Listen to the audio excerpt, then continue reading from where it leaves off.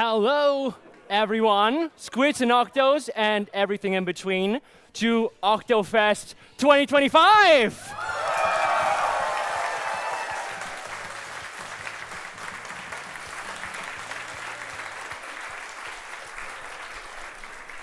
I'm Tayobin. I will be your host for today, and we have a lot of things planned, so let's get right to it.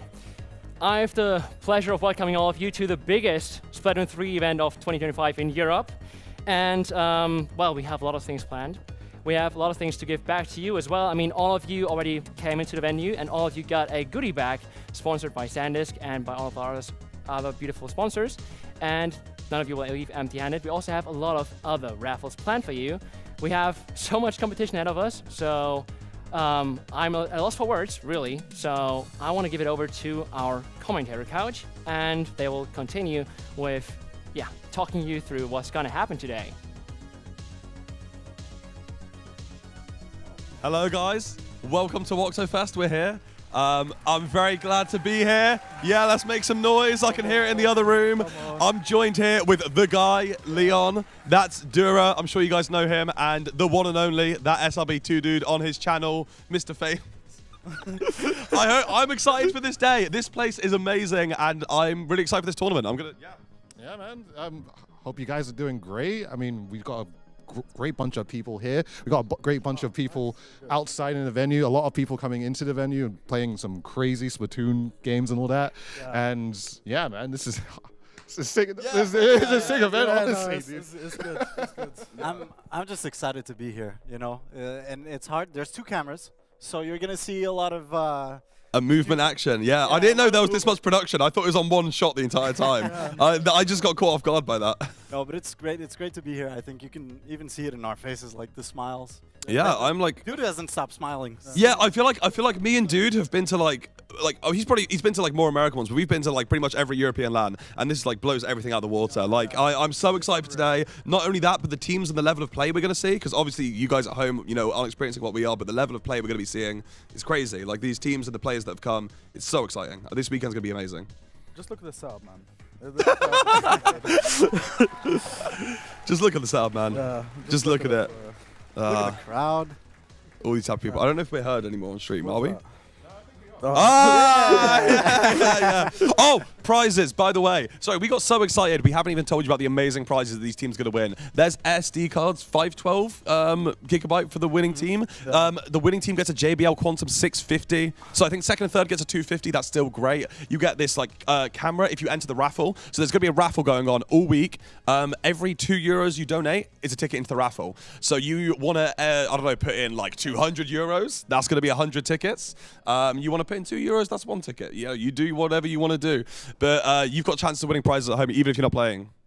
And if you look into the chat, it's going to be !Okto, O-K-T-O, in both chats, for the YouTube chat and the Twitch chat, just so you'll be able to enter that raffle. So. Yeah, and for the winning team, there's big money on the line, €2,000 for the winning team. So that is going to be very, very nice for whoever going to be the champions. I have no idea who the favorites are to win. I don't think any team, you know, it could be anyone. I mean, are you guys playing? Is anybody playing? If I was playing, that money would be in my pockets. We all know that. No, like, I agree. I've decided to give everyone a fair trying, you know, shot this year. So. Me and Dude are going to be the local O2ers. But yeah, so yeah, big money, big prizes. Oh, hello. Come on, Just join us. Sit down, please. Are you mic'd up? Do you need this? Am I live? Am I live? Can you guys hear me? Make some noise if you can hear him. Okay, make some noise. Yeah! Here we That's go. what I like. So, we gotta get something clear, because of course you guys mentioned a lot of prices, but I mentioned prices for you guys out there as well.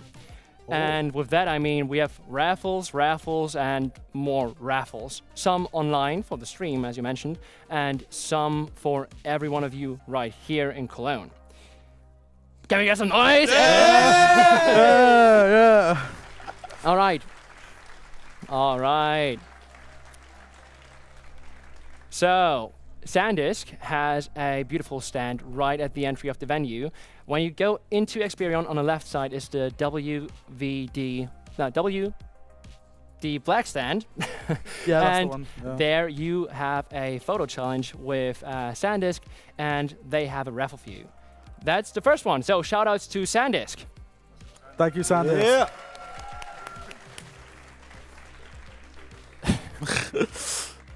Then we also have our own photo booth. I mean, maybe you saw it already, but right at the artist stands, there's a beautiful photo wall with the nice Oktofest branding, where you're also invited to take a photo of yourself, take one of the Splatoon 3 3D weapon props, take a picture, post it with the hashtags that are described right next to the photo wall, and yeah, post it to social medias, and there's going to be a raffle that's going to be revealed tomorrow as well. So yeah, feel free to go outside, take some nice pictures. What is that? Oh. And then the third and final raffle is gonna be for anyone watching online. So if you see all of this, all of the stages, all of the prizes, and you feel like, whoa, that's really awesome, then feel free to click the link. Click the link that is linked below the stream or in the pinned comments of the streams, and donate money. I mean, a nice comment is also always appreciated, but yeah, every $2 donation is worth one ticket into the lottery. So if you want to get some prices, we'll have a description with all the prices right here. Yeah, you can see all those prices. Wow. These are all up for grabs for the online donations. So yeah, every $2 donated, €2 donated to the prize pool grants you one raffle entry. So donate 2, you get 1 entry. Donate 4, 2 entries, and you get it. So yeah, I think that's everything by me about the raffles. And we have some exciting games coming up in a few minutes. But before that, I am told that we're going to have a quick break to get the stage ready. Woo! I like it.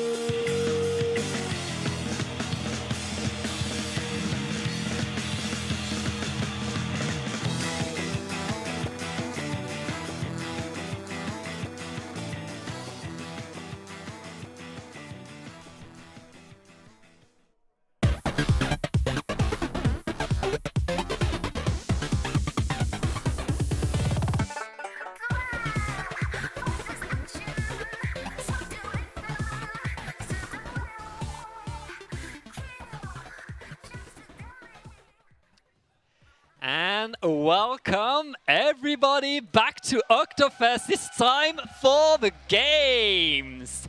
I am Pat here with the Salmon Queen herself, Rachel Rashelski. How are you today? Hi, good afternoon everyone. Welcome to Oktofest. I am incredibly happy to be here. I feel like I'm over the moon. I don't even know where to start. I'm so excited for the day ahead. Yeah, I mean, there's so much going on. We're going to start with 403 Forbidden going against Blackout for pool number 2. There are other pool playings in the basement right there. Downstairs, we have a camera right there. You can see them setting up the place, preparing the game. There's also a Salmon Run tournament that's I guess setting itself in motion. Lots and lots and lots are happening. And yeah, Rachel. I feel like there's almost too much for us to talk about. We haven't spoken about, there's prizes as well, like for the PvP. I mean, they spoke about it from the couch earlier. Yeah. But again, yeah, crazy how big this feels, how many teams we have. We have 300 people coming to this event, which is huge for us. So big. In Europe. You know, so excited. I asked both of these teams if they'd been to a LAN before, and they both told me yes, but not like that, not this kind of LAN. And I mean, there's no LAN like this one. This is the biggest. And this is the first match of the day that you guys are going to watch. So there's a bit of pressure for these guys coming out, but it's fine. They'll do fine. It's Splatoon. It's what we're here for. The game is what we've been practicing for ages to do. It's the game we love to play. It's the game we love to watch. Without further ado, so we'll be starting with best of 3 to sort out the teams in the pool stage. And yeah, I guess our teams are getting prepared.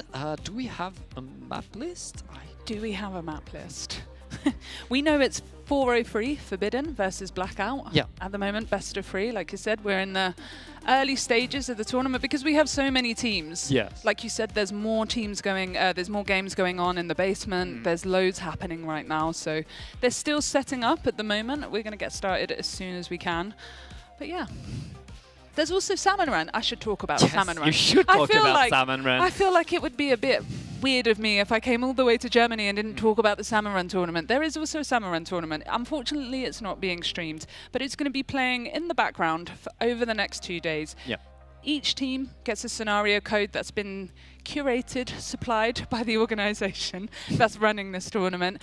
And it's going to be play as many times as you can over the course of the day. There's no specific time that they have to play. And it's whichever team gets the highest score wins prizes. And I think, again, there's prizes similar to the PvP. So very exciting to also have Salmon Run tournament here. Yeah, basically, if you enjoyed extra work, you can go play it and win a prize for it, which you won't be able to put in your Splatoon locker, but you'll be able to put it in your actual room. Proudly, proudly wear it.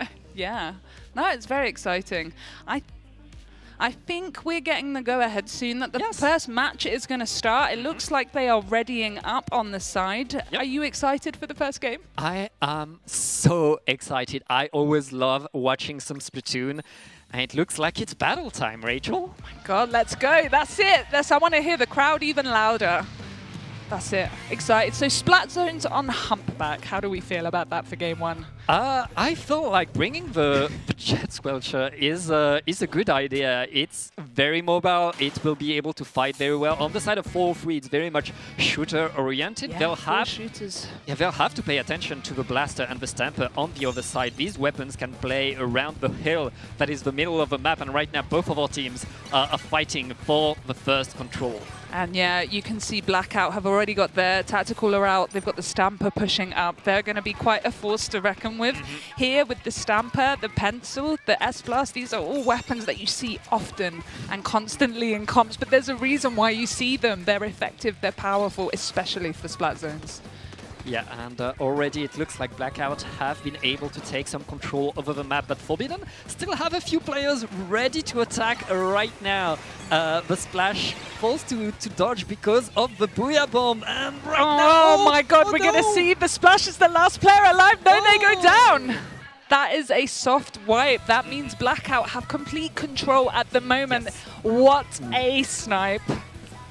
Great control right there, and look at the crab tank on the side to completely stop the push before it even starts. Blackout very much taking control of this map right here, and are simply now waiting for the next push by Forbidden. Forbidden able to get a splat. They have Very tactical, they're going important two in. players down on each side. Who can paint more here? They need to contest this. Forbidden need to get the zone back here to get a penalty on Blackout.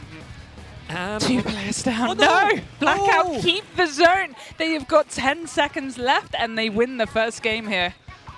Blackout simply holding the zone right there, not letting the penalty be applied. They are going to take game number 1. Excellent pressure from Blackout there. When they took the zone, they were able to continually stay aggressive. They didn't retreat, they pushed up into the enemy spawn.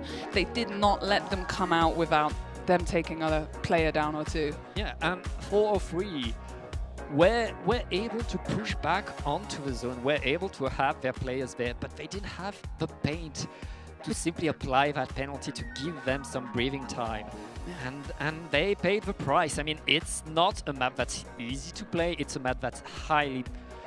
that is going to punish you if you make that kind of mistake. Especially when you go against a sniper. It's just got so much control, so much range, so much juice. Yeah. Like, you need to get rid of that sniper before you can make any movement. And remember, Rachel, like, these players, they play Splatoon a lot, but you don't play every day on a big stage with 100 people watching you and all that pressure. And obviously, you know, we talk about everything. You've got a crowd here. We're talking as well. You know, it's a lot of pressure if you're not used to it. So we'll go easy on them. Yeah, I mean, first and foremost, we're here to meet friends and have fun. Yeah. And that's what we love about this game, all the friends we've made. But we have at least one more game. 4 or 3 needs to win this. I mean, the pool is double elimination, so it's certainly not over. But right now, 4 or 3 wants to get back in the game, wants to show what they can do. It's going to be Rainmaker on Scorch Gorge. That is an interesting map and mode combination, in my opinion. I mean, Rainmaker is... It's a game that can end in 30 seconds or it can end in 3 minutes. You know, you need to be fast. You need to apply pressure. If Blackout applied the same pressure that they applied in game 1, they might take it. But we shouldn't count out 403 Forbidden yet. You know, we haven't seen what they're made of. They could have a few tricks up their sleeve. You know, I'm a big fan of a Jet Squelcher player as well. Like, I want to see a Jet Squelcher pop off personally. So, you know, I'm excited for this game. Yeah, I mean, Rainmaker Scorch Gorge has established itself as one of the most solid and played Rainmaker maps. I think the fact that you have both to get to the checkpoint and after the checkpoint, you have very much 2 interesting ways to play on this map, which is you can have big fights that last for a long time in mid, or you can blink once and suddenly the opponent is right under your spawn scoring 1,000,000 points. Yeah, I mean, I don't even know what to say. I don't even know what to say to that, because it can happen. It can be over in the blink of an eye. Yeah. Excited to see how this one goes out. And like we said, 403 Forbidden, they have to win to make this go to game 3. But if they don't, they go to the losers bracket, they have another shot. It's not over until it's over. It's never over, but now it is battle time. It is do or die for 403 Blackout, wanting to remind us that they got game number 1. And 403 bringing the double splash. Similar comp, they've gone with 4 shooters, and it looks like an almost identical comp on the Blackout side, so we haven't seen much change here. We've gone double splash on 403 Forbidden though, like you said. Maybe for more paint, more mobility, just to be faster, right? It's Rainmaker, you want to pop and go, don't you? Yeah. I'm saying that 403 Forbidden get the pop. That's a good pop right now, but the fight around the Rainmaker is going to decide things. Snack forced to dodge to the side as Blackout are trying to get their control right now. That crab tank is kind of behind, but it's working for the rest of the team. 2 down on to a Forbidden. Blackout are going to grab the Rainmaker and push on. Yeah, here we go. Here starts the push up the ramp, and you can see the paint that Blackout have now, and you can see the Zipcaster causing problems for the rest of 403 Forbidden. Checkpoint 1, they're through. Are we going to see another quick match here? Well, it's looking pretty nice for Blackout. They're already getting next to that ramp, but here is where the defense got stronger and stronger. Each step you take is harder to get.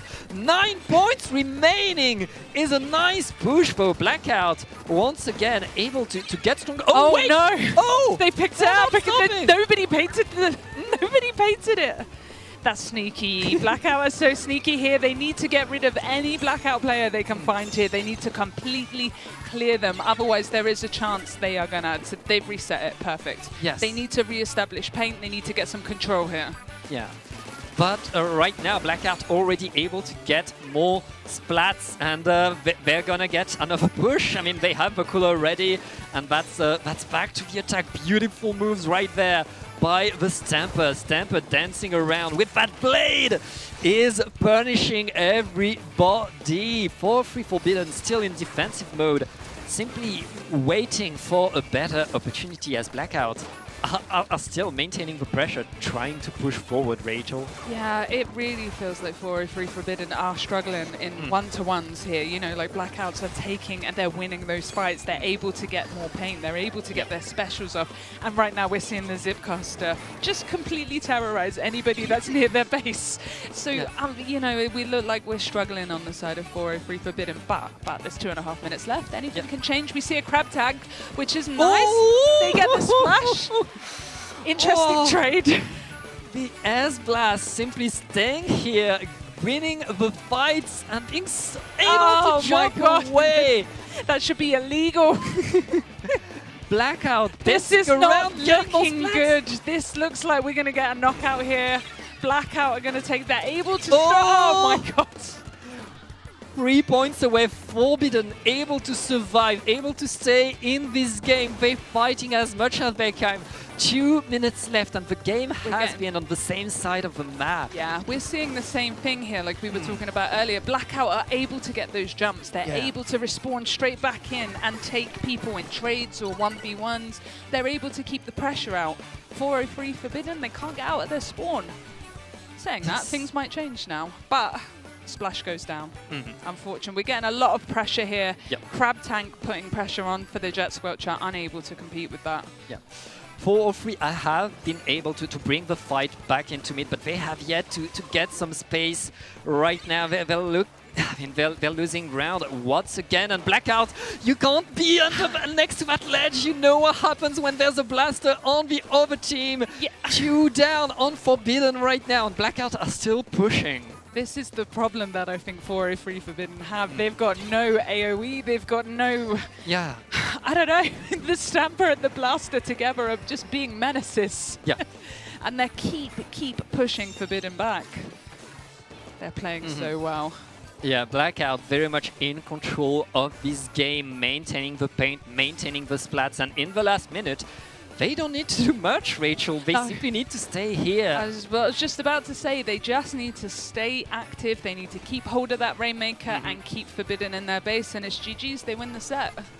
Yeah, Bazooka is not going to find its mark, but Snack was forced to drop away. That's going to give some ground to Forbidden, but Forbidden are losing players still. I think we're gonna get overtime because the clock is a bit behind the Rainmaker, but it's so close right now, and Blackout are still pushing in, pushing forward, trying to get more. They haven't stopped, Unfortunate for Forbidden here, but amazing display of power and pressure here from Blackout. They're still trying. Here we go. Are we going to see an overtime turnaround? I mean, Blackout incredibly strong right there. The Stamper spawns straight back in, jumps in just to come back straight away. I think this is it. Good effort for Forbidden. They tried so hard. They didn't let Blackout get the knockout, but congrats to Blackout for taking set 1. They did their best, but Blackout very strong, very fast, a lot of pressure put on their opponent, and in the end, that's how you win a Splatoon game. And I mean, Who would have thought? It's round 1. There's still more to play for both of these teams. Absolutely. And yeah, the pressure was on. And but yeah, there's still more to play in this round. Yeah, it's a lot of pressure, like we were talking about, to go up first, to be the first set of the day, especially when you're not used to performing in front of a crowd. You know, so it's quite daunting as well. Yes. So both teams played really well in that respect. So credit where credit is due. And like we said, this isn't the end. We're going to have a look at some replays now, just to see some of the action from the previous game. Yep. Yeah, this was the first push. Sneaky, sneaky, which is what Rainmaker's about. Yeah, I mean, that's the thing. When you have the advantage in Rainmaker, you know that the only way to extend your score is simply by diving in, taking all the risk and trying to get these extra few points. That was such an important splat from the S-Blast on the crab. Taking down the crab, just, I think that was it, in my opinion. Yeah, I mean, that was the whole game, Blackout, maintaining that pressure, and that's the power of an S-Blast. It can deal damage. It's so hard to fight. Yeah, and yeah, that's game for Blackout. I mean, they played excellently, Blackout. You know, not to take away from them, to be like Forbidden may have. I'm not going to say anything. Blackout played excellently. They played really well. Their Stamper as well, like we said with the Zipcast and with the Stamper as well, just being a menace to the enemy team. You know, I speak as someone who plays backline. When you've got a good Stamper, when you've got a good Zipcaster, you can't get in position to use that range to push the enemy team back. And so yeah, the Stamper did their job excellently. Yeah. Well, I think we're going to see more from Blackout soon. I think we're going to see more from this pool. So we're going to prepare the next game, and I guess we'll be right back. Maybe.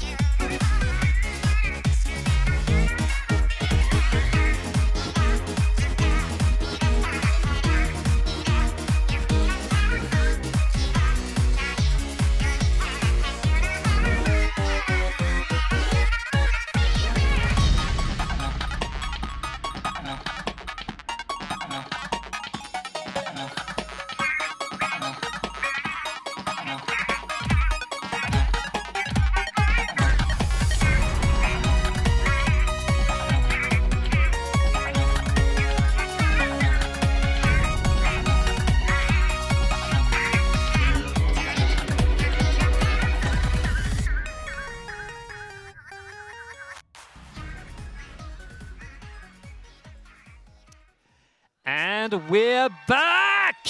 Welcome back! Back with more Oktofest action. We are now in round 2 of the pool number 2. It's going to be Skishu versus Edge to know who is going to move forward in the next round. Yes, you didn't even introduce yourself, Pat. I'm here with Pat, lovely Pat, who casts and commentates on every tournament in Europe. You will know him. Oh. And my name is Richowski as well. And welcome back. If you're just joining us, we're here in Germany, one of the biggest LANs we've had in Europe, and we're just awaiting the next round, like Pat said, Skishu versus Edge. Yep. See what happens. Yeah, it took us a bit of time to set up things, but now we are ready and the teams are eager to get into the room. They are in the room to get into the game. Yeah. Now, again, a best of 3. We're still in the pool stage. The big deal will be later on today. Yeah. But right now, our teams are getting ready. I'm getting notified that they're selecting weapons as we speak.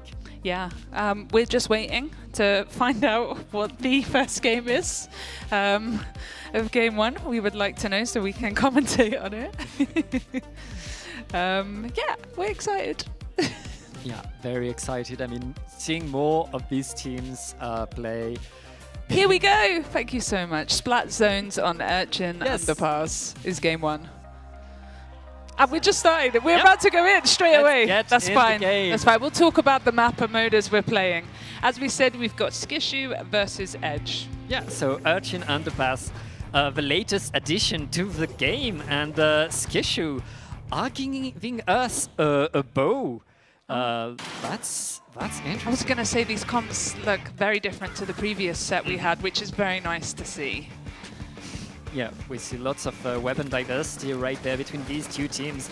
And already the fight for the zone. One splat above the ledge, the S-Blast again. The weapon you have to pay attention to. Every ledge is dangerous. Yes, yeah. I mean, Skishu were able to get immediate control at the beginning, but 2 players have gone down, 3 players have gone down in total for them. So Edge are able to take control here, get a quick early lead, get some specials out, maybe dominate them a bit and push the enemy team back. Yeah, right now Edge able to set themselves up in front of the zone. Being ahead of the zone is allowing them to control the fights and make sure that... Oh, wait, no, the fights are not going their way. Very, very important. Oh, unfortunate they go down to a splat bomb at the end, but they got 3 splats there. They were able to pop off the reef. They were able to get control of the zone, able to apply a penalty to Edge, which is, you know, super important. They get the clock ticking down, but again, Edge flip the zone back into their side. Yeah, and right now we're back to a fight above the zone, but it looks like Edge have more and more control, more and more splats going their way. Benny going in with the S-Blast.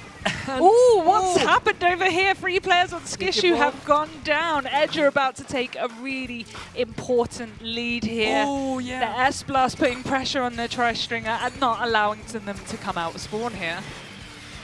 Yeah, Edge right now in full control of the whole map. Skishu fighting simply to get out of their spawn. Ooh. But they're able to get back to the zone. They're able to get back in there. And I mean, we're still early in the game. There's not much penalty. They still have a lot to do. The strikes are not enough to split the zone as Skishu are losing still a few too many players. There was a bucket behind them.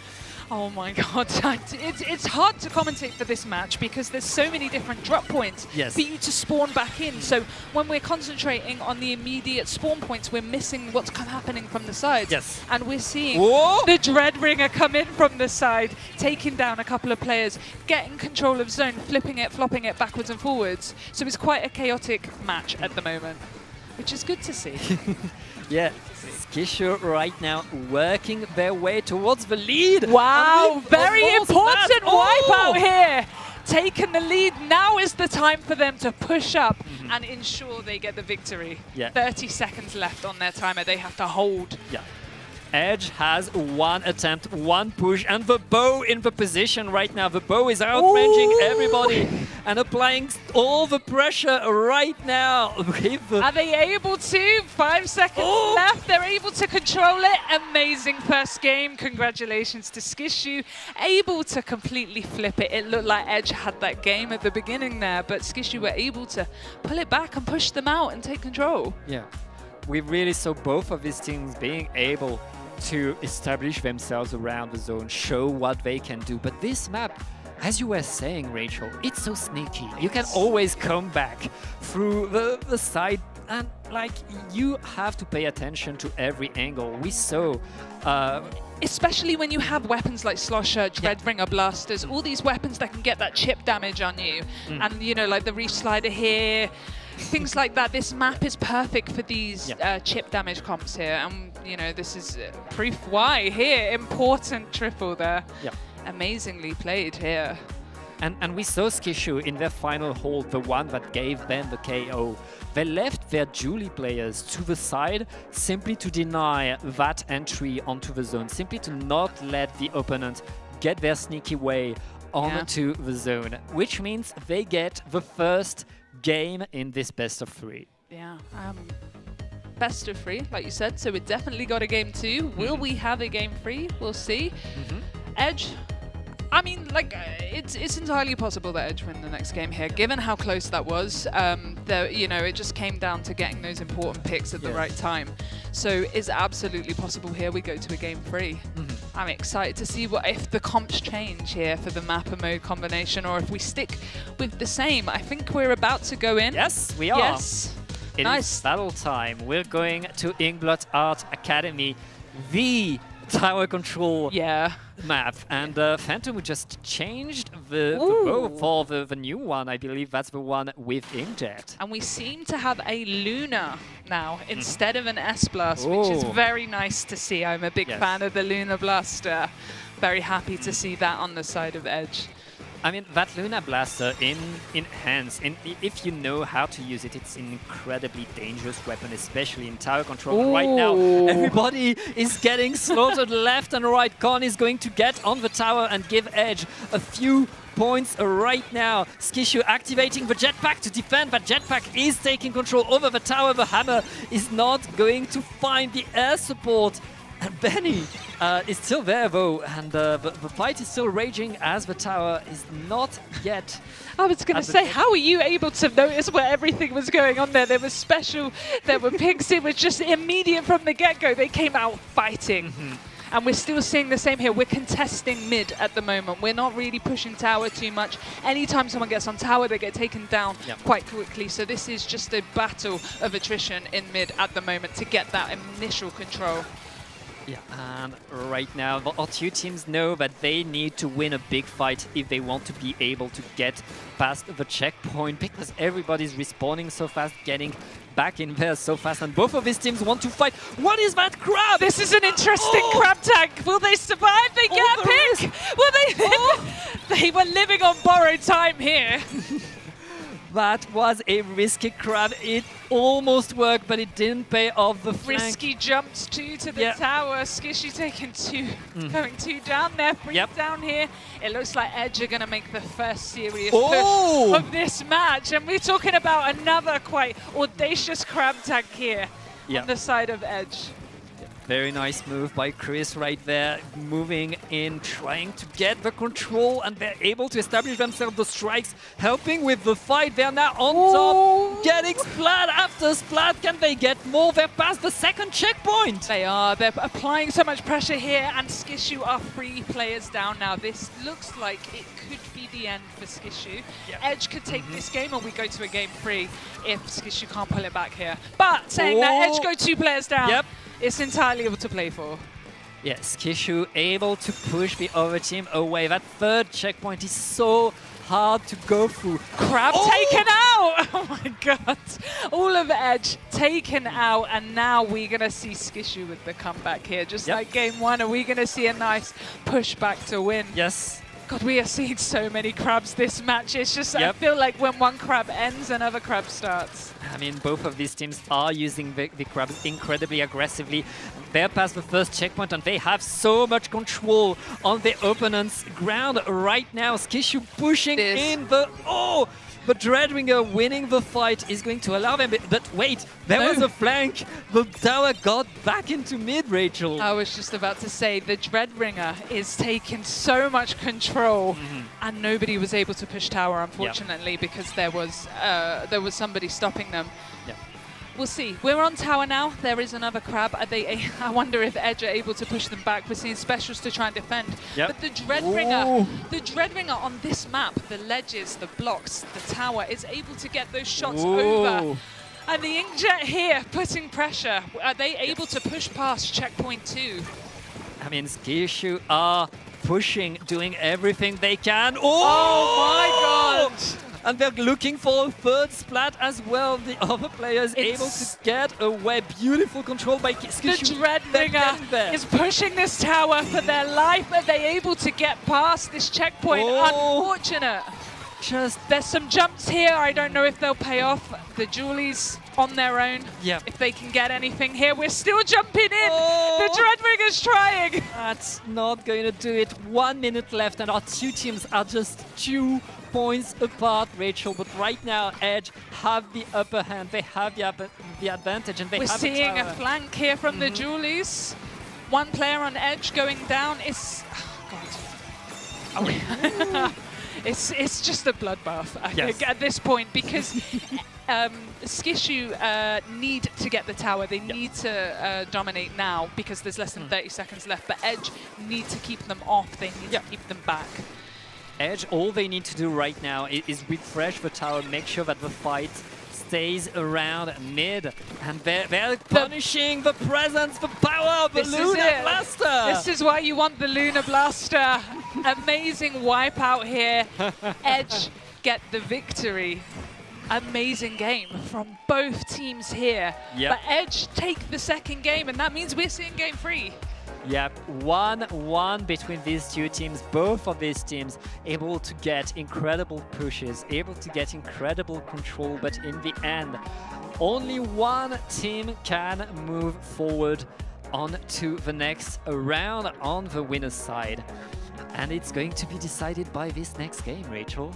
Very impressed by the Dreadbringer that game. It was very fun to watch, very satisfying to watch. They were just a menace on all parts, but also the same with the Lunar Blaster. Like, the Lunar Blaster was able to deny them that tower at the very end, which is so important. Here we're seeing a few replays here, the early game here, we're seeing just very chaotic start to the game before this crab tank.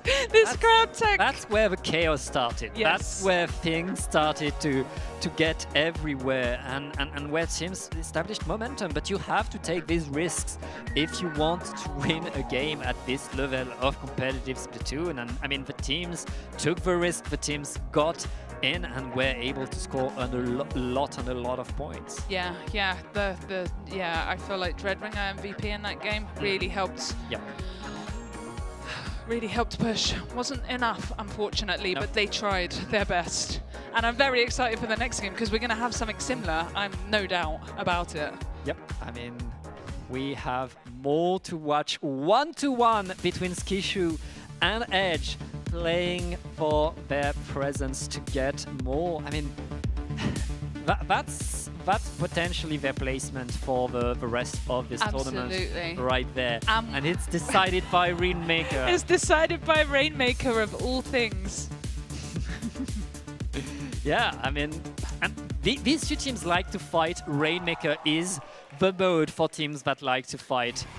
I was going to say, if we think the previous match was chaotic, we don't know what we're in for here. On Undertow as well, with a lot of choke points, a lot of ledges. The Dreadbringer and the Luna are going to love this game. There are two weapons that look to have had. Right now, it's the Luna that's shining, getting the splats. Edge are going to grab the Rainmaker and move in. They're already next to that checkpoint and pushing in. They get the first checkpoint within 30 seconds of the match starting, which shows how chaotic this game can be, really, can't it? And immediately picking it up, immediately deploying ink strikes, immediately deploying. Are they going to get the win within a minute? So close! Right now. It's just the Tri-Stringer up and active. The Tri-Stringer has to stop them here, otherwise they take the set from them. Again, they are last alive. Oh my god. What a way to end it.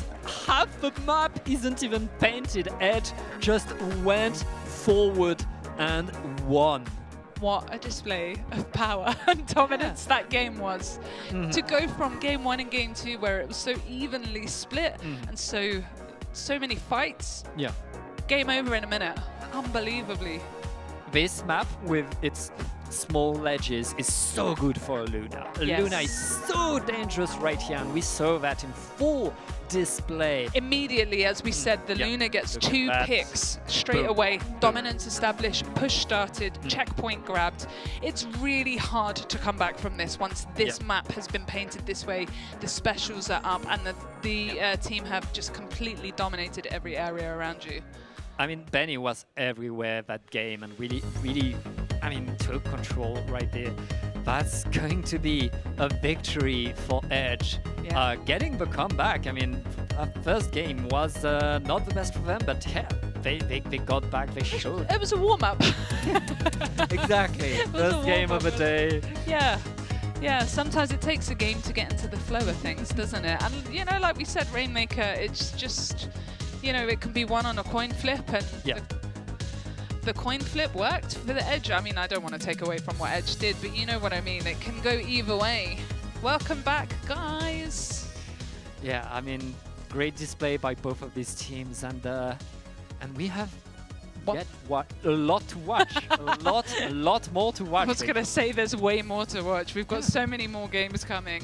You guys are going to love it. If you think that was entertaining, wait till you see the rest of the teams. Yeah, I mean, that's the thing as well. This is a bracket. The more we're going to go in, the higher level it's going to get. The faster the teams are going to get, the more pressure, the more splats will happen.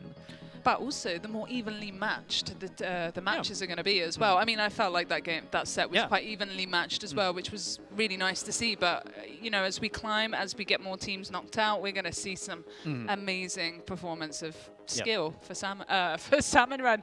Do you like me? I'm just like, let's watch Salmon Run, that's guys. What you want. For PvP, guys, you know, Splatoon side mode. Yep.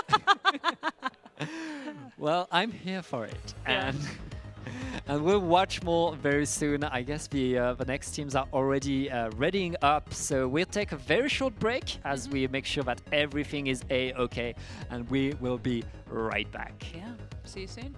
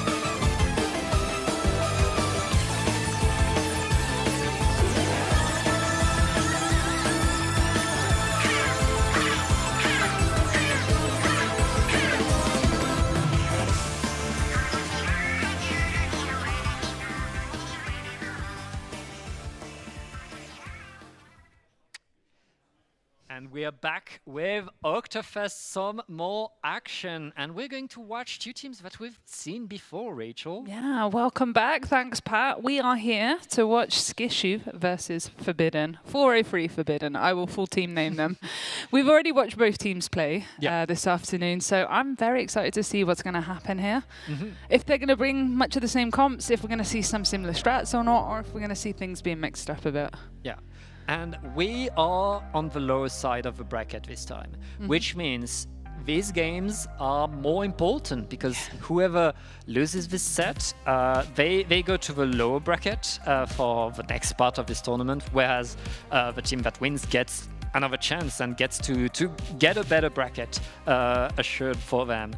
So yeah, we're gonna see what these two teams are going to be able to do against each other, and we'll be starting with Splat Zones on Hagglefish Market. Oh, this is a good mapper mode, isn't it? It's a favourite. It's all to play for with this. Yeah. No, we're looking for... Yeah, your backliner, all right. I was going to say, just get the E-liter, get the pencil, get the Splatlings. We love this map. Even Explusher on this map for Splat Zones. Big fan. But if I remember correctly, on the team of Skishu, we have a Tri-Stringer, don't we? And then on the side of Forbidden, we have a Jet Squelcher. I think so, yes. Yeah, so I'm excited to see something that isn't pencil, quite frankly. Awesome. Yeah, interested to see a bit of difference with the backliners. I think our teams are just setting up in the lobby now, so we're going to start almost very shortly, but yeah, looking forward to this. Yeah, right now, both of our teams know there's a lot on the line, and yeah, that's their last stream game. So, I mean, they have to make it count. They've been able to show us a lot already. Skishu was so close to moving forward onto the upper bracket, and I guess they are eager to show us that they can win this. I was going to say, given the game that Skishu just had prior towards this, I think they're going to come out immediately fighting. Just come out and take back some points they feel like they deserved from the previous game. Especially since they're still warm. They didn't leave their chair. They just had to stay there and keep playing. Let's get in the game, Rachel, and watch this Splat Zones on Hagglefish Market. Are we're seeing the Dreadringer and the Tri-Stringer on the side of Skishu, and yes, we are seeing the Jet Squelcher come back for the side of Forbidden. So yeah, I'm happy to see a game that's slightly, I mean, it is meta, right? Dreadringer is meta, but you know, we're seeing slightly different weapon comps. I'm happy to see how this goes. One change on the side of 4-3 Forbidden is that they are bringing a splashing machine. Yeah, interesting. That's an interesting, but Mr. Egg going in with the Reef Slider, getting one splat, looking for the other with that dreadful ringer right there, getting the second splat, and that's control for Skishu. In early dominance, as we said, they were going to come out fighting, and that Dreadringer painted, got the Reef Slider, came into zone, and yeah, just took a couple of players down, and they're able to, you know, just set up shop now. They're able to fight. They've got the tactical out. They just had a crab tank out. They just need to push them back. And we're seeing 2 players down on the side of Forbidden already. Ooh. I mean, Skishu are not relenting. 2 more splats. They keep going in. Ooh, trying to get out, but that's 3 down on Forbidden. Skishu simply holding, and with just 12 ticks left onto the zone. It looks like Skishu are going to get game number 1 in a commanding fashion. Incredibly dominant performance there from Skishu. Well done to them. Like we said, they came out fighting immediately. We knew that would happen, and they haven't had any downtime. They played their previous set, and they've come straight back out. Incredible performance from the Dreadringer again. Skishu, they're hot, they're hangry, and 4-3 Forbidden right now feeling the pressure. This next game could be the last of their pool's journey. Yes, yes. This is Clamblitz. We're seeing Clamblitz on stream for the first time today on Museum. It's a good map for Clamblitz, I would say, actually. Yeah, I think of a great map. Clamblitz is, you know, we have opinions on that, but I think that Museum is a great map for it, and I don't think, you know, I don't think we're going to see much disapproval for the mapper mode. But I will say this map does favor those long-range backliner weapons here, so we might see some interesting plays. Oh, we might just see the Dreadringer go in and with the Reef Slider again just to clear the basket. Who knows? What I really like about Clan Blitz, and especially at this level, is that the difference most often comes from the team coordination. Absolutely. And for these teams, this is the opportunity for Blackout to maybe, for Forbidden to maybe get back in there, as long as they can stay coordinated. And the speed that the Jet Squelcher can have is incredibly useful on this mode. Yes, yeah. I mean, I don't think we're seeing any comp changes here from either team on first glance. And like we said, I think we're going to see Clan Blitz. It requires you to work with your team so much more. But oh my God, Skishu already taking down 3 players on the side of Forbidden. That is a wipeout. Immediate dominance, immediate lead here.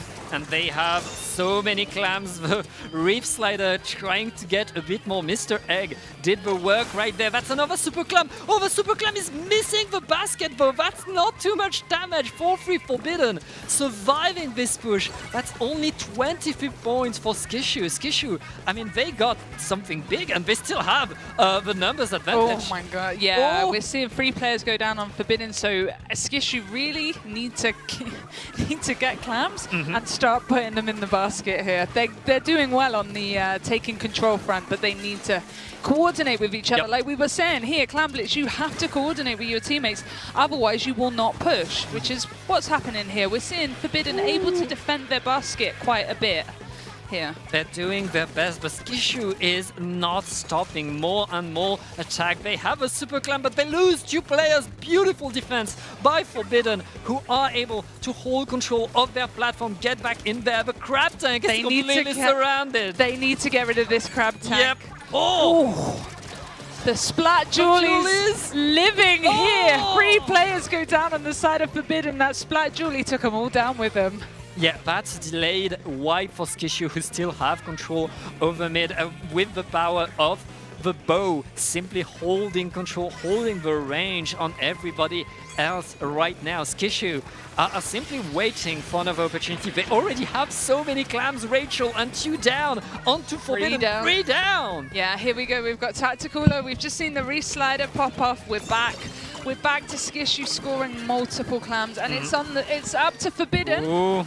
Double splat there. Up to Forbidden to defend this and push them out, and it looks like they have done again. 56 points. It's not a huge lead for Clan Blitz. You ideally want to get it down to under half with just 1 push. Yeah. Because you get penalized so hard.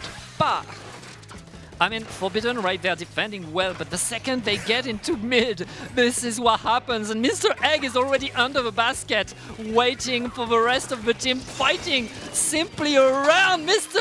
Egg. Taking a 1 versus 3 there and still coming out with a trade. Yep. It's not nothing to cry about here.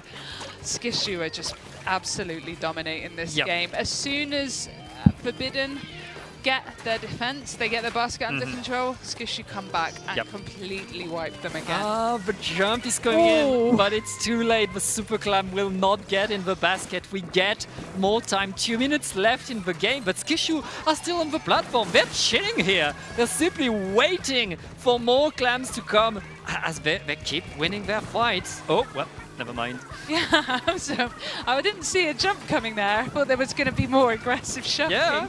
But that's fine. That also works as well here, because you also need to protect yourself, get back in. And it looks like it works. There's 3 players down again on the side of Forbidden. Do they have a clam here on the side of Skishu? Well, now they do. Yeah, basket reopen, another Reef Slider, another splat by Mr. Egg again. Skishu extending their lead. The crab here to defend as the last player up is certainly a choice, but I respect it. They're doing it. They're surviving. At some point, 4-3 Forbidden are able to get back control over their basket.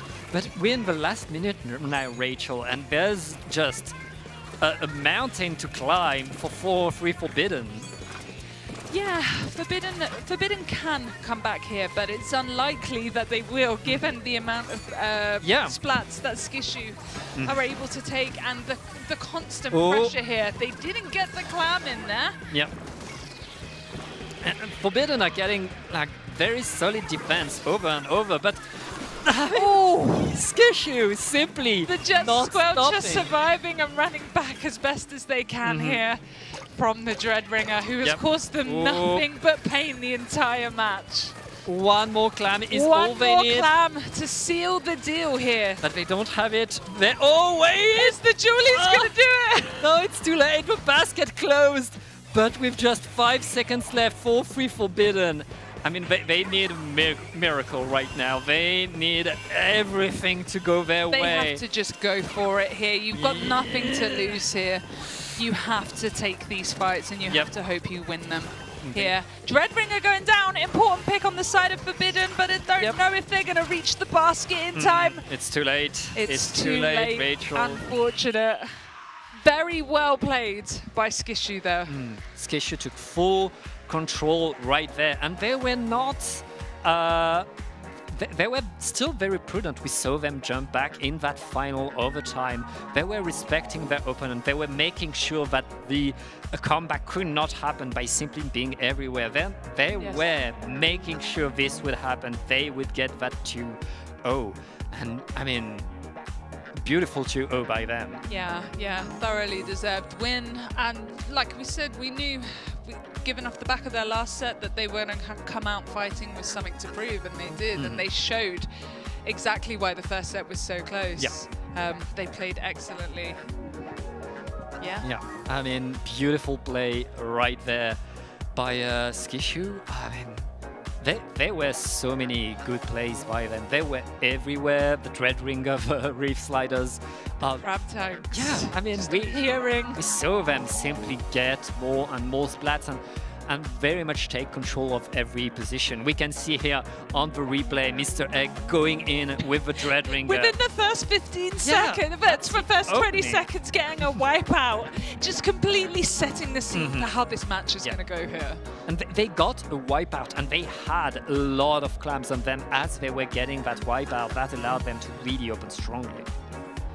This crab tank here, they were able to take someone down with them, which, quite frankly, is obscene. Well played to them. Yeah, I mean, that game was very much Skishu taking control over and over, and for Free Forbidden simply surviving next to their basket, making sure that they could stay in the game. But at some point, like, one team was faster, was stronger, was winning the fights, and Forbidden, all they were able to do was simply keep the game going longer. Yeah, I mean, defensive play. They really, really did try to keep Skishu out. Yeah. But unfortunately, Skishu took the win. They take the win, they move forward, they have more to play in this low bracket of the pool. For Free Forbidden, this is not the end of the tournament. There's always more games to play. But that's going to be the end of the pool for them. At least they have their bracket known. They're going to be able to study their opponent. Yeah. And I hope we get to see more of them. But first, we're going to see, I believe, the finals of this pool. Oh, of course, yes. Do you remember the team name? It's Frutella? Yes, it's Frutella. And I can't remember their opponent. Well, the opponent just beat Skishu, and I have no memory. Edge. Yes, of course. We've got 2 brain cells between us. So we're going to see Frutella versus Edge very shortly.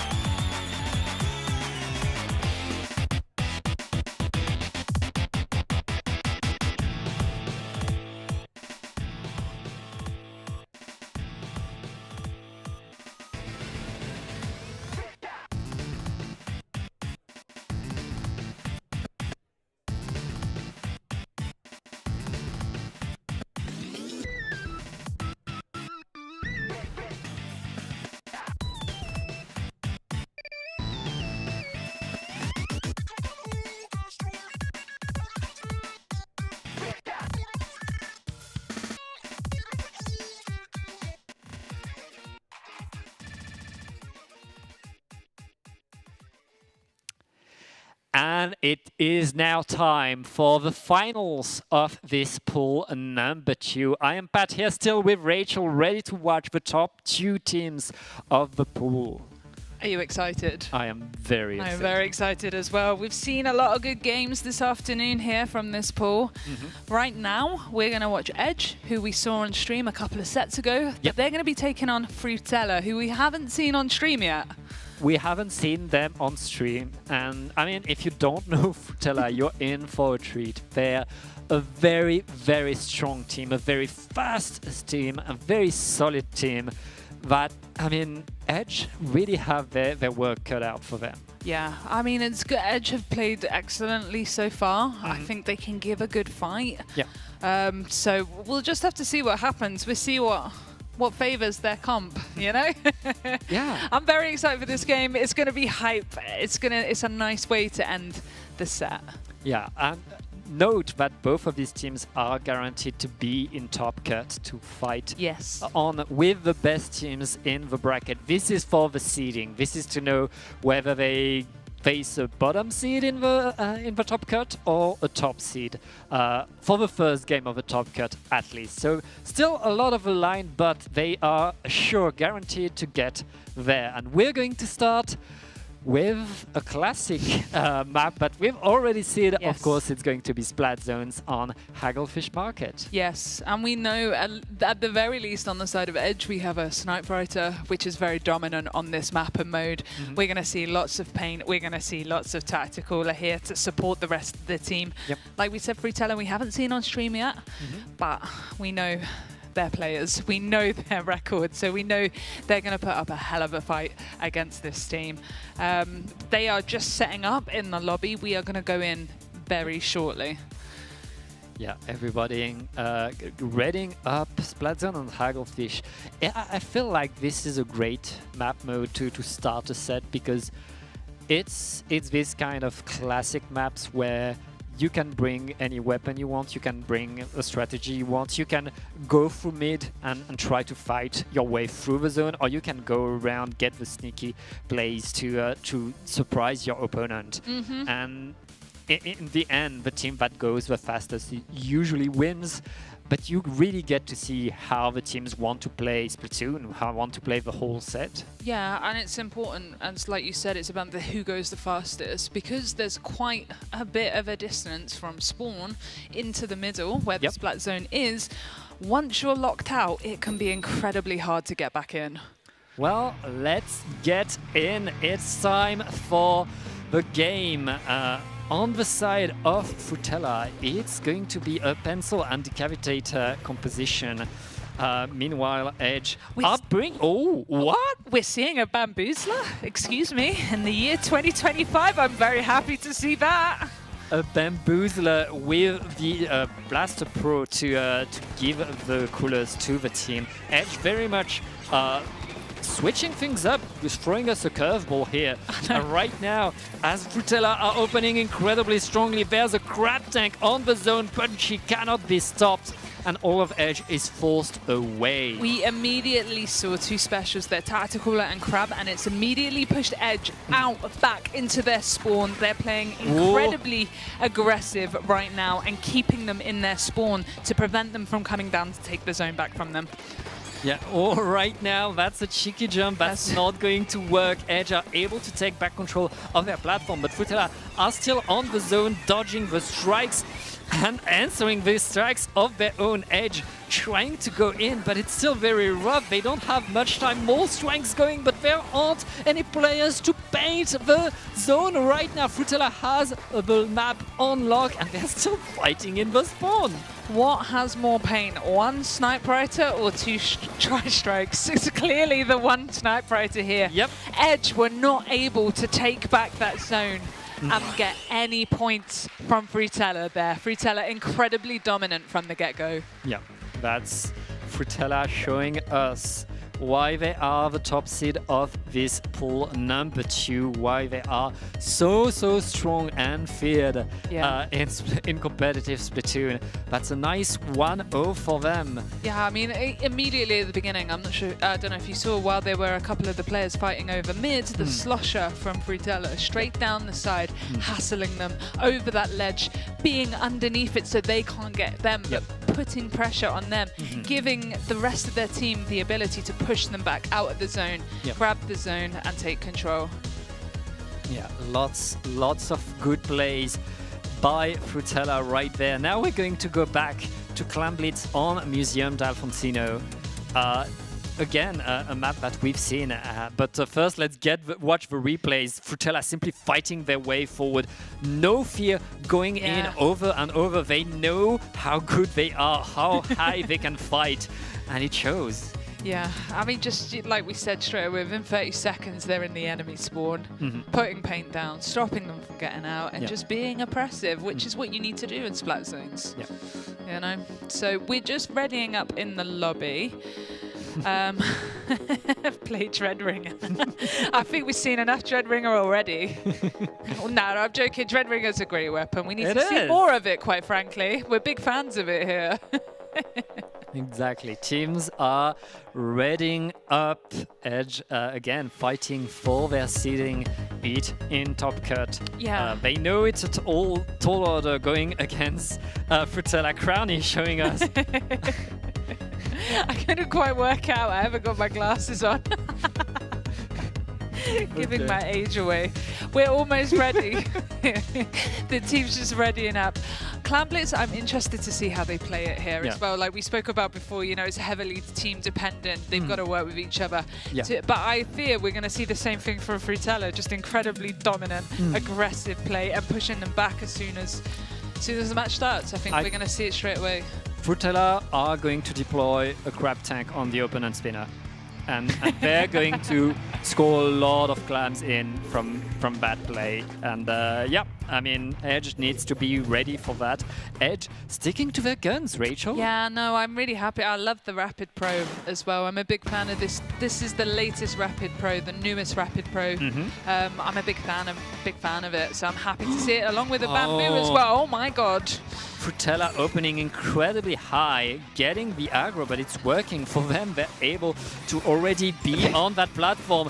Bunchy activating the crab tank next to the spinner. I was going to say, you know, we didn't quite have it there, did we? Not but yet. It was close enough. Not yet. Not yet. Right now, Edge able to defend, able to punish, and that's the power of the blaster right here, but also a decapitator diving forward and punishing the plays right now. Edge keep control of their platform. I was going to say, Edge are managing to keep them away from the basket as of yet. They still haven't been able to score any, but I think that may change very soon.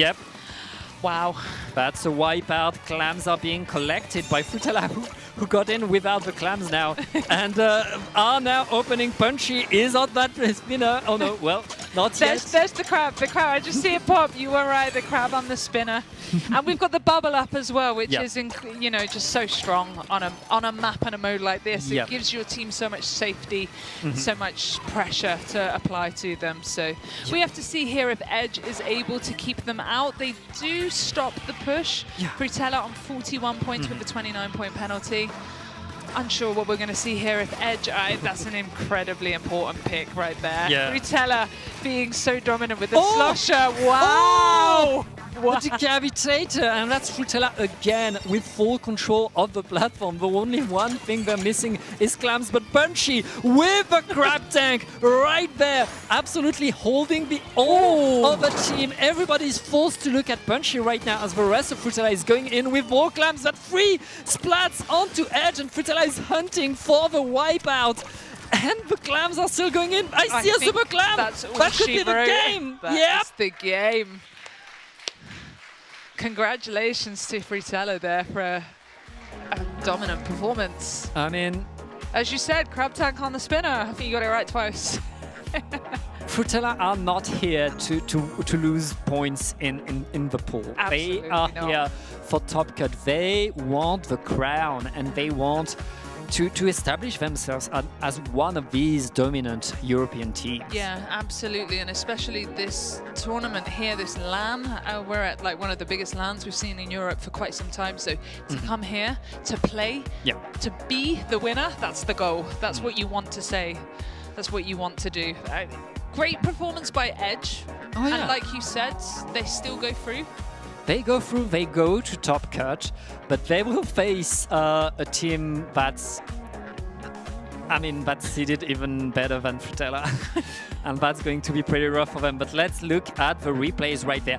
That Range Blaster got a few good plays during the game. I was going to say the range, the Rapid Blaster, is able to keep range with the pencil, which can be incredibly dominant, but it just felt like they fell short. Anytime they concentrated on the pencil, Frutella was able to take them down. Yeah, Frutella are so good at making sure that you're forced to look at one of their players because they're so dangerous, and then the other players come in and completely crush you. Yeah, and the Slosher doing Slosher things there, just being a nuisance from under the ledge as well, just causing that Bamboo to look at them but not be able to do any damage on them. That's why you pick the Slosher, right?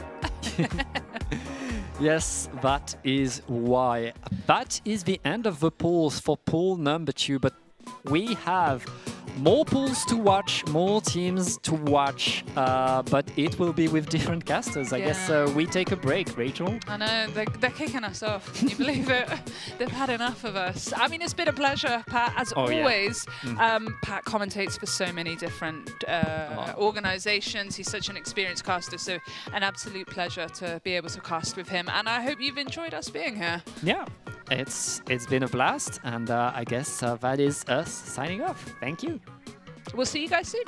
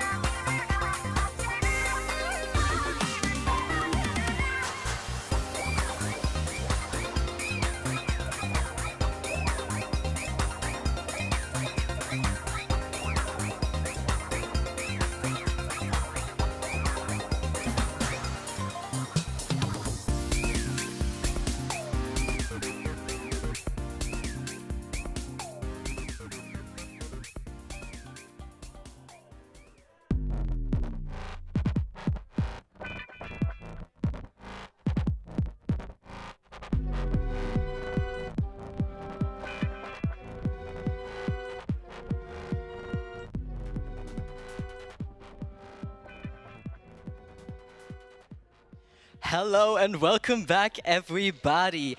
And we are back with Pool 4 Round 1, which is still a best of 3 and a commentator switch. I am Ray/Range Blaster, and with me we have Strohkönig or Strohi. Hello. Guten Morgen. That's how you say hello in German. Where we are in the beautiful city of Köln. It's incredible what we have here at this LAN.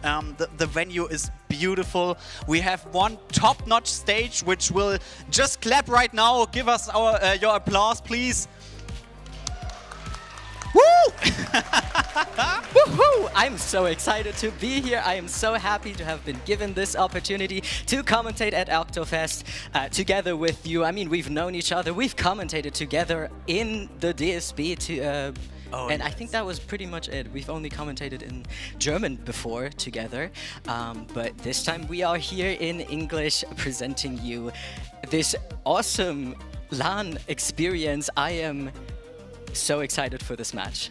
Oh yeah, it's going to be interesting. We have two teams, and they were probably both hoping for different commentators because the names are beautiful. They are not English. The first team is from Germany. Actually, our good friend Dadi is in it, and they are called Mettwurst. They have an amazing team pick, by the way. If once it gets shown, I think you'll see what I mean. It is very incredible and very funny. And on the other side, we have Syrup Waffle, which is it's a Dutch name, Syrup Waffle. I don't speak Waffle. I don't speak Dutch, but it's Syrup Waffle. And yeah, they are a Dutch team, as far as I know. They are pretty hyped to play the game, I'm pretty sure. I see them wave at the crowd, so yeah, they also have this wonderful, beautiful flag you can see, which has the icon that Nintendo used at the European Championship 2023, where everything was just as professional as we have here. Yeah, they also brought their fans from the Netherlands. And yeah, there's Team Mettwurst, yeah, the other beautiful team. They also have their fans, of course, and we are readying up. We have 20 more seconds to go, and the first stage, the first mode we are playing is Bled Zones on Humpback Pump Track. You can see Humpback is an interesting choice because usually Nintendo made the stages rather long instead of wide, but Humpback is the difference. It was introduced in Splatoon 2 and was a rather wide stage which isn't very long.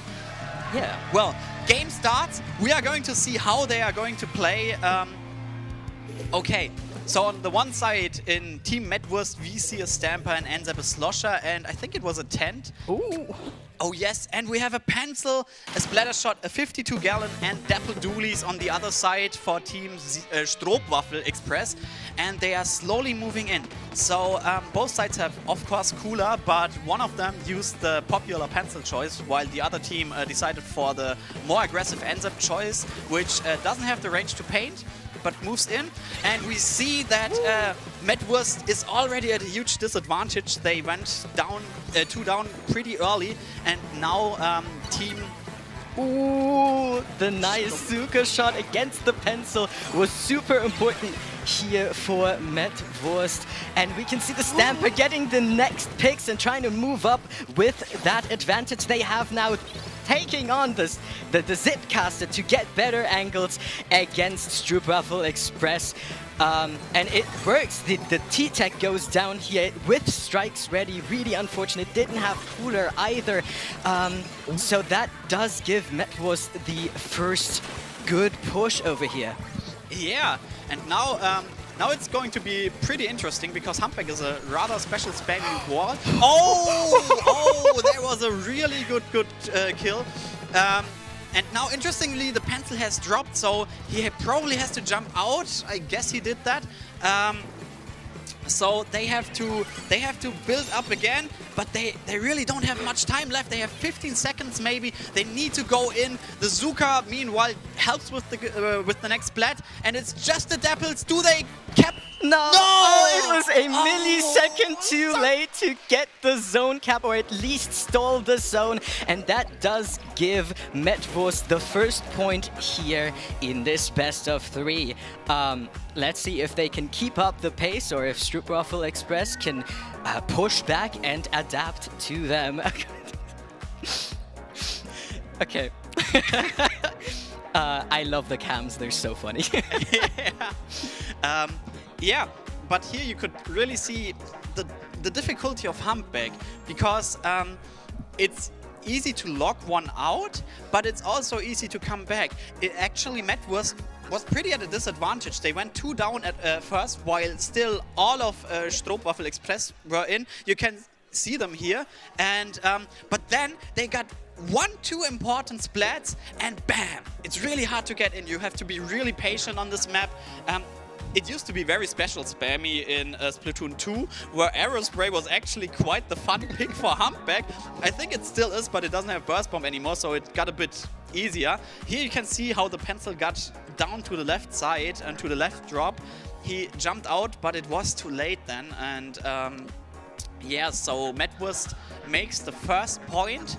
Of course, we want to see a best of 3. We want to see 3 games, so we are kind of rooting a little bit for Team Stroopwafel Express now. The next one is another very interesting one. It's Rainmaker on Scorch Gorge. So after you get the checkpoint, it gets really difficult to defend again. So you really need to pay attention on your pacing and do it as good as possible. And yeah, what do you think? Will they stick to their comp, or should they switch? Or Deppels especially is good in Rainmaker, right? It is very good, but I do want to mention that Metwurst does have the tent to its in its comp, which means it's really easy to get into Scorch Gorge here, because Scorch Gorge is one of those maps where you have to push through a chokehold, and with a tent just makes it so much easier, especially in combination with the Stamper, with the cooler. It might help them a lot to push in, and might make it a bit more difficult for Stroopwafel Express to get into the enemy plat, because that's where you want to go, unless you go over the grades. But that's a really predictable approach option, so it might be difficult to go over there. We can at least see Stroopwafel Express is hyped. They want to play this game now. They have 20 seconds left. Oh, the game actually started. Everyone locked in. They made the crowd cheer. Really cool moment. They are happy. They like to be here, and yeah. Now let's see if they can push this energy into the game to get the game even again to a 1-1. Oh, and they completely changed their comp. The pencil is now an NZAP. The T-Tech is now a splatter shot. We don't see any Deppels anymore. It's now a Lunar Blaster, which has Stamp and is actually a really good Rainmaker weapon. I think it held the first place in X-Rank in Rainmaker, at least in EU, for a while now. And yeah, it's still Metwurst pushing first, and they are 2 down. So now this is the moment where it really gets difficult, because now the Rainmaker has the high ground. It can move in. It actually does move in. Dari picks Rainmaker. The Zipcaster tries to keep them back, but luckily for Stroopwafel Express, they are able to stop the Rainmaker, at least for now, but they are 2 down again, and the Rainmaker can go in with the pen. And the tent, as I said, the tent can do so much damage on this map, especially on Rainmaker, because the Rainmaker can just sit behind the tent and hope for its best, right? It can just run in with the tent and the people and their teammates running behind them to watch for any flanks. But the Zuka does come out, gets Dari with the Rainmaker, and that might give Stroopwafel Express the opportunity to get back into mid here. Everyone down on the side of Metwurst, and they have to regroup here and try to get back mid and prevent anything bad from happening here from the side of Stroopwafel Express. Oh, the Zuka! Oh, 3 down again! Wow! Oh, the poor Luna! The poor Luna! But they get a trade-off. They get a trade-off, which is, I think, the best thing they could have done in this situation. It definitely is, yeah. Yeah, it was a cooler trade, so it's not too bad for them. Yeah, they are actually lucky. 49 is just 5 points. Wow! That moment on cam, chat. Oh, that's amazing. I love stamp moments like that. They're so funny. This Lunar Blaster was angry at only getting 1 kill there, so he decided to get 3 with the stamp. And yeah, this is quite the exciting match so far. The Rainmaker is alone though, so it can be easily pushed, but it keeps the ground rather good. Now it has... And the next one! And the Zuka gets a double here. And Stroopwafel Express is again at a disadvantage. And Metwurst is obviously looking to get back in, or at least hold mid for now. They have the lead. They want to push further, preferably, but they don't necessarily need to. They're not in any great danger right now. Yeah, but however, do you play the risk game because it can get dangerous there? They didn't push far, but they are actually going the next Suka. Yeah, nothing is happening here. These Sukas do not want anyone to play the game. And if you dodge the Suka, you still have to dodge the stamp. Now it's again Stroopwafel Express. They are pushing. They are making their first points. Will they get checkpoint? No, they don't, because there's the next one-shot kill. But they could still maybe get the Rainmaker shield at least. Someone dropped down! No! Runner accidentally missed the ledge and fell into the abyss. It happens. No, they didn't get the checkpoint actually, because unfortunately they were a little bit greedy trying to push in. But the 10 coming out here again, the Rainmaker trying to push back in. It is a 2v3 right now. The shot and the Zap trying to hold ground. The Zap being the only one in the front. They get the Rainmaker down though. And Runner is trying to keep the ground. They don't die, which is insane. Yeah, they are doing it so well right now. Next Splat, it is really difficult right now for Stroopwafel Express. They haven't yet popped the Rainmaker barrier. Maybe the best thing they can do is to keep it neutral. The Luna's getting it. He will get the Slosher.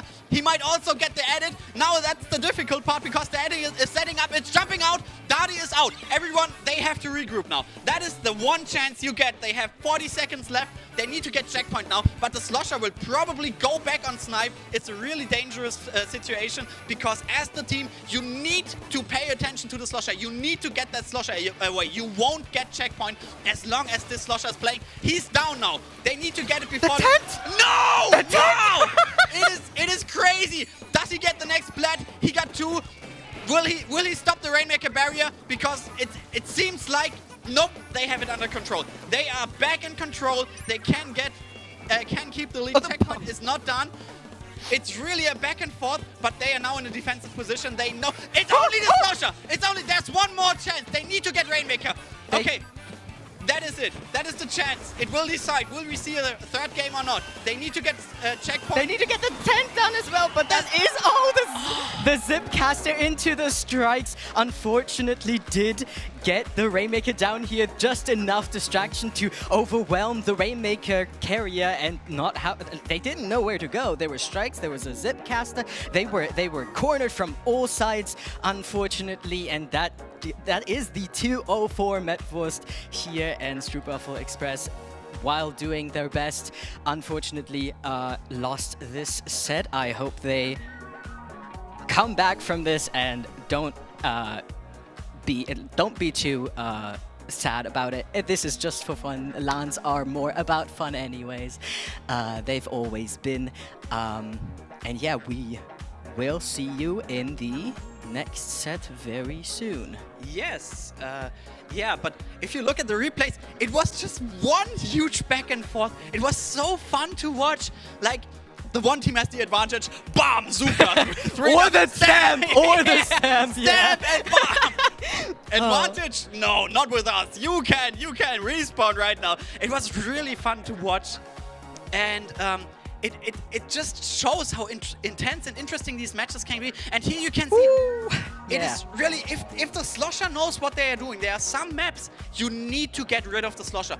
With my team, we once had a scrim where we played on Hagglefish, and the Slosher was just camping behind Pavilion, and we were calling out, we need to get rid of the Slosher. It's crazy, and if you just don't manage to see it or attack them, it's just over. And here you can see, it was basically just not possible. Was that for us? Well, I mean, I'll take the cheering if that was for us. We just but- heard the crowd cheer. Yeah, if it was for us. Oh, we are Big heart. We are preparing for the next set right now, and yeah, of course. Oh, that's a wonderful flag here. Strohwaffel Express has. I really like their. I really like their flag. It's really cool. As I was saying earlier, I don't know if I finished. That is actually the icon Nintendo used for Splatoon for the team on Europe. On the European Championship. Toyo Ben, I don't know if he will showcast it, but he actually wears the Splatoon 3 European Championship T-shirt. The shirt. You have the lanyard on it. Oh yeah, right, right, yeah. I actually earlier I was at the championship, but I also have this little here accessory which was handed out there. I have it with me, and I chose to use it for my card where my name is on. So I have two now. Yeah, I mean, it's stylish. It's really pretty. I like lanyards a lot.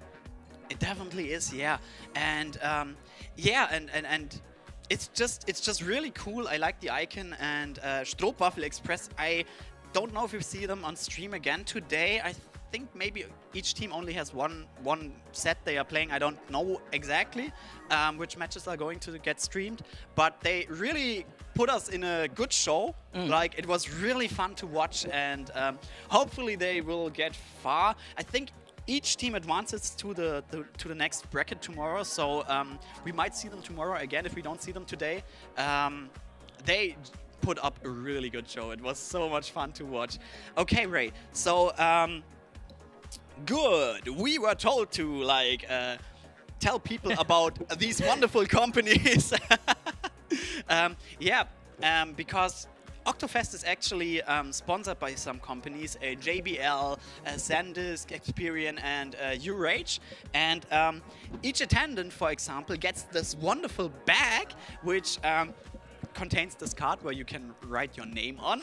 And it also has some cool stuff. For example, SanDisk did something really cool and sponsored an SD card with 128 gigabytes. And you also get some cool Splatoon stickers, like here. They are really beautiful. You can put them on your setup, and it's just really beautiful. Yeah, you also get some nice candy. Yeah, there you see actually prizes. I think they are from the raffle, if I'm not mistaken. So there's also some raffles going on. We weren't briefed on them, but the prizes are really cool. Oh wait, I have them on my smartphone. yeah, there you see the raffle prizes on stream. You can get a micro SD card, some Joy-Con charging stations. Oh, that's really cool. They are really cool, yeah. A travel case, and webcams, and a mousepad, and a JBL Quantum 650. So there's something in for everyone. And of course, the way to get these is by donating €2 to the prize pool, which will be used to give the 3 top teams, as far as I know, a little nice prize. So far guaranteed are $1,200 for the winner, 600 for the second place, and 200, I think, I for think it third. was, yeah. It's 2,000 in total with that split, I think, that you mentioned just now. I think one of the raffles is over at the entrance as well. There's a small photo booth, and if you post on Twitter, I think it is on Twitter. If you post it on Twitter and follow the instructions, you get a raffle entry as well. So that's really cool if you want to join the photo booth. That is a thing you can do here. And obviously, the amazing stage, the downstairs, just a lot of cool stuff in general here. Yeah, that's definitely true. When I came in here, we are staff members. We actually have our own cool shirts. When I came in here, I first went to the stage because we have 2 floors actually.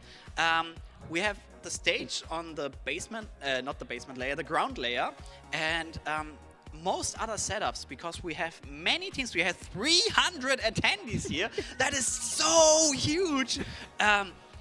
And of course, we can't all let them play on the stage outside here. It's there. That's why I'm pointing at this direction the entire time. We have the stage, of course, but we also have a huge setup in the basement layer down below. You can see it here. And when I came down here like an hour ago, I've been here for several hours, but I just came downwards an hour ago. I was like flashed. So wow, that is so cool. Yeah. They have top-notch gaming chairs, for example, by Razer. Most setups have a computer.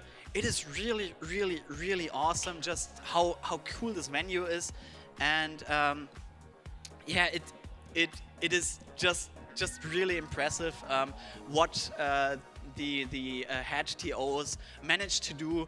It is so far a fun experience. You will also see some really cool commentators later on. Rachel and Pat already did a great job. Sadly, I missed most of it, but I know they always put on a really cool show. And I saw one game, and it was so much fun to listen to them. So I hope you all enjoy the stream. Yeah, we are slowly getting ready. I think I see. Yeah. Okay, yeah, oh yeah. We are, the teams for the next set are currently setting up and getting on stage and, you know, preparing themselves. So I think we're just gonna wait for that set to start, and then we'll be right back in a couple of minutes. Yeah, so enjoy the short break, especially in the crowd. Go maybe on the toilet, get something to drink, and we'll be right back. See ya. Whew.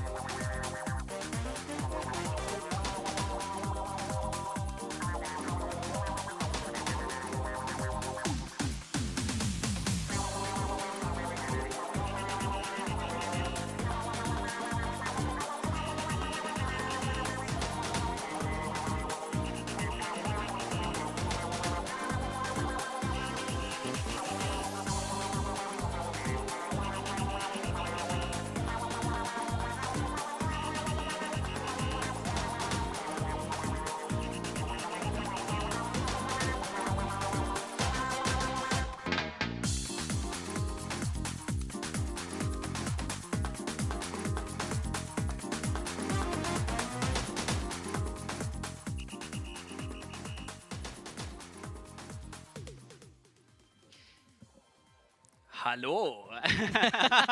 That's also how you say hello in German. We are back at Oktofest. After one incredibly funny game, we have quite the nice snack again.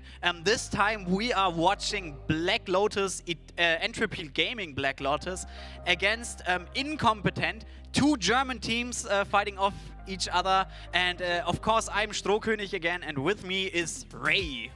Yeah, I mean, a lot of the teams in Oktofest here are obviously German or have German members. A lot of people here are German, frankly, because we are in Germany. But I am still so happy to see so many people from other countries having flown over or driven over to Germany, to Cologne here to attend Oktofest and play, manage or commentate this tournament together with us. I am very happy that all of you are here, and I am very excited. I always love watching games from Black Lotus. They are one of the most popular, if not most popular, team in Germany right now. They are at top level in Splatoon 3 competitive, so it is always a delight to watch them. Yeah, it definitely is. Actually, about these two teams, I know quite a bit. Black Lotus is streaming regularly on Twitch, and the other team, Incompetent, features some German players roughly on my level. So we've had our, I think, final preparation scrim for Oktofest with our team against them, and I can safely say their Rapid Blaster is really annoying, and I'm happy to see how Black Lotus will deal with them, because our team had quite the struggles against them. And yeah, so Black Lotus has like a base team. I would say 3 players who have been playing together for a very long time so far, and that's basically Noctis, the blaster player, Anger, the plus 110 player, and Wasabi, Bachi, the pencil player. They've had some roster changes over the past few months, and currently they are playing with Yaru, and I think he's a 52 player if I remember correctly. I mean, we're gonna see now what they play. We are going to see. Going into Splat Zones on Urchin and Underpass, the last map added into Splatoon 3. It is very tied among the player base, whether it's liked or hated. I know a lot of people that like it. I also know a lot of people that hate it. I haven't seen it that much in online competition yet. I think it hasn't established itself as a valid map yet, but it is played here. Yeah, and it's actually played a lot in tournaments to find out how good it is. And as you can see, I was lying because the Deppels exist, because actually... and that's the first wipeout. Okay, so of course Black Lotus goes in as fast as possible. They are trying to keep the space, and they actually get another splat. They are very close to possibly getting another. Anga with the vanilla tent with the Inkquake gets another splat, and also the assist for the next cap. The first 20 points were for Incompetent, but now they really need to look how they push in again. This map is quite short-range favored, and that's the reason why, for example, Bachi, Wasabi switched to Deppels here. He's usually a pencil player, but this also makes it quite interesting because you don't have that much range. You have a Nautilus, that's your back line, quote-unquote, and it's, of course, a really aggressive weapon. And they managed... Almost, yeah, they managed to stop the zone, but now they need to paint immediately. Oh, they couldn't. They unfortunately couldn't get the zone cap in time, but you do have to say Black Lotus has a comp that is incredibly annoying and difficult to deal with, since they have so much space holding abilities with the range blaster, with the tent, with the 52 and their wall. It is really difficult to get back into mid with against that comp. You have to force them out somehow, and unfortunately Incompetent was not able to do that here. Maybe we'll see it in the next match. Maybe they do better, but I'm just saying it is a really difficult comp to play against. Oh yeah, that is true at least. Here you can see the start, where actually Incompetent had quite the advantage, but Black Lotus is so good at playing together. You could clearly see it in the scene. You know, the Nautilus stood there and they picked the players one for one, and you couldn't just... You have to aim at everyone at the same time, but you just can't. And yeah, Black Lotus, as you said, is a very stally comp. They actually have rather slow weapons for what's currently good. Usually you play with a Decaf, you play with S-Plus, maybe an NZEP, who knows, all these fast weapons, but Black Lotus goes a different route. They actually try to like establish their weapons and be really strong with it, and yeah, you could really see how they got the lockout and they kept it, and nothing could take it away from them again. They are definitely not the only really strong team, but they are a really big hurdle if you want to win this LAN, if you want to win this tournament. And the next chance to win a game against Black Lotus first is actually now tower control on Inkblot Academy. So let's see.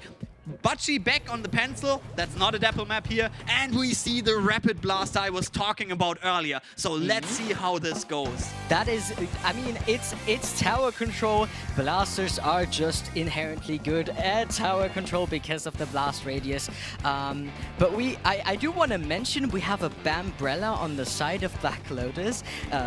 It's not a weapon you see a lot, but it has gotten some buffs in, I think it was the latest patch, making it more like a more stronger Slayer option. Unfortunately, its kits are not the most desirable, but it's a good weapon nonetheless, and we can see how much pressure Anger is putting here. Unfortunately, does go down with the attempt to approach the top telephone area of of Incompetent here, and they are forced to back up a slight bit.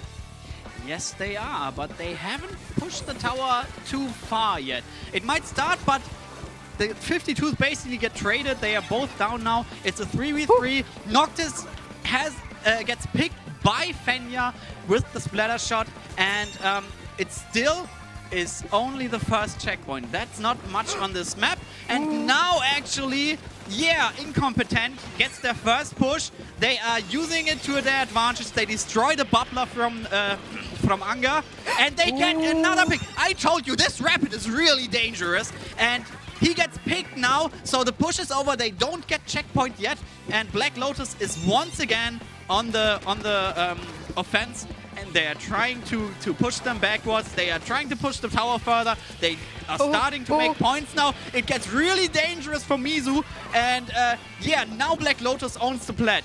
They don't have the tent anymore, but they still have this really aggressive Stolly comp, and they see how they play together. They just push in together. They get a triple. They are going in. This weapon, the Bambrella, which you were calling, it's still a really good weapon for Black Lotus because it has a very, very, very consistent 90 damage hit. So you can make them weak for everybody. But that is how far they are pushing.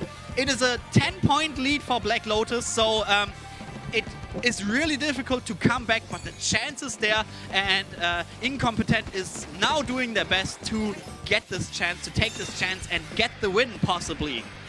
Yeah, they do use those strikes maybe a slight bit too early, though, because the tower has not even arrived in mid yet, and they want to get onto the plat. They really needed those strikes to get onto that plat, and the poor Blaster is left alone here, does trade one, but unfortunately J-Don on the 52 does go down as well, giving Black Lotus again the advantage here. The Bambrella is looking to get into the plat from the left side, maybe through the rail again, but unfortunately, apparently it's not. It's farming for specials. The strikes do come out, maybe giving Incompetent an opportunity to get back into mid, to push them back a bit, but the pencil can hit their shots, and it's only the T-Tech alive here, trying to stall, going all the way back into the spawn, giving Black Lotus the entirety of the plat. But the Bambrella does go down here, and they overwhelm the range blaster here, and maybe they can get back. They can get back. They can get back, actually. They got back. Yeah, they got back. So they are hanging on a thread, but they still prevent the knockout. They are now pushing together the players, but they get flanked, and this flank is so successful. Yaru just helped with getting a triple. The last one went down, so they basically are soft wiped. They have to regroup again, and well, the clock is ticking down as well as the tower points. We are approaching the 10-point mark again. This might still become a knockout. And there's the direct and another one down. It gets really dangerous now. It's only the tent attack, and the strikes did not stop this push. We are now at the point where the 10 points slowly melt down, and that's the knockout win for Entropy Gaming, Black Lotus. So they win 2-0. I guess saying it, they are the favorite for this group is probably the right case, and they clearly showed that they are, and that they intend to easily win this bracket. They got a very strong win, and yeah, it was really interesting though to see Anga on his Bambrella, because so far I only know one Bambrella player, and he is in my team actually. Really? I didn't know that. That's so cool. Yeah, he actually named himself after the weapon. He's called Tent, and oh yeah, okay, fair point. Yeah, now he has picked it up after the buff. I think the buff itself is really cool. It's a cool idea by Nintendo. As we all know, the Brella weapon class has struggled a lot in Splatoon 3. First there were bugs, and then it's kind of was never like the weapons which were good always kind of countered Brellas, and so Nintendo now has released a patch where they decided to make the roles a bit more distinct. So we now have the regular Brella. It is more a paint weapon which helps others with getting splats. But yeah, here we can see maybe they use the Bubbler on tower. That is the one really good opportunity on the Bambrella, as well as yeah, here look at these rapid blaster kills. He was so annoying in that scrim against us, but Black Lotus just they don't fall for that. They still are good enough to actually push the tower, and yeah, it really is hard to win against them. Of course, they have been on top level for such a long time. I think they also have some German champions, so really strong players. Definitely a group which is able to be a very strong competitor at this LAN, and at every other LAN they are fight. Yeah, it's. I mean, we saw in those matches how strong Black Lotus really is. They are one of the best teams in Germany right now, and they've been at a lot of LANs. They've been at ULAN as well. I've fought them at ULAN as well, and they're just getting wins after wins and collecting them like stones, just picking them up at the beach. And one other advantage they have is just how long they've played together. I think Black Lotus was founded before the German championships, which were 3 years ago almost. So it's really a team where every player knows, okay, I have these teammates and they are going to play like this and this and that, and that is also something that maybe many teams don't often get to benefit from, because Splatoon has this little idea of, you know, forming teams for maybe some tournaments, maybe some months, and then they fall apart again, they form new teams. But the ones who stick together, they have this idea of what their teammates are doing, because they are seeing it so often, and they have the experience. And this can also be a huge factor into how you play and how hard it is to actually, like, you know, abuse mistakes against them, because they simply do fewer mistakes, because they just know, okay, there's a chance my teammate might be in danger there, and then they just back it up. You could see how well they stick together to get their kills and kind of sort out player after player and then get them. It is really strong what they did, and yeah, I'm quite impressed by that, because I've been playing with my team for 4 years and I can't do that at all. I mean, I think it's very good to have a balance of, you know, knowing the players you're actually playing with, and also being individually good and being able to adapt to other players' play styles. But I mean, as you said, it is very easy and very effective to stay in a team, especially also because you can cover for your teammates' mistakes, because most of the time you will know what your teammates struggle with, right? So you will be able to adapt and be able to cover for them if needed, if you know your teammates well enough. But also it is very important to know how to play in pickups, or just general, not in a team setting. I mean, that's why X rank and series are getting more popular now, because the top level is very much on individual skill now as well, with the fight heavy meta that Splatoon 3 has had for a while now. I mean, I think we all saw what happened against JP in the Splat World Series. We didn't do that well, but you know, it happens, and it is just showing how good a JP is. Especially, I mean, they have the advantage of not a language barrier, no time zone barriers, so they just have more opportunities to play against the best of their region in general. So they are definitely at a bigger advantage than we are. Yeah, but it's a gap we can actually make up, maybe. I mean, we still had the German team, Kaiser, at the World Championship. They did a really good job. I think they got 3rd place, if I'm not mistaken. So And the Japanese team, it felt like we could win against them. Now, I don't know, maybe they weren't the strongest team. I don't know exactly. I think they won the Turf War tournament, so they actually didn't have that much practice in the anarchy modes. But still, Japan is beatable. North America won the championship, so and we just need to get back to this point where we get really good practice and can compete to them as good as possible.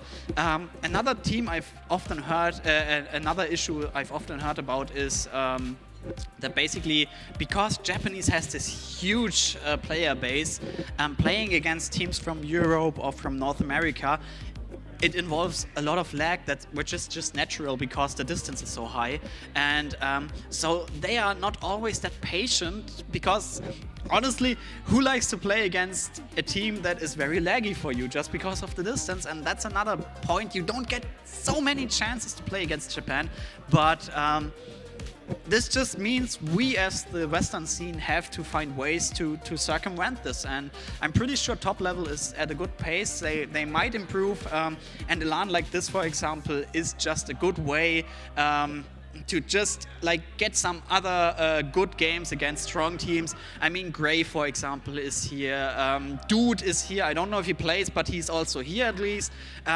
We have many very strong players here, and so tomorrow the finals, they are going to be so intense, they are going to be so exciting, and I can't wait for them.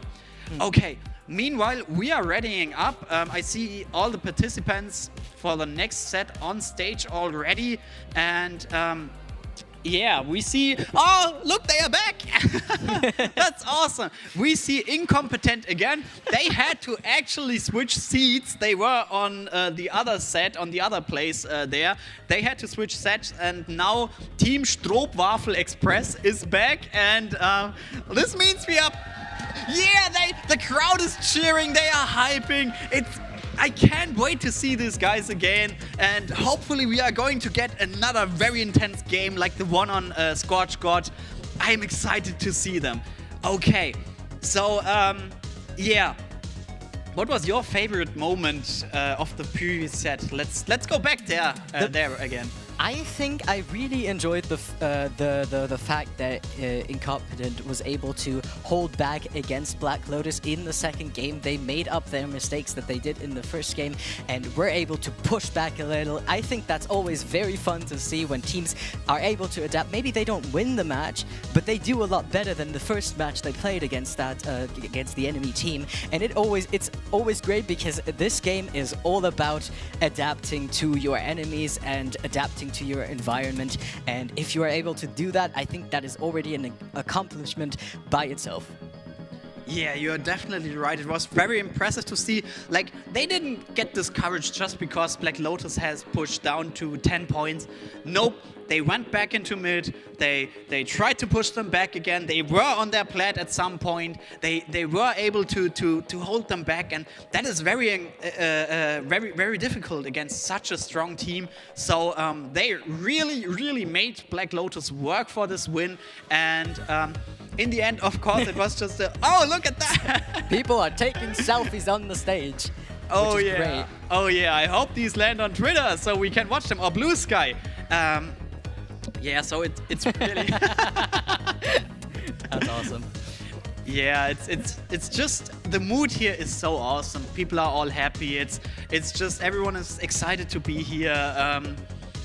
You can see a lot of smiles. People are happy.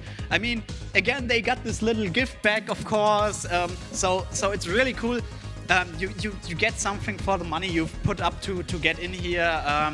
It's just a really cool event, and yeah, it's just I'm also really excited to be here, and can't wait to play my match today. Hopefully I'll be able to. I don't know yet. Because as a staff member, I had to actually skip the first match of my team. Luckily, we are 5 people, so it's not that bad. But yeah, that's just what comes, the price you have to pay for being able to cast the games, and I mean, it was worth it. We've seen really impressive games so far. Yeah, so maybe let's talk about the maps for the next round, where we hopefully go for a 2-1, no matter which team wins. We want to see a best of 3. We want to see 3 games, and we have 3 exciting maps to share. The first one is Splat Zones on Hagglefish. What do you think of it? I'm personally a big fan of Hagglefish Market. It does have the small problem of mid being very cramped, and the sides, like, you know, it's still a very linear map, but I think it's very fun, and especially on Splat Zones, probably, in my opinion, one of the better maps. It's just genuinely a lot of fun to play. We are waving to the teams that are playing right now, or gonna be playing that exact match in a bit. And next up, we have Clamblitz. What do you think of Hagglefish, actually? I think it's going to be quite the exciting ride, because Hagglefish, because it is so small, you know, there's not lots of space to hide for Azuka. It is very infamous for very stupid Zuka shots. Because, as you said, it is very cramped. It is very easy to see where the opponent team is actually located right now on the map. So yeah, just shoot in front of you, and you're probably gonna hit someone.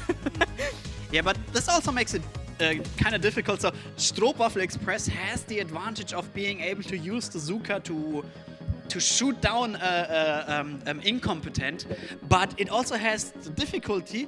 No matter what Inc. RS or Master RS, how he's called in Germany, is whatever he's picking, he will be really, really dangerous, because he's a very good player. The Nautilus, you could see it being really good. And also, the game starts now, but the Rapid is, again, very dangerous.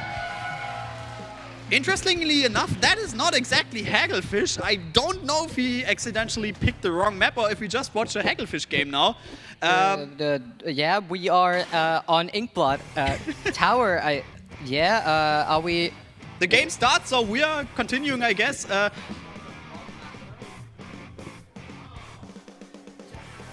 We are quickly checking the productions. But we do see a wipeout here from.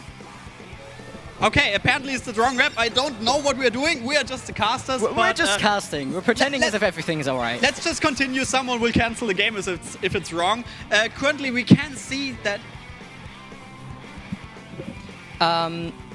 Alright, yeah, but we do see everyone but Fenya going down on the side of Incompetent here, and she's hiding very well. They know she's there, and they found her.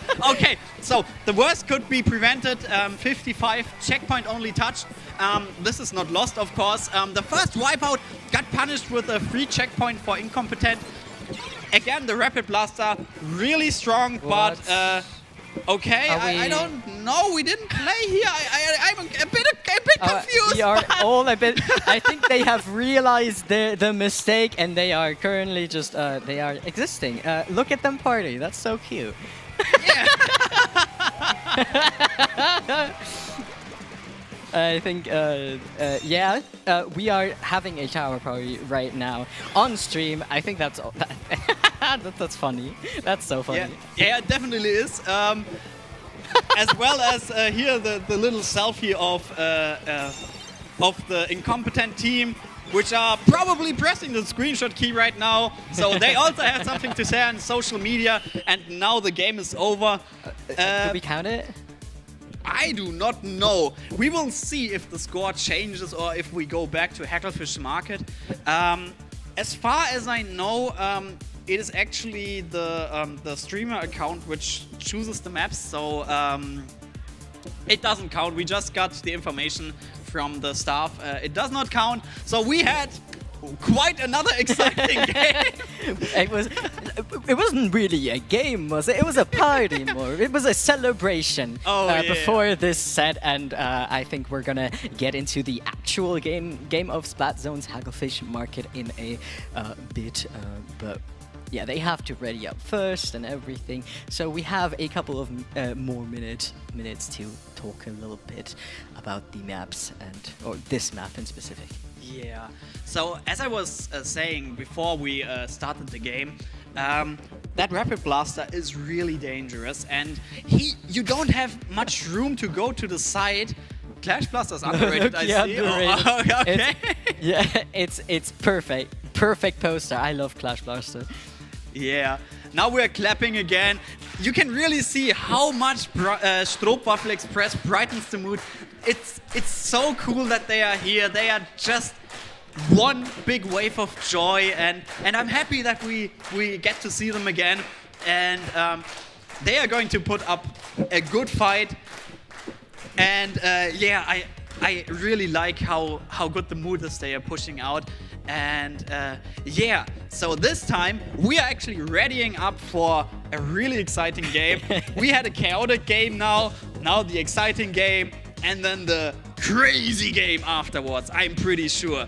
And yeah, you can see they have triple shooters and some kind of midline, backline on Incompetent.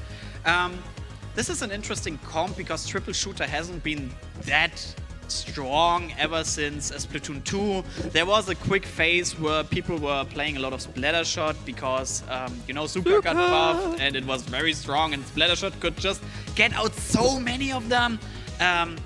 But ever since, usually you'll see different weapons because shooters have one huge disadvantage. They don't get out area of effect, AoE, so you don't really chip damage people. Yeah. Do you think that's something which Team Stroopwafel Express could benefit from? I mean, I think definitely, I mean, as you said, shooters don't have any area of effect. And also, I mean, while they are good all-rounders in general, they don't really specialize in something like... I mean, they have good fighters, but there's just better fighters, and we are going into the match, and we'll see... Oh, we see a slider reflux, which you don't see a lot. But I mean, it is zones, and it's going to get out a lot of sliders for the Stroopwafel Express here. So it might be their play. They might just cheese the entire map. Oh yeah, it's really there is the first one. It actually runs over one player and gets another one with the explosion.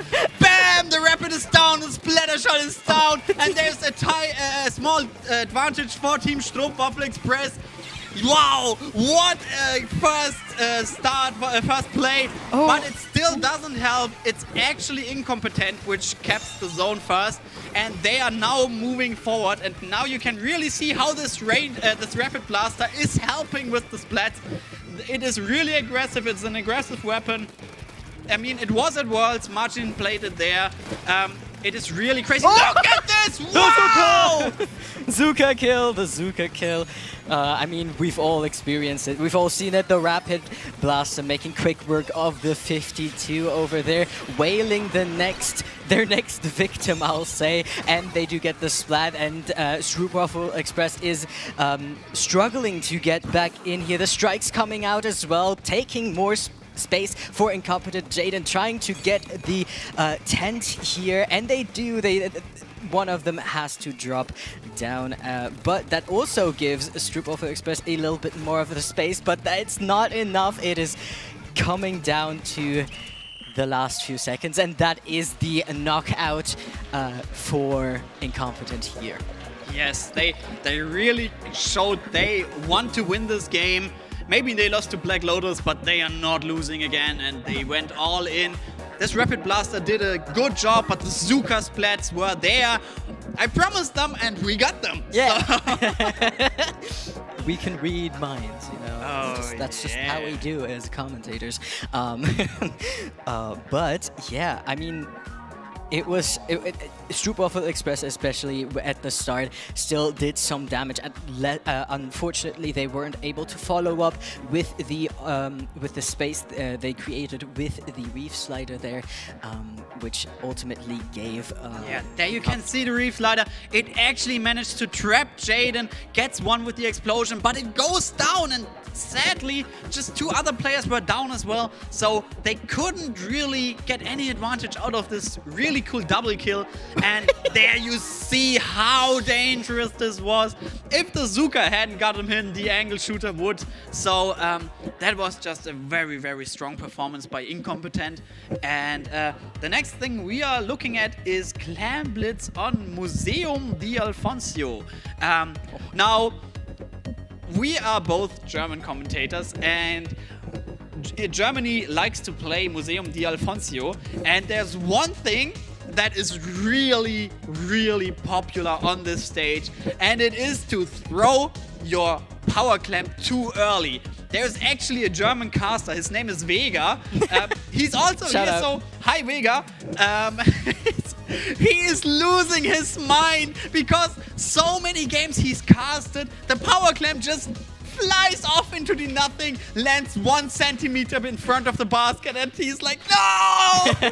Unfortunately, I do have a clip somewhere of my team, my title disruption. They are unfortunately not here right now, but we have a clip of us missing 2 clam balls on Museum simultaneously, me and Rosie missing them, and that was very upsetting, but it was also really funny, and I hope we don't. I mean, it would be funny if we saw that today here as well. Oh yeah, It would be very upsetting for the team that we would be able to hear Vega scream in the mic. I'm absolutely sure he's in the crowd somewhere. And we are going into the game now. No changes in comp. Oh no! Quick wipeout here for Incompetent. The Rapid Blaster moving up, trying to take that space, getting the cooler, and they are trying to farm their specials. The T-Tech is on the top left, throwing in some clamps and just holding the space, not letting Stroopwafel Express breathe here. But they do go 1 down now. Maybe they can get back up, but not with the T-Tech on the top left here. Oh, is it? It's not the quad, but it's only 1 player. The MPs, but now they are down. It's another wipeout. Incompetent. They want to win this game as soon as possible. Maybe they don't like the stage, or I don't know, but they really want to get away there. They are pushing so fast. It's 1 clam and it's over. Oh my god! Wow! That was potentially the quickest game of Clam Blitz Museum I've ever seen in my entire life.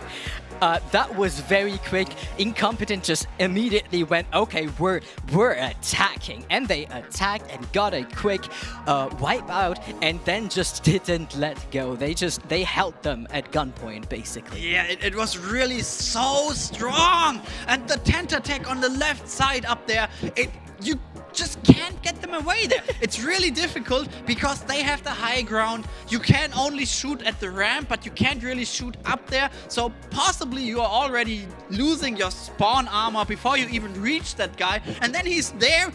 You can approach him from like 2 angles, and that's it. And they did it so well. It was really strong. It was a very strong performance.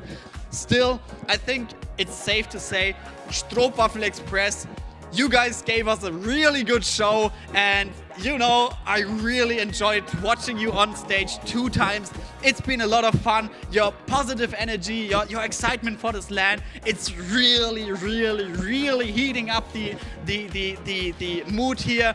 They are clapping again in the crowd, like clapping for Stroopwafel Express. Awesome performance, and it's been fun to watching you. And we are going to advance to the next game.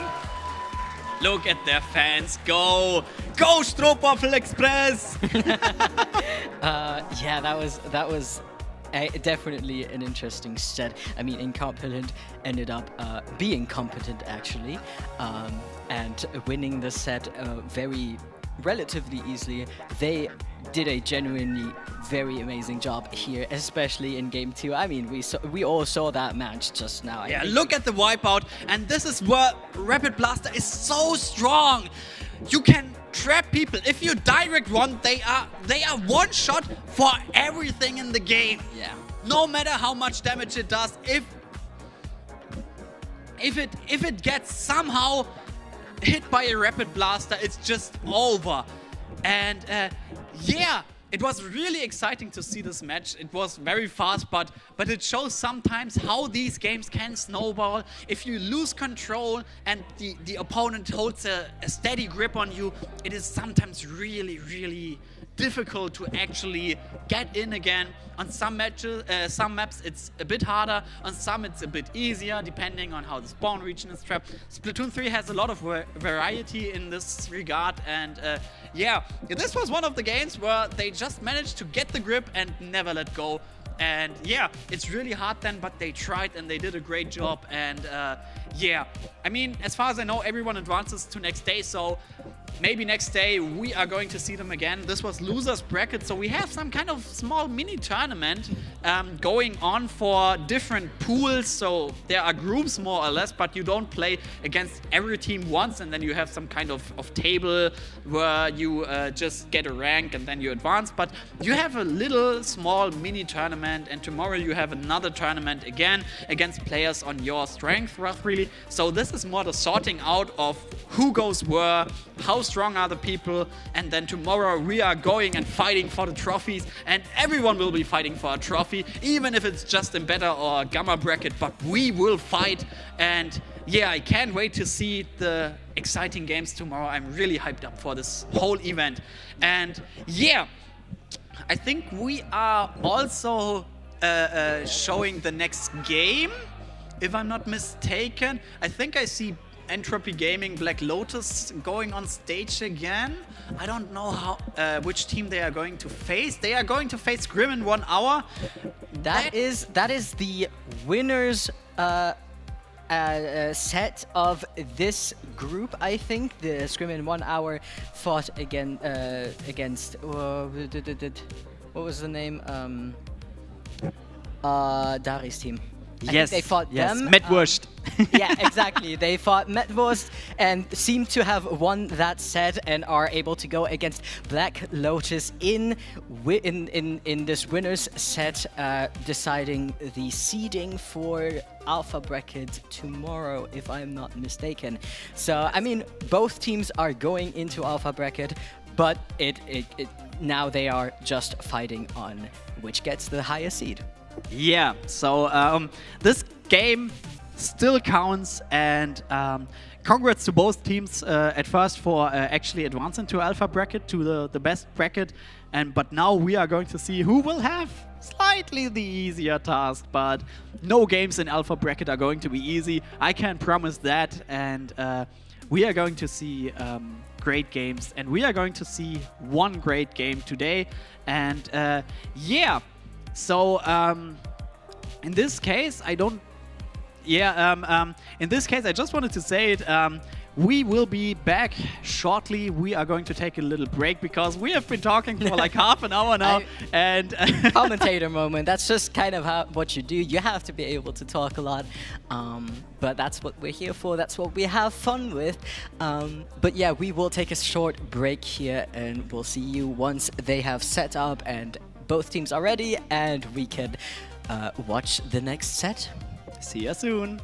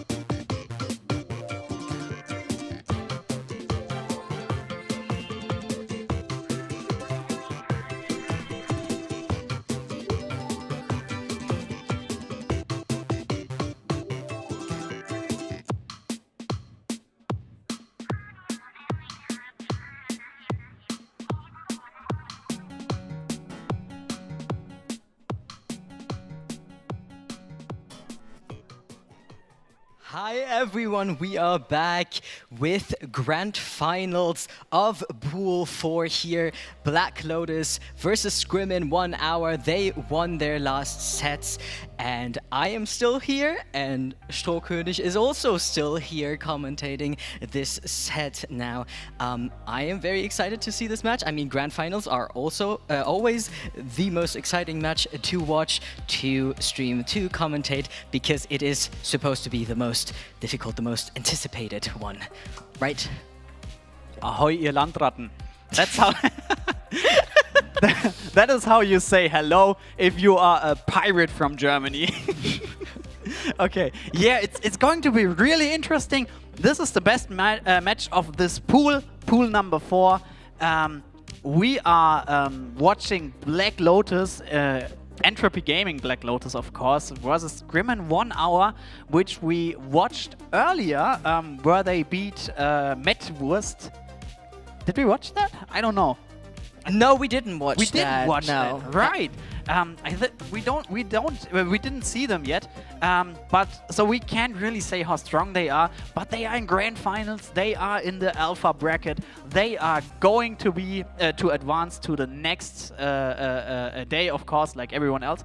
And they now can show if they actually can beat the strongest team, the highest seed in this group, Black Lotus, what they can do.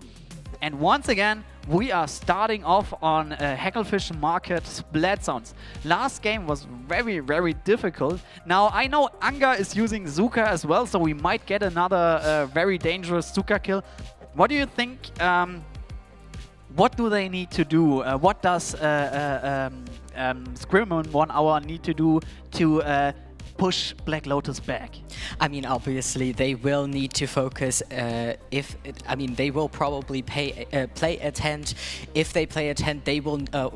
If Black Lotus plays a tent, they will need to focus on that tent. It is one of those weapons where if you fight it, you will need to get it down because it can enable the enemy team just so much with its.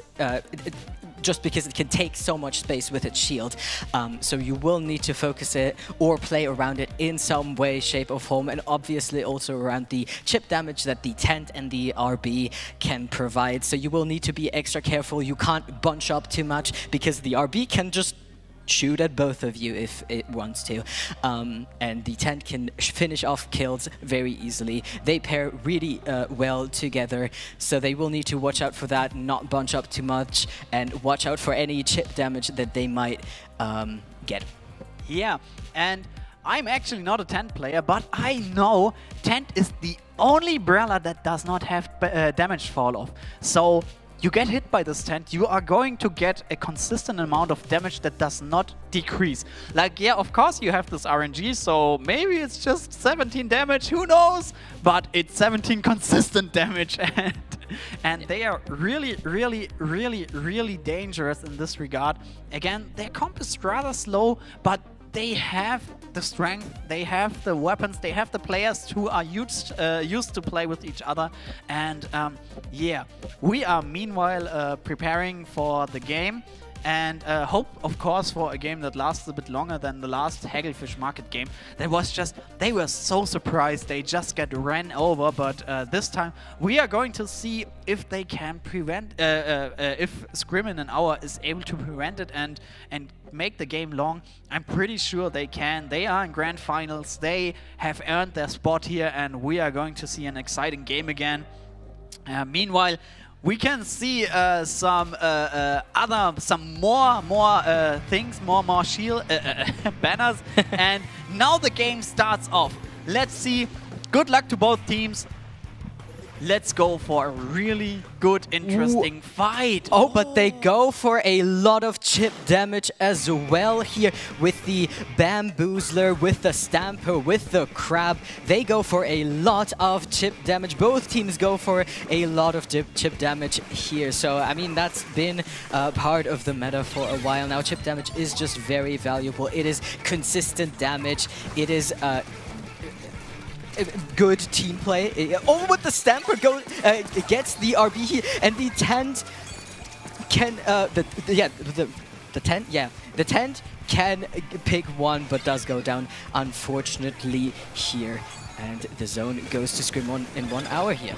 Yeah, it's actually an advantage for Scrim in 1 hour, and yeah, it's going to be really tough for the Tent. We were talking about it earlier. They have a Bamboo with a Fizzy Bomb, they have a Stamper, they have 4 bombs, they have jumps, so there's lots of damage which can hurt the shield a lot. They don't have a Blaster though. Oh, and does he manage to get out? He manages to get out there. Look at this. There's a little bit of false falling there, but they managed to cap the zone again. Black Lotus, yes, there's the Zuka direct, gets 2 people, and suddenly it's a 1v2. The Zap is trying to hold the ground. It's running around. It's now on the left side. It's actually committing to the fight. Oh my god! Wow. It almost gets the double, but the 52 does pick it. But the 52 goes down as well. The 10 is trying to hold the space here in mid, trying to get the bombs away from the zone. The chumps come out to help paint up in the crab as well to take the space in front of the zone here. And I mean, they trade. There's only 2 up on the side of Black Lotus. One has to jump out, and Scrim in 1 hour gets the front part of the zone here and is able to put more pressure on Black Lotus. Ooh. Look how green this tent is again. And that's exactly what I'm talking about. They are really grabbing. They are doing to Black Lotus what Black Lotus did last game we watched. And now Black Lotus has the advantage situation. They really got to play off of this. Angel is pushing forward, but on left side, there's already the flank of the Doolies. Gets punished though. Black Lotus keeps the zone. They keep the advantage.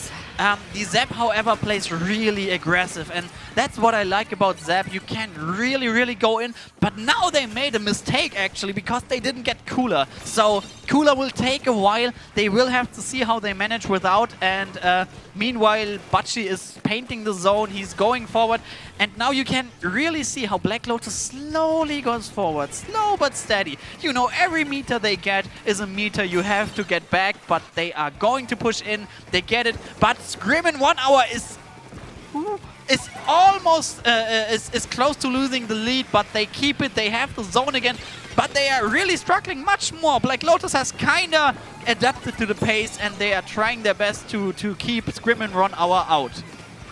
Yeah, but we do see here that Scrim in 1 hour is doing exactly what I said before. They are making quick work of the tent shield, always bombing it, always throwing their specials at it, just not letting the shield exist as much as they can, because that's how you win against a tent. Look at it. It's green. It's gone immediately. But the 52 over on the right side is doing a lot of trouble here for Scrim in 1 hour. They do need to get it away. The Stamper does not ignore it, but comes from the other side, making them have to jump out, and they can take the space again. They don't have any penalty points anymore, but the RV does get the direct here on the Stamper. But Black Lotus do need to push up very soon. They only have 20 seconds left. And their painter is gone. The 52 is gone as well. They only have Bachi to paint, and it's the timer is going down. Black Lotus needs to paint the zone now. It looks like they're able to. Yes, they get it. They get it. There's no penalty points on Scrim in 1 hour's counter, but they just don't care. They are back again. It's a 2v2. Noctis with a very strong direct, and he wants, of course, the bamboo. And now this is the point where Black Lotus needs to set up again. They need to lock these players out, but how are you going to do that? They are so fast. They don't care. Control stick up and let's go in. And again, they are in. The zone is again capped. They are abusing this other little weakness Black Lotus has because they don't paint as well. And this painty and chip damagey comp, it just tries to counter them, and they're doing a great job doing it right now. You can absolutely see how they want to win this game. They're in zone. We have 2 seconds. Black Lotus needs the zone now, and they cannot afford to lose it anymore. But they get the 52. It's only the pants. Oh, no. And they actually managed to beat Black Lotus. Wow. What a performance. they got game one, and you saw how to play against Black Lotus. One of the advantages Scrim in 1 hour has here is that it has weapons that are a lot quicker, that can overwhelm the opponents much easier, especially with the slower comp that Black Lotus plays here. I mean, we saw a bunch of moments where the RB or the tent was forced into a 1v1 against a weapon that it just gets overwhelmed by, because it's a lot quicker than it is. Yes, and you can see not even the NZAP is backing down 1 meter. I have Cooler, I'm getting the kills I want to get, the splats I want to get, and you know, if I have to respawn, I'm Cooler. I don't lose special, I don't lose much time. I can just run in again, and it's one of these comp styles people have discussed for a long time now, and you know, look at this. Even the Zuka kills were not able to stop this team, so there is definitely a really difficult task for Black Lotus. They now need to win 2 games if they want to advance to the alpha bracket with as the first seed, with the potentially easier game tomorrow. But it is very clear that this will not be easy, because Scrim in 1 hour is going in. They want this first seed place as well. Yeah, I mean, they are doing an exceptional job. I think they have actually, I mean, one of the things, as I said, that makes a high and top level player is their ability to adapt to the enemy team. And I think Scrim in 1 hour definitely saw what comp Black Lotus was running and was like, okay, we'll just go hyper aggressive into them. They will be very overwhelmed by that, and Black Lotus will need to do or make up that lack of aggression somehow, either by just outplaying and being better, I'll say, or they will have to switch up their tactics in some way or another if they do want to go out with a win here. Yeah, definitely. And but now it's going to get a bit more difficult, because we've had the Splat Zones game, and Splat Zones is kind of, you know, Black Lotus doesn't have this painty comp. They have a 52 and a pencil, and of course the tent, if the shield goes through the zone, it's a lot of paint, but that's it. And if you have dualies, you have an NZAP, you have the bamboo with jumps and fizzy, and you have a stamper with booyah bomb, you have so much paint that makes it really difficult. But now we have 2 game modes where paint isn't that important, at least not in the zone, and we are continuing with Clam Blitz on Museum. Oh, and they are sticking to their comps.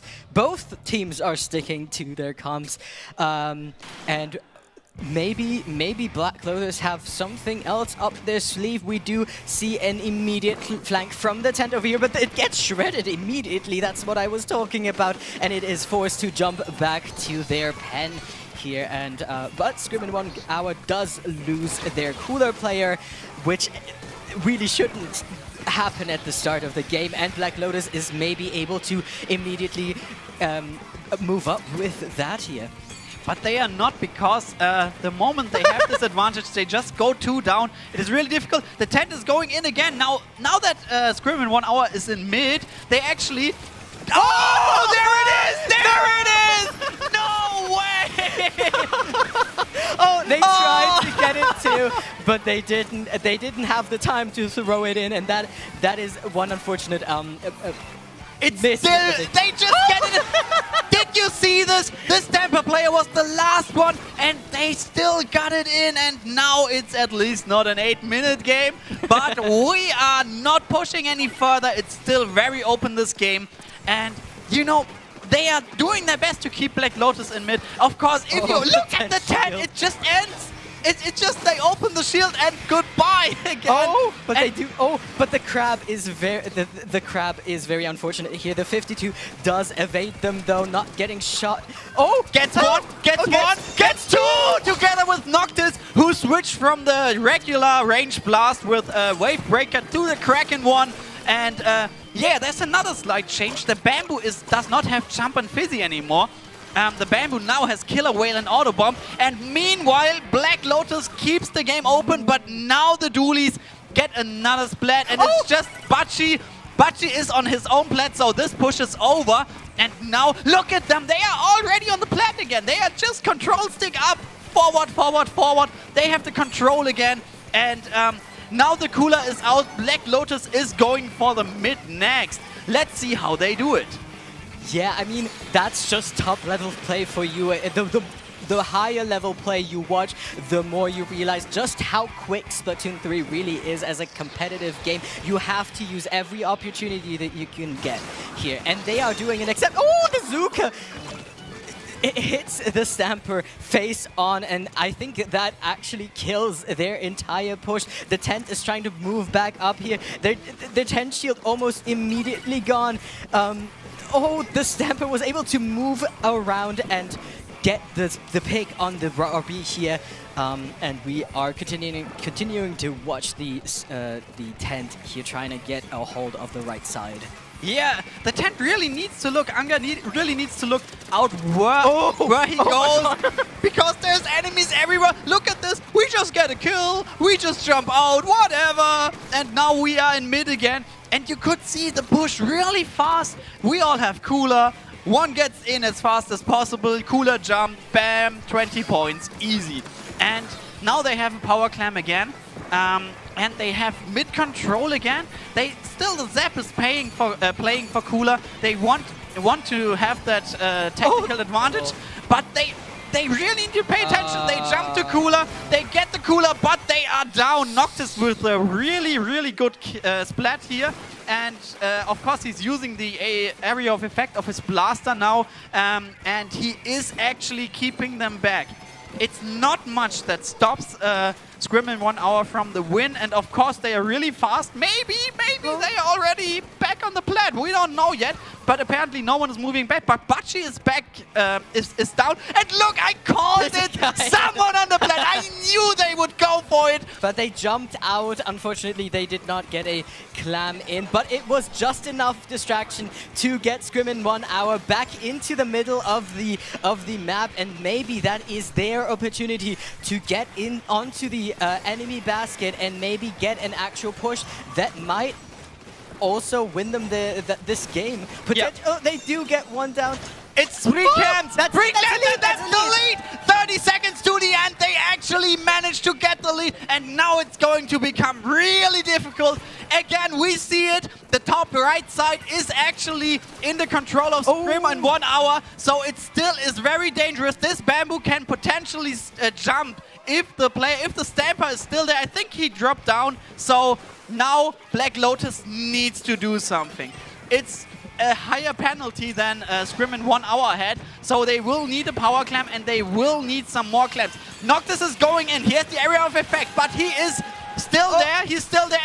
It's only Bachi, if I see this right, and they are pushing, they can't leave the plat. It is really the tight grip, and it looks like it's over because that's not enough time to get to the basket. They tried. They tried though. Yes, they tried, but Black Lotus actually loses this game 0-2 and will advance to the alpha bracket, but as the lower seed of Pool 4. Wow, I did not expect that at all. I mean, to be honest, I didn't know the players before, but it seems like they are not that bad after all. So they were doing a really great job. Congratulations. Oh, look at this. Yeah. They are celebrating their win, and wow, that was so well played. I am so impressed. They looked what are the weaknesses of Black Lotus. They played around them and they really forced them back. They really forced them down. Still a really good attempt by Black Lotus. They were not giving up and they were getting that second push in. Like the counter push, and they were getting down to 58. They had them, but it's really hard because they are slippery in that regard.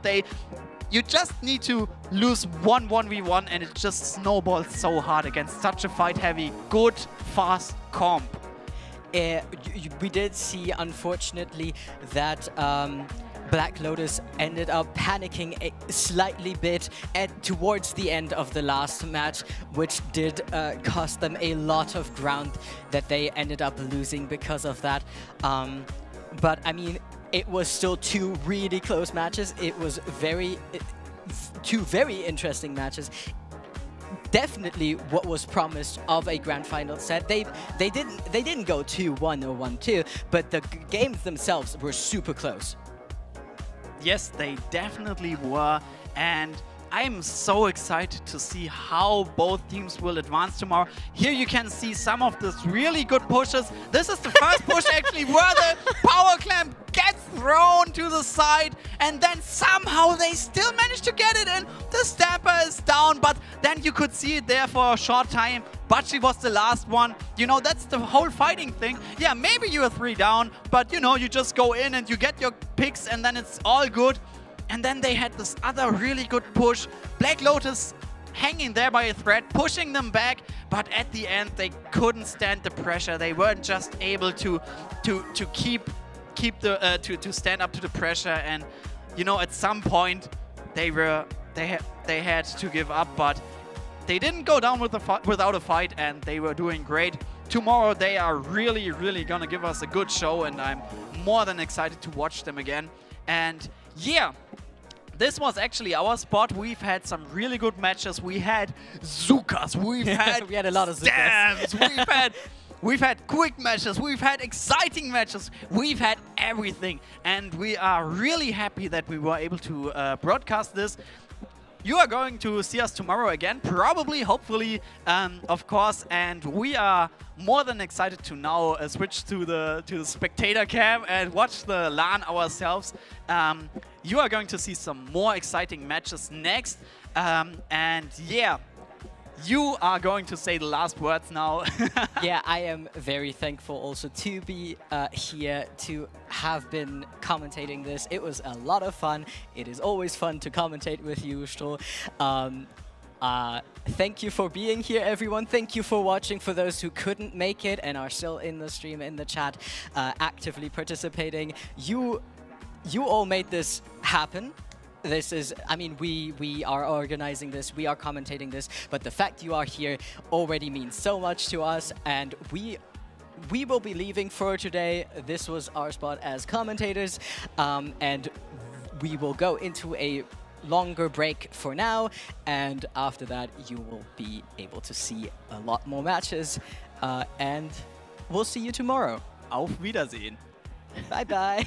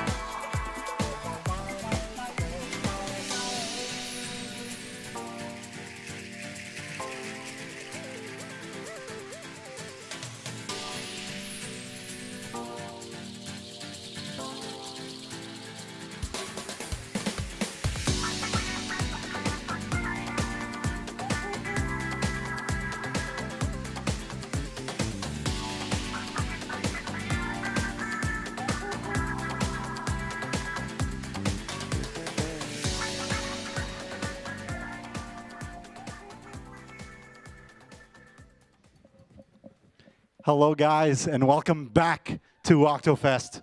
How's everyone doing tonight? Yeah, let's make some noise for Splatoon. Well, we've got some very exciting games coming back at you. Matt, what do you think of this event so far? I have had a sick time. I've been here and there and everywhere. Games have been played. I really enjoyed that one game I watched in Wave 2 where the German team beat the other one. Ooh, yeah. No, but I'm being serious. That sounds really sarcastic. Sorry. It wasn't meant to be. I forgot the names of the teams, but it was a really hype game and I watched it. So, yeah, I'm hoping we get to watch some good ones as well. It'd be a shame if they were stinkers. But I'm sure they won't be. There's not a single stinker. No, not at all. Never happened in the history of Splatoon. And you know, the energy here at the venue is just insane. Everyone's having a blast. Yeah, this is an awesome tournament. The crowd, the casters, we just... the casters. Yeah. Speaking of the casters, we didn't even introduce ourselves. Do we need to? No, to be fair, I'm washed now. I'm Matt Ninja. I used to play Splatoon. I'm Dura. I used to play Splatoon. Portuguese champion, UK champion. Oh, I was going to say that. Oh, sorry. Yeah. But, you know, we know our stuff. We know what we're talking about. So that's wonderful, isn't it? Well, we're jumping into Pool 1, right? And this is actually winners round 2. It's going to be a best of 3. And the first map is Splatzone's Urchin Underpass. What do you think about this map? Is that the one from Splatoon 1? Oh, Matt. Is it? Yes. Okay, yeah. Of course. I think this. I've never really played this map in Splatoon 3, honestly. I don't really play the game much anymore. But Splatoon 1, it was interesting. A lot of people didn't like it. I think I do remember, actually. The choke points have widened massively, which is nice, because it used to be like hell. You're just walking into shots. I don't really know much, so I'm actually... can you give your opinion instead? Yes, well, I know that for zones, this is one of the few maps that Snipe Rider isn't really that played that much. Oh, really? Yeah. And I do know one thing about the game, and Snipe Rider is... early, for all of you VGC heads, I said, like, Snipe Rider is Incineroar, and the decav is Urshifu. This guy is talking about Pokemon. What I mean? He's talking about Pokemon. Like, yeah. At the Splatoon 3 event. It's Nintendo gamers. Everyone's the same thing. Okay, sure. You know how many Mario Kart players are here? It's mad. Well, as we see the player, and let me just say, the player cams, great. Love them. Fantastic. Look at these guys, ready to play some Splatoon. Yeah, I love seeing the pop-offs. I love seeing the interactions they just have with the camera. Yeah. Like we just saw there. And the great arts that everybody brings. Guys, play Dreadringer. I've heard it's a great weapon. I don't understand how it works, though. But yeah, get on the Dreadringer, guys. Help me understand it. It is. Give me a lesson. Well, we might just be getting a lesson here. I'd love to see it. And actually, we haven't talked about the teams. I didn't even realize that we had the big dogs in the club. Obviously, this #1 seed in this tournament, Grey, Yashel, Volti, and Yeti are the favorites to win. Obviously, upsets happen. We've seen it today. Second seed have already gone down. Obviously, to Copter. So we'll see if an upset can happen here. Obviously, it's going to be an interesting one. But let's have a little look-see, I guess. Yeah, classic Grey on that S-Blast, Volti on the Carbon. Going up against the Stamper and the Dreadringer, so yeah, play Dreadringer. Yeah, play Dreadringer. It's going to get some play, and we'll see if they can make a difference. I'm interested by the specials here, because we got the Reef Slider, which is quite powerful on Splatzones now, along with the Tacticooler. They did actually go with Double Pencil, despite you saying it's not as powerful on Splat, still powerful, and that's actually going to be the first one going down for Sonata. That's 3 down already, and yeah, Gris, a little bit of an early advantage, I'd say. Yeah, Gris doing exactly what we expected, frankly. As this team is so oppressive, and look at Grey's positioning here. Grey is so aggressive, man. Just look where like Volti and Grey are.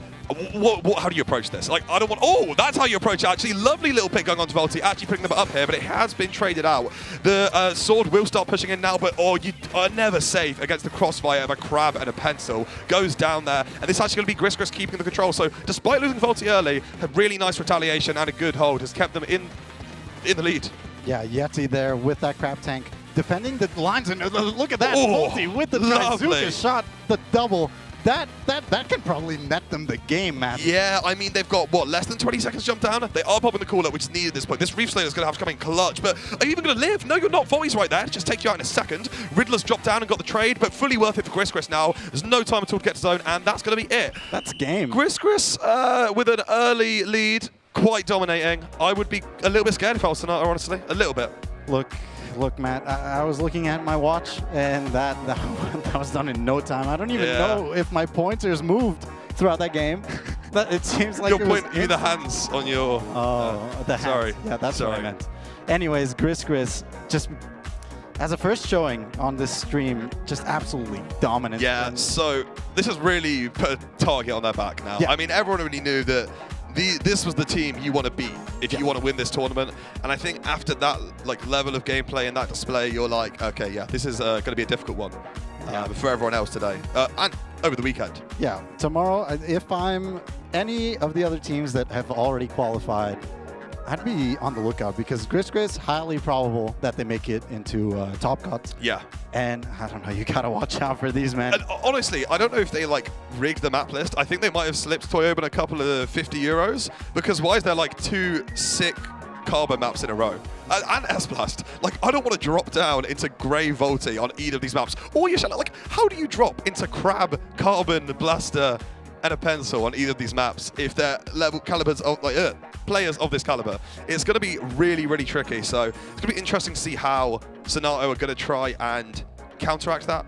Hopefully this Dreadringer can come in huge because I can see on this map you just kind of, throw down a few shots without dropping, trying to at least bait out Volti and make a move, So we'll have to see. We'll see. We're getting into Tower Control, Inkblot Art Academy.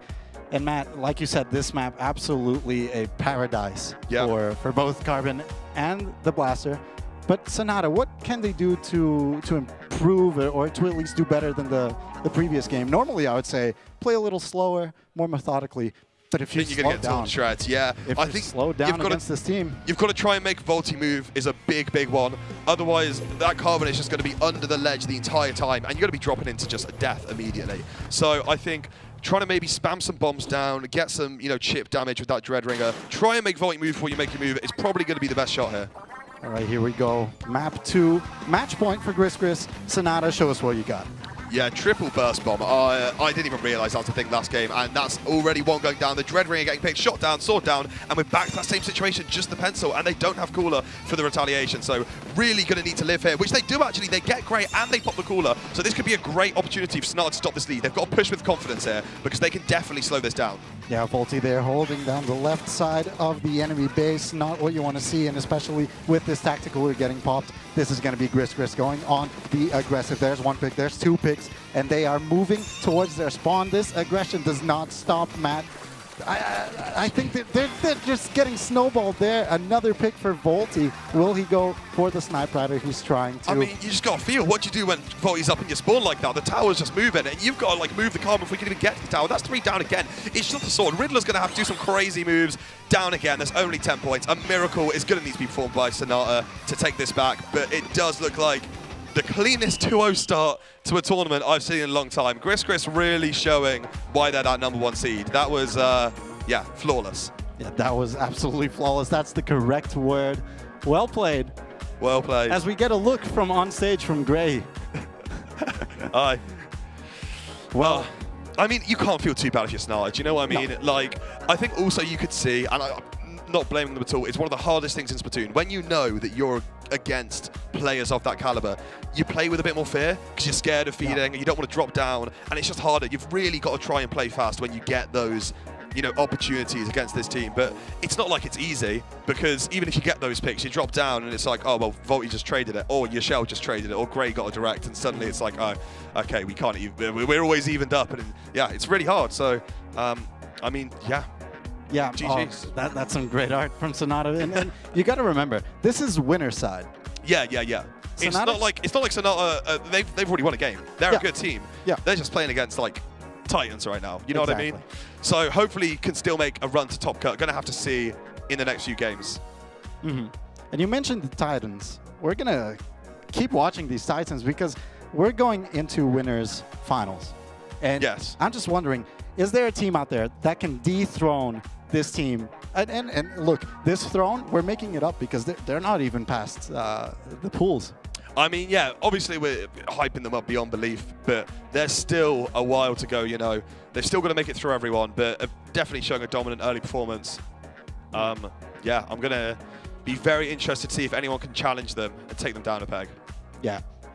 As we wait for the next team, Matthew, what's on your mind? I don't know. I went to a modern art museum in Wave 2. So it's funny you mentioned that, because I said to my mate, I was like, oh, you know what, I'm just going to get distracted and think about that, because I've never been before. It's very weird. Modern art is weird. And I was like, I'm going to get distracted and think about that when we're commentating. So you asking what's on my mind immediately triggered that, and I was like, I was going to try and make something up, but I thought I'd be honest. Guys, put in the Twitch chat, what are your thoughts on modern art? Well, great. Great insights from you, Matt. Thank you very much. Look, I'm just wondering, this next match, how's it going to look? Because I as much as I like the players on Gris and as much as I know how good they are, who doesn't love an underdog story? Oh, 100%. Like these are also like Gris. I'd say that I really like these players as well. They're fun players to watch. They're like cool personalities. It's a team I could say I'm a fan of. But I think there's nothing more fun than an upset and an underdog story. So I'd love to see if this next team can find a dent in the armor, find a weakness, you know, try and beat them out. But I don't know. We're gonna have to see. Yeah. Well, it's not going to be us. That I do know. That we're not walking on stage and playing, unless you want to. Oh, no. I mean, No? I think if anyone was going to have a chance, It would be us. it would be us. Right. But Toyo been asked us not to play because, you know, It would be... the levels of domination would be unfun to watch. Exactly, It would make the exactly. stream boring, so... Well, you can't really blame him. No, neither. No. At the end of the day, you know, he's got to make his profits back. Big business marketing. Of course, of Of course, thank you. Well, taking a more serious tone now, Matt, I just want to ask you, if, and this is a serious, very serious question, we were talking about you can't slow down against these guys. What can you do to actually try and beat them? Do you match the speed? Do you, I don't know, maybe you just got to grind 24/7 and become the best mechanic? I think if I knew the answer to that question, then I'd be coaching the other team. Okay, Yeah, that's true. I don't That's know. a good point. I mean, That's a good obviously, point. we have seen the players. You know, you can always go down in Splatoon. It's such a volatile, fast-paced game. I think you've just got to try and capitalize off those picks quickly. Make sure you've got a cooler ready to use when you've got that pick, so you can just run in, stuff like that. Just, you know, your bread and butter. I don't think there's, you know, it's not like Gris are a cheesy team playing some weird comp. They're just playing hard meta. They're playing it well. They're the best at what they do. You've just got to try and outbeat them, or maybe just cheese it. I don't know. Play something cheesy. Play something crazy and weird that they're not accepting. Okay. Like insane. Yeah, maybe they've never played against Undercover Bella. Maybe that's the answer. You heard Maybe it that's the here answer. first, people. Has anyone tried to use Undercover Brella to beat S-Blaster? I don't know. I don't think so. I wouldn't think so. I don't know if it's the answer. I'd say either, that but I'm probably the best Undercover to ever touch the game, and I reckon I could take down every S-Blaster. I'd say for everyone's well-being, let's move on from this conversation into the next. Yeah, well, I thought you were. Do you know what maps we're playing on next? I might look at my phone. I know it's a bit unprofessional, but don't know. It'd be good to know what teams we're looking at, because I don't know who is playing. Okay, while you do that, Matt, let me just ask chat. What players in these rosters that we've seen, who stands a chance against Gris? And also, I have another topic. Is it Gris or is it like Cri because they're French? I don't know. Yeah. I thought you would know. I mean, no, Yashel's British. Oh, okay. Yeah. Well, the bulk of the players is French. Yeah. Do you know if Ye's French? No. I don't either. Well, at least half the team's French. Yeah, at least half. At least half. Well, anyways, Minimum. you were asking, we're about to watch Splatoon's Hagglefish, which I believe is the first ever map. This is some trivia. It's the first ever map that we've seen in a competitive setting, I'm pretty sure, in the Worlds. In Splatoon 3? Yeah.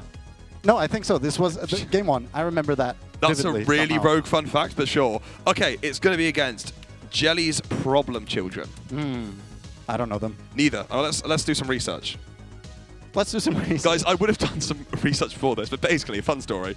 But not to you know, put Toyo in the deep end or anything. But we were told, oh, it's actually you're going to be gone. So we were like, okay, let's go get a nice drink. Obviously, a refreshing lemonade when we're talking about drink is what we're talking about. A nice pint of lemonade. And then suddenly we get to the lemonade bar, and I get a call, and it's like, oh, you come back right now. And I was like, so I'm under prepped, but I'm blaming it all on Toyobin.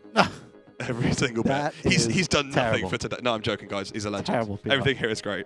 Okay, players. Do you want to read them out? Yeah, sure. So we got Gris or Cri, I don't know, versus Jelly's problem children, who is Splatted R, Reset, Range Blaster, who we just had on the mic before us, Redlu, and their sub player is Hyperstar. So Cool.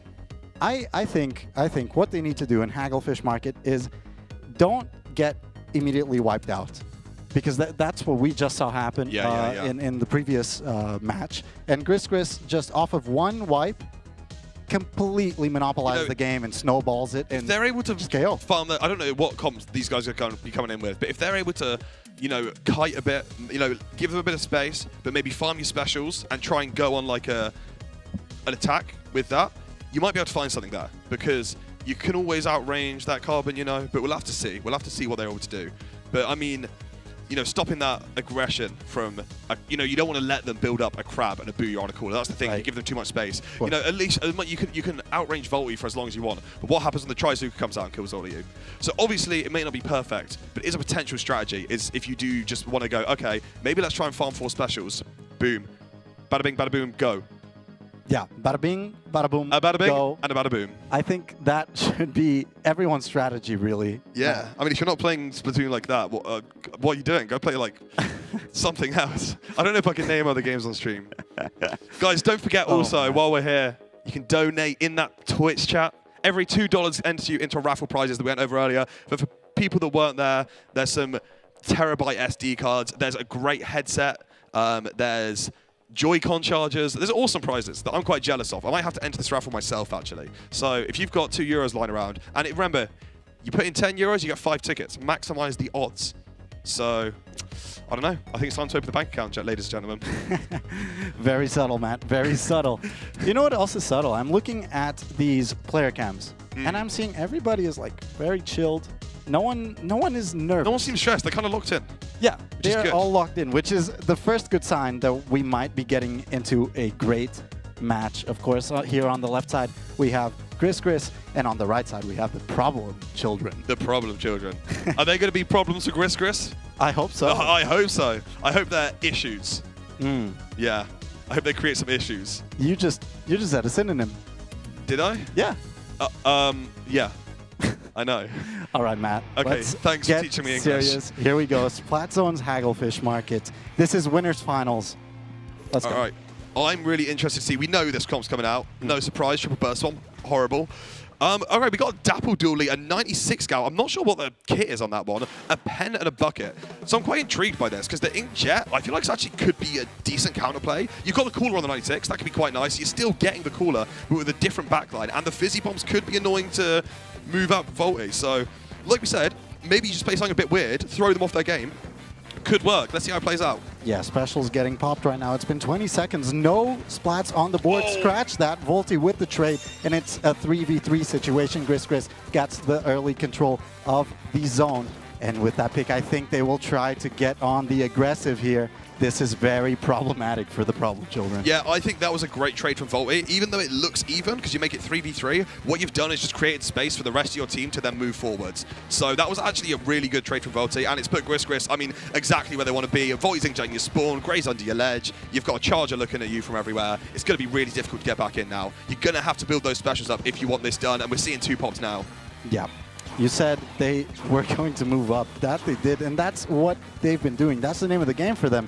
Look, Jelly's problem children, they cannot get out of spawn. Even though they're not getting picked off, there's no room. But maybe with that pick from Hyperstar, there's some room to move in, and especially with... Oh, okay, there we go. With the Reef Slider, that is the cap, and that is the first time, Matt, that we see a wrench put in Gris's That's path. a very nice turn, and with that pick on the from the Dapple Dooley, you've actually made it pretty even here. What I want to see now is capitalizing back off this. I want to see some moving in with the Ink Strikes and a bit more confidence moving forwards. You have lost your 96, but it's still possible to get a pick here. This Dapple Dooley playing aggressive, and I love it, but does manage to get out and live. Unfortunately, those triple burst ones, they're going to catch you eventually. This is Gris's opportunity now. They found their situation, start moving forwards, but a lovely pick from that ballpoint has at least slowed them down by taking the splash out. They might have a situation where they can start pushing back in here if this Inkjet's big. Yeah, Volty there trying to move up, but got identified by the torpedo. Now it's Gray's turn to try and crush the front lines. Scratch that. Volty's back in, but they get picked off, and look, it's almost getting capped, but no, they cannot flip the zone, Matt, and they're running out of time. I don't think they can do it. They need a paint. They need some specials, but with Volty there with a beautiful, beautiful pick, and that is going to be game 1 going to Gris. Game 1 going to Gris. Another strong performance, but you know, Jelly's Problem Children had moments of life there. That wasn't, you know, like, there could have been less one-sided, to put it that way, right? And I think if Jelly's Problem Children are able to find more situations where, you know, they get those couple of picks, and then they're able to just run off that with, you know, your Dapple Doolies just playing super aggressive. I'm loving the picks we're seeing from them, because you really get, you know, that weapon is sneaky. Suddenly, before you know it, you're getting one shot out of nowhere. So if they can capitalize off those picks, I could see them going somewhere with this. Also, something I want to highlight quickly, sorry, I'm hogging the mic, but Gris also great defensive play there. As soon as they, like, you know, what is it? They got the specials. Gris were forwards.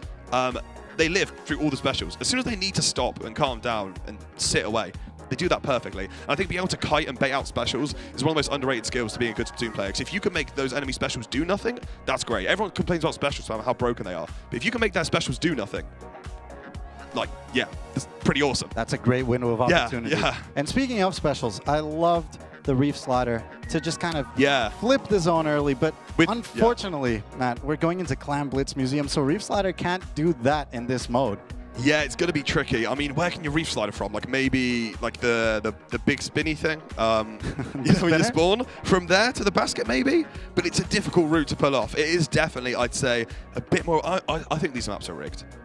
I personally think that every member of Gris has given Toyoban a couple of banknotes and have asked for some nice little maps for their little carbon roller, because I don't know, it's I'm smelling something fishy. I mean, we just watched Hagglefish, but here we go. You might be onto something, because Museum d'Alfonsino, this is match point once again for Gris. Let's see what happens. All right, same comp is coming out. I like it. Everyone looks strong on these weapons, and I did see some synergies there. I really want to see people follow up off these Dapple Dooley picks, because we have seen some great windows of opportunity here. So, yeah, I don't know. Let's just see what happens. Yeah, 2 players, 1 from each team rushing into mid. Look at that Dapple Dooley trying to go on the offensive. Almost gets a pick onto Gray, but no. Gray escapes the clutches of death. And now, with Gris moving to mid, Gray gets traded out. That is not something I expected. We see this player hit so many directs, but alas, Gris is the first to move onto the opponent's spawn. Yeah, just getting those clams, getting those specials, Volta keeping the space, but they are being pulled out a little bit by those torpedoes. Dryzuka is now online, which is nice, but honestly, those strikes will keep you out. Weren't able to get any picks with the Zuka, so Jelly's Problem Children are holding on with some life here. We are going to see the Reef Slider pop, trying to make a bit of space, and people are following up, which is great. Gray could go down here, but the Booyah is popped, then Tyranno Shred, and they do get the pick. It's now only the Dapple Doolies left alive, though, unfortunately. Gris were able to turn it. It was only Gray that worked down, and this push is going to continue. Being able to hold those clams was so valuable, already down to 54, so getting rid of Gris here is going to be a problem, and even if you do, they've got Cooler to come back. Yeah, Yoshel here coming back with a few more clams to score. Love to see that. Because, you know, when they started pushing, I was worried maybe they won't have enough clams, but here comes Gray with a power clam. If anything, Gray going down is good, because you just go back to the spawn and get all the clams from mid and come through. And now there's only 7 to go. That was a great rotation. Game. That was amazing clam rotation. Wow. Gris played that perfectly. I mean... Yeah, what can you say? I mean, they're seeded first for a reason. Yeah, now. exactly. Oh, God. These players, I'm so glad I'm not on stage against them. Oh, I wouldn't want to embarrass them either, exactly. I would...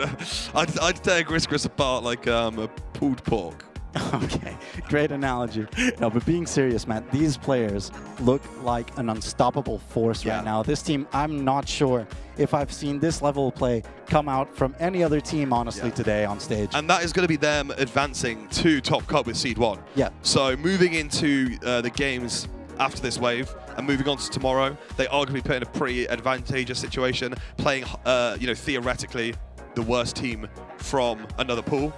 Is going to be quite a nice situation for them. So, yeah, set up for success. But that's going to be the end of Gris for this one. So we're going to be watching the loser's side of this pool now. No? Yeah? I got a finger waggled at me. Well, the finger waggling is great, but... Do you know what's going on? Sorry, this is us being underprepared, by the way. I just want to put that out there. We're clowns. We're jokesters. Yeah, we are jokesters. But I mean, Matt, that's one of the reasons that we even get hired.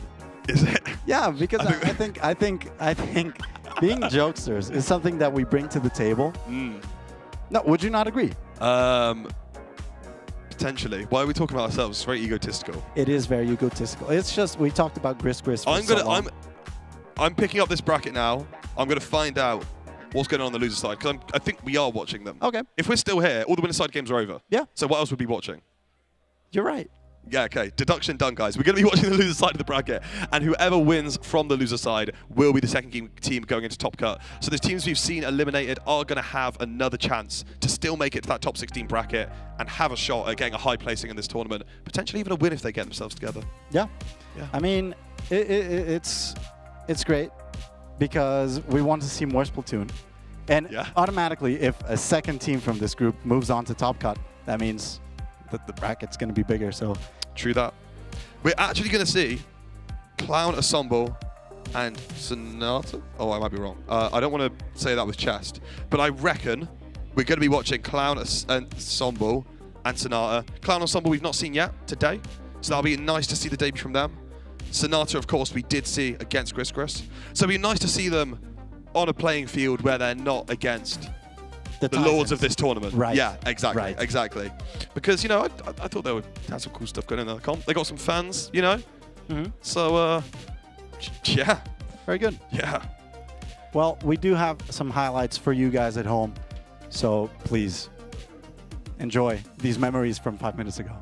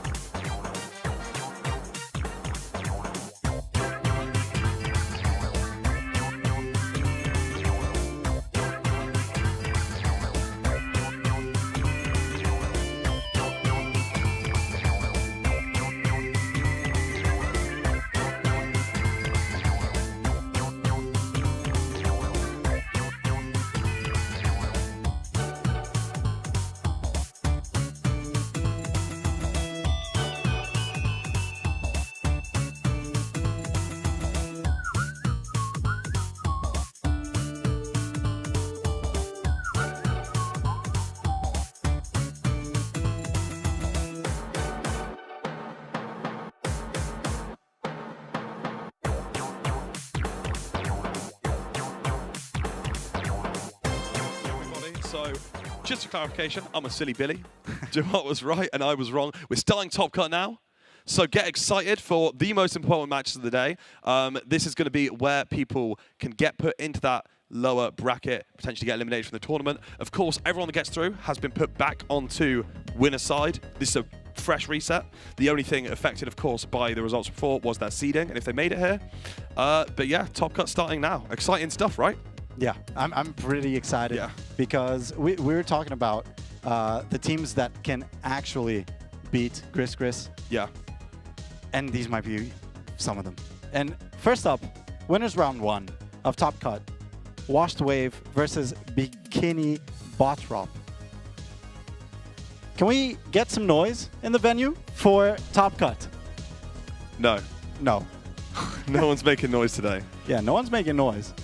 But they should, because this is where the real juice comes from, you know? Yeah, exactly. And I couldn't be more excited for these games to commence, honestly. Do you want to put up your phone and see who is on these teams? Because I just put mine on charge. Oh. That's not me. Well, I don't have my phone. Oh, that's fine. We're going to find out soon, and it's going to be exciting. You guys are going to lose your minds because this is going to be where the real highest caliber gameplay comes from today. The sounded sarcastic, but it wasn't. I do a lot of that, and I just want to clarify. I'm bad at tone. I don't think so. Oh, thank you. No, he's kind of bad at tone.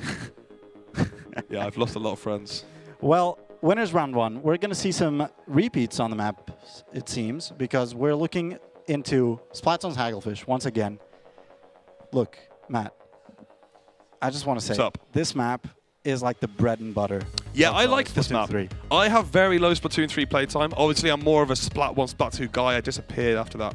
But out of the Splat 3 maps, I know this one, and I quite like it. I think it's quite nice. I think you can make a lot of stuff work here. I think you can play different styles. I don't think it's like particularly favourable to any sort of thing. I know a lot of people say it's open, but it's you've got a lot of good flank routes. You've got drops. I think you can play a variety of stuff here.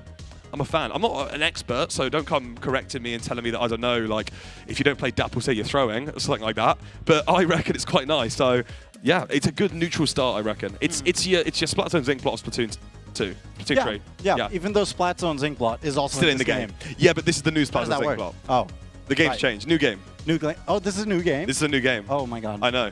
When did it come out? You don't actually know. 2023? Two? 3? Actually, yeah. Put it in the chat. Okay. send a donation and tell us when it came out. If it came out in 2022, you have to donate 2,022 euros. Oh my. If it came out in 2023, Oh you know what? I'll let you off. I'll let you off this time. You can do 22 or 23 euros. Oh, such a benevolent I man. know. Yeah. You can keep those extra 2,000 for dinner.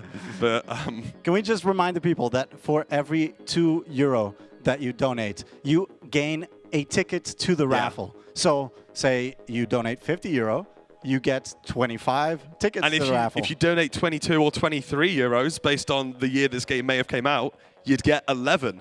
So that's pretty high odds to win a JBL Quantum 650. Don't mind if I do. Looks quite nice, actually. It does. I reckon I might have to open my bank account. 2 webcam and mouse pad. Oh, lovely. You can see all of your beautiful face in high definition when you're at home playing Splatoon. Show off to your mates on Discord. Go, yeah, look at my nice webcam. Look at my nice face. You can also get a travel case and a screen protector. You don't want to break your Switch, do you? No, you do not. No, you do not.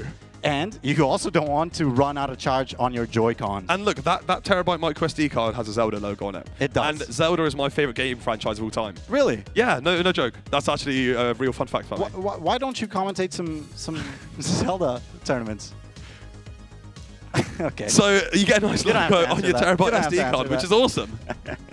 Well, so everyone, make sure to enter the raffle if you want any of these wonderful, wonderful prizes. Are you Do entering that. the raffle? And if you've got a free Twitch Prime line around, I'm sure Dude wouldn't mind it. Yeah. Okay. Can't believe you went there.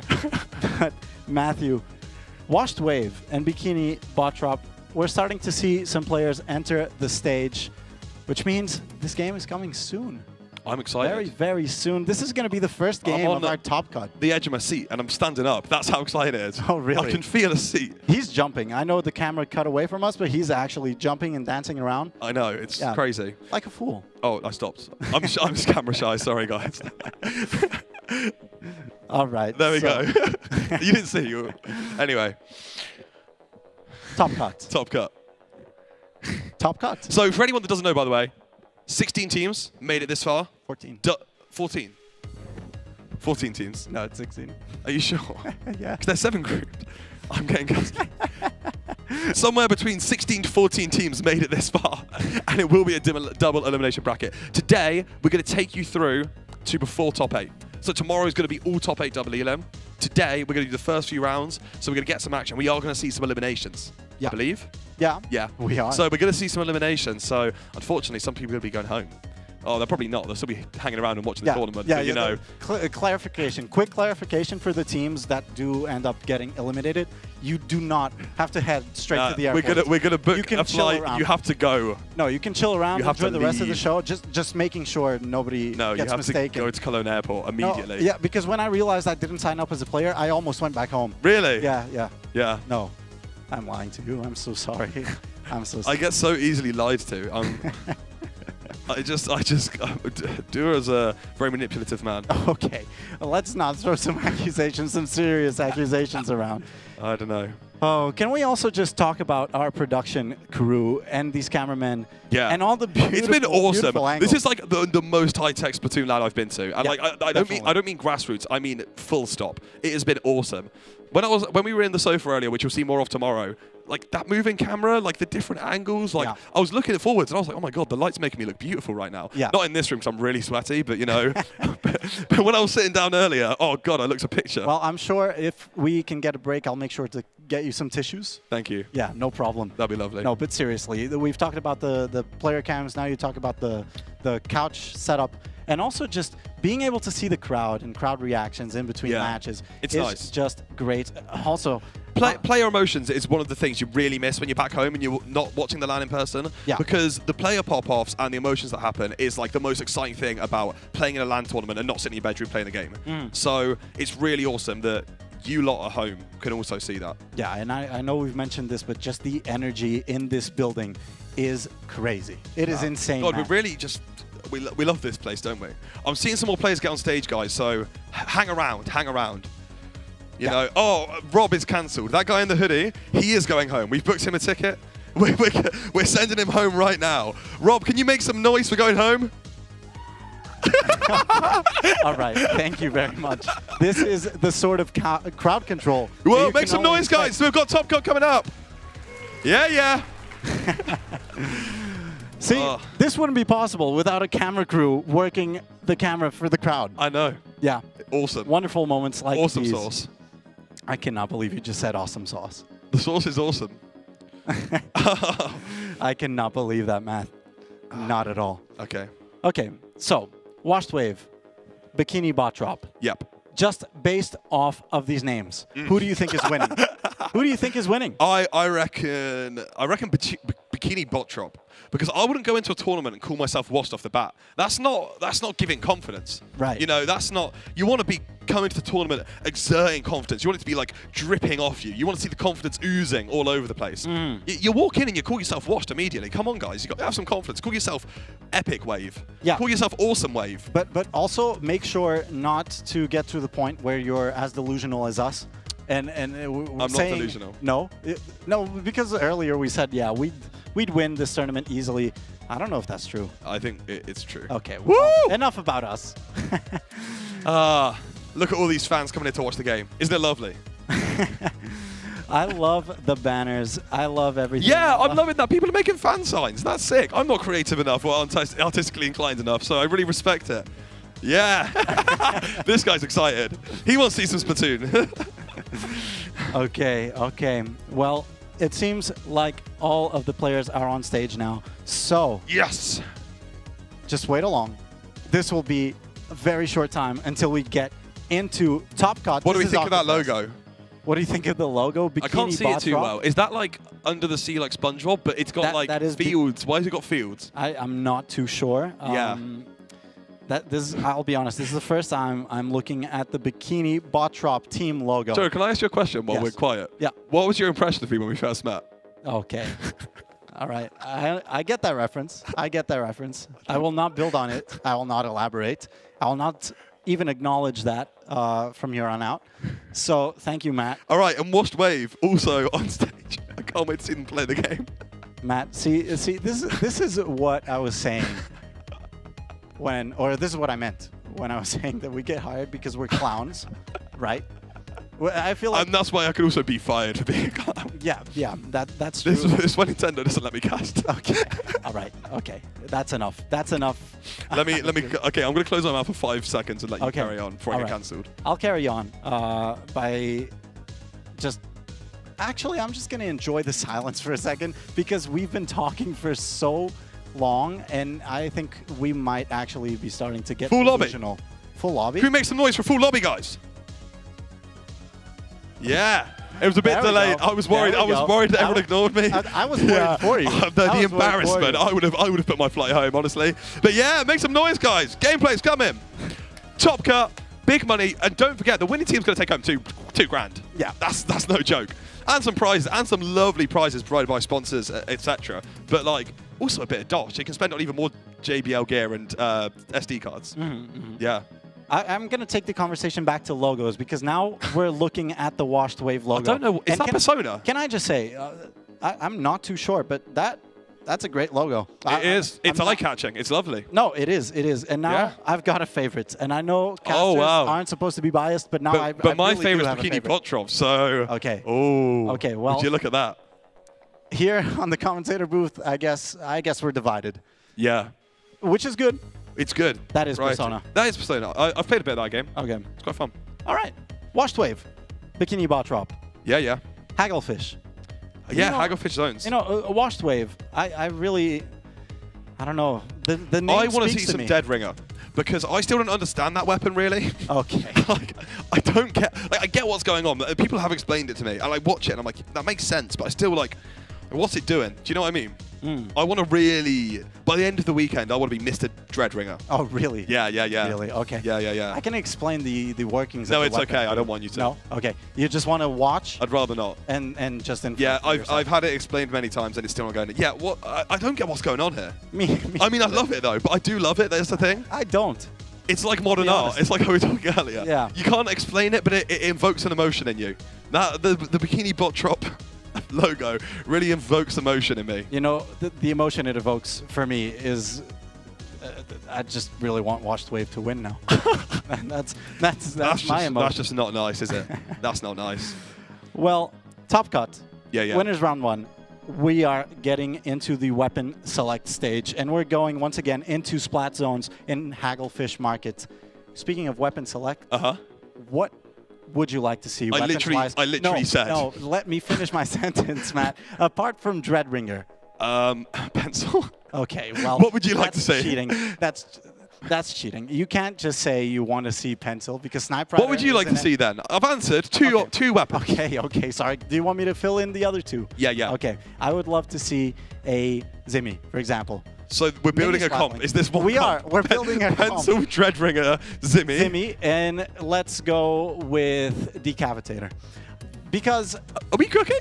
I think we might be. We might be. Yeah, Or I feel like a slosher. There's maybe a definitely slosher. some flaw. What, double slosher? Yeah, no, I've seen it. I've seen it happen. Okay. It can work. If we see that comp come out, everyone has to donate €5 to stream. Guys, let's get excited for Top Cut coming up now. We've got a bucket coming out. We've got a pencil. Nice to see some dualies. It'll be exciting. S Blaster Classic. Oh, the heavy edit. Bringing back the OG cooler guy.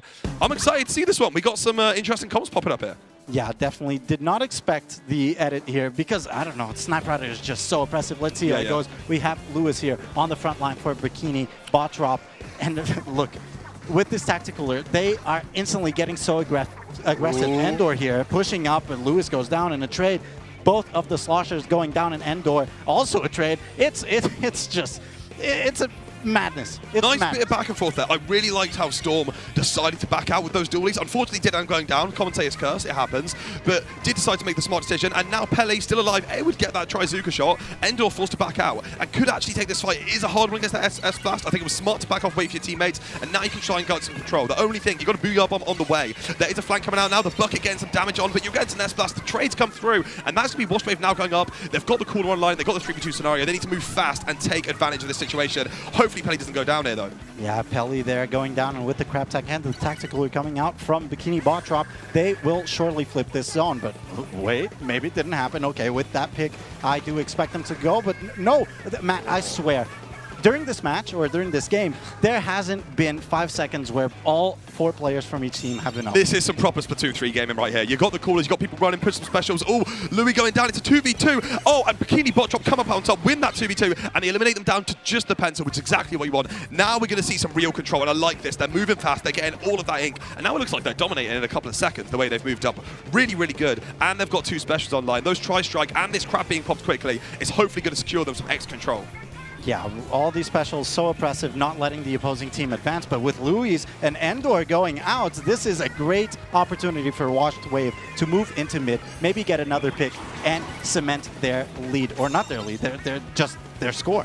No, yeah, but unfortunately, 2 of them do go down here, so Washed Wave are going to be able to get a turnaround. It's just Louis, but they actually do manage to get 1 pick. Going against Storm now, able to get 2. Massive turnaround just against the Sniper Rider. Staying out of the LOS is very, very smart. Not taking that damage, but keeping the pressure on. The team can now come back, and they can take that control. What a hero play. They do lose 1 to a flank, but they're now up 3v2, and they've got all that control. Endor's putting the splash damage on. You got Louis shooting these shots.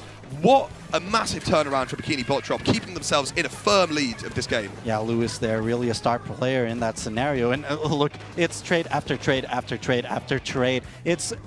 But somehow Washed Wave cannot break through Bikini Bot Drop's defenses. As I say that, they might just do that with that big bubbler getting popped on their side of the zone, especially Mert here jumping back. I like that decision. This is finally a control situation for Washed Wave. Washed Wave can definitely set up here, and they've already managed to take 31 points off. The penalty soon to go. So it's not like they've been dominated, as it may have looked at certain points. I'm going to say, I'm really liking this dualies pick, because the big bubble is able to get a lot of value in these fights. You're able to find these sneaky kind of angles off to the side, and hopefully able to keep the control now as the Booyah Bomb is pushed, and Bikini Bot Drop are going to start coming through, getting the pick on the Slosher to open up.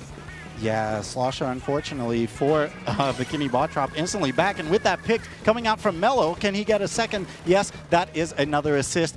Look, Washed Wave is a force to be reckoned with right now. They just keep advancing. They're not scared. And Bikini Bot Drop also not scared with the Crab Tank. Maybe a bit, I don't know, a bit urgent in that popping of the special. I don't know if they needed it per se, but they did flip the zone, and now they have control. And you know what? It's not like the splash can't follow quickly, but oh look, Storm's on the flank. Mer could easily go down here. Bikini Bot Drop have already lost 2. As long as they're able to pick up, that's going to be 3 down. That's going to be a full wipe. Wonderful flip from Washed Wave, and with a lead going into this last minute, they're looking good. Tactical have popped early, but I don't hate it, because now you can just run up into their spawn, try and get some control. You go down, you're back already. 2 other specials online. This is looking scary now if you can Bot Drop. You're going to need to get your special online, and you're going to have to find some key picks to get back in here, because you're about to go against 3 specials. Yeah, they keep on popping specials, as you said, with this Trizuka not getting any pick, maybe getting some chip damage, but to no avail. With the Tri-Strike, Bikini Bot Drop moving into mid, but they can't really move up. Maybe with these 2 picks from Washed Wave, here it is, then the Booyah. Endor does go down, but the zone gets flipped in favor of Bikini Bot Drop, and with that other pick, oh, this is dangerous. This can easily snowball. Yeah, but Bikini Bot Drop are in a really nice situation here. With those 2 picks going down, even though they lost 1, they're in a great scenario. Now going into the last 30 seconds, they've got no penalty. They're only a few points away from lead. They do actually end up getting Lewis as well, which, as we saw, was an insane player, so taking him out early is going to be amazing. That cooler does get popped, so they're going to have to run in, but the lead is going to be lost. Lewis trying to push up, get some more picks. It's a 3v3 scenario. Storm Hero trying to drop, does actually get the pick. Endor now manages to fight back, but the pencil goes through. It's just the decal going into these last few seconds. Only 2 points left. The Slosher's trying to get the paint down, but no, gets taken out in a trade, and now you've got the blaster, and the flip does happen. Washed Wave are back in control, and now if they can hold this overtime, they can potentially keep the game alive here. Yeah, that big bubbler is so important, but with these picks and that Booyah, I don't think they can do it. Oh, wait, they still haven't flipped, but no. That is game 1 going to Bikini Bot Drop. That was a sick first game. These teams are sick. Yeah. Yeah. Yeah, that was so close. It could have been anyone's game, Matt. But Bikini, they clutched up at the end, and Washed Wave definitely could have won, but just 1 extra pick from the side of Bikini. No, literally, I think that's not enough. That game came down to 1 team fight flipping a different way. Yeah. If any of those team fights flipped a certain way and the points were just slightly different, it would have gone to the other team. That was exceptionally played by both. But I mean, congratulations to Bikini Bot Drop getting through. Highlight for me that game when Lewis managed to get those picks and managed to keep the control. Definitely. I think without that, might have not been a win. Yeah. So definitely individual game MVP for me, that one. That was some beautiful Slosher play. Yeah, I've got to say. I was going to say the exact same thing when you mentioned the clutch moment or the MVP for me is also definitely Lewis. That was just great. Yeah, and but I would like to say I really like seeing. I think it's Storm Hero because it just says Storm H on screen. I think. Right. Yeah, it is. It is. Storm Hero. Yeah, you're absolutely. Really liked watching Storm Hero on the dualies though. I don't know if this is a map-dependent pick, but honestly, the dualies with the big bubble isn't a weapon I've actually seen because I've not been keeping up with the game, to be honest. But I'm a big fan of the special big bubble. Even before it was, as powerful as it is now, I've always thought it was a really interesting special. And seeing it utilized on like a duelist-style weapon where you're taking these engagements can help yourself be great. And guys, look, we've got a donation goal here. 500 euros, and we're going to get karaoke. 400 euros, someone to get a mini costume. And oh, what's that? Only 150 euros, and Toyoma's going to have to eat an onion. Okay. Can we please get to Can 150 we euro? please? Please. Guys, open your bank accounts. That's what I'm saying. Please, please. I really want to watch Sayoba and eat an onion. I also don't know if it's happening, but I think I agreed that I'd do a milk shoey for a certain amount. Okay, can you... We'll say more about that. Okay, yeah. Yeah. But if you donate enough money, maybe I'll say like 250, 300. I don't know. Okay. I might be able to sign up for that. So guys, start getting the money up there, and when that donation goal Matt does a milk shoey tomorrow comes up. Okay, just to explain, because I didn't know this personally, what Matt is saying is he'll drink milk from a shoe. Yeah, so I'm going to fill up a shoe with milk and then down it in one. Okay. If you open your bank accounts up. Yeah. Cha-ching. That's disgusting. Why? Drinking milk from a shoe. Oh, I thought you meant me saying to open your bank account. No. Well, okay. Well, Politics, am I right? Clam Blitz, Museum d'Alphonsino. Let's make some noise. Once again, match point for the side of Bikini bot drop. We see oh, that's the same comp. Yeah. And from Bikini bot drop, also the same comp. I don't hate it. These comps work on, I think, a wide variety of maps. All the players seem very comfortable on the weapons they've picked. So, yeah, no hate at all. Going to be going to the mid very early. And, that's already going to be the bucket going down for Bikini Bot Drop. Able to catch them out on that flank. Now it's going to be a 4v3. Storm Hero trying to turn this around, though. Finding Lewis, but it is a trade. So Bikini Bot Drop are still in a slight advantage, especially with that cooler. They're going to have to pick up and try and get a nice situation. Back to a 3v3, but Mert is getting low, and Endor isn't able to find anyone quite yet. And another trade going through. But it looks like Washed Wave might be able to flip this mid control. Yeah, what looked like a terrible start for Washed Wave has suddenly turned into maybe them breaking into mid, but High On, he has something to say about it along with Endor here. They're holding the front lines of Bikini Bot Drop Washed Wave. What will they do? Maybe get a pick onto Endor. There it is. But again, trade. That's the name of this match, it seems. But that was some lovely team play. Moving with that crab and just kind of like running in at them like a death ball, like a unit, and just taking everyone out. Gets them some great control. Now they're able to move up onto the plat, and they've got the tapped cooler to help. So it's looking like a great situation for Bikini Bot Drop. Unfortunately, they do lose 2 players. So Washed Wave keeping that control was very, very nice. And it looks like they might be able to stop the points. Lewis does get a pick, and a jumping from Endor, able to actually get the pick there. So Bikini Bot Drop are not out of this at all. Mert's coming to back them up. Hyun's there. So actually some points could be coming onto the board, but it's looking like a 4v4 scenario, so we're going to have to see. But look at that. Yeah. Another one going down. Every time one of these teams tries to set up for success, it seems like the other team magically gets a double. Yeah. And their entire efforts are just pulverized into the ground. Look at this. Washed Wave, okay, in a 3v3 scenario, maybe they can't break it to mid. No, definitely not with just a Sniper Rider. And now it should be Bikini Bot Drop's turn to score some points. Yeah, Hyun's going to have to try and score his power climb. Does get it, but goes down in return. Mert is looking to get another. Does have Endor supporting, but it's only a 2v3. Pelly is running up now. They've got that cooler, and Storm Hero is going to be there to support. In a difficult situation, but a direct could turn anything here. Going to be able to see, but no, not getting it, but the trade does go through onto Pelly. Now it's going to be a 3v2 situation. Mert going to be moving up. Do they know the Slosher's right over them, though? Does back up and gets some support from Luis. It is going to be getting even here, but does go down, actually. Bikini Bot Drop not going to be able to push forward as Washed Wave hold control of their plat, but it's definitely not over here. Yeah, Luis losing that 1v1 in the gate, just jumping in and getting a double. That's definitely not what you want to see if you are Bikini Bot Drop. Now Washed Wave moves into mid. They have a power climb available. Mellow, are you close to your tactical? I don't know, and I don't know if it matters, honestly, because it seems like Washed Wave are actually a washing wave right now, and they're getting pick after pick. But of course, I say that, and their Slosher goes down. But that doesn't matter, because Bikini Slosher also went down, Matt, with this tacticaler.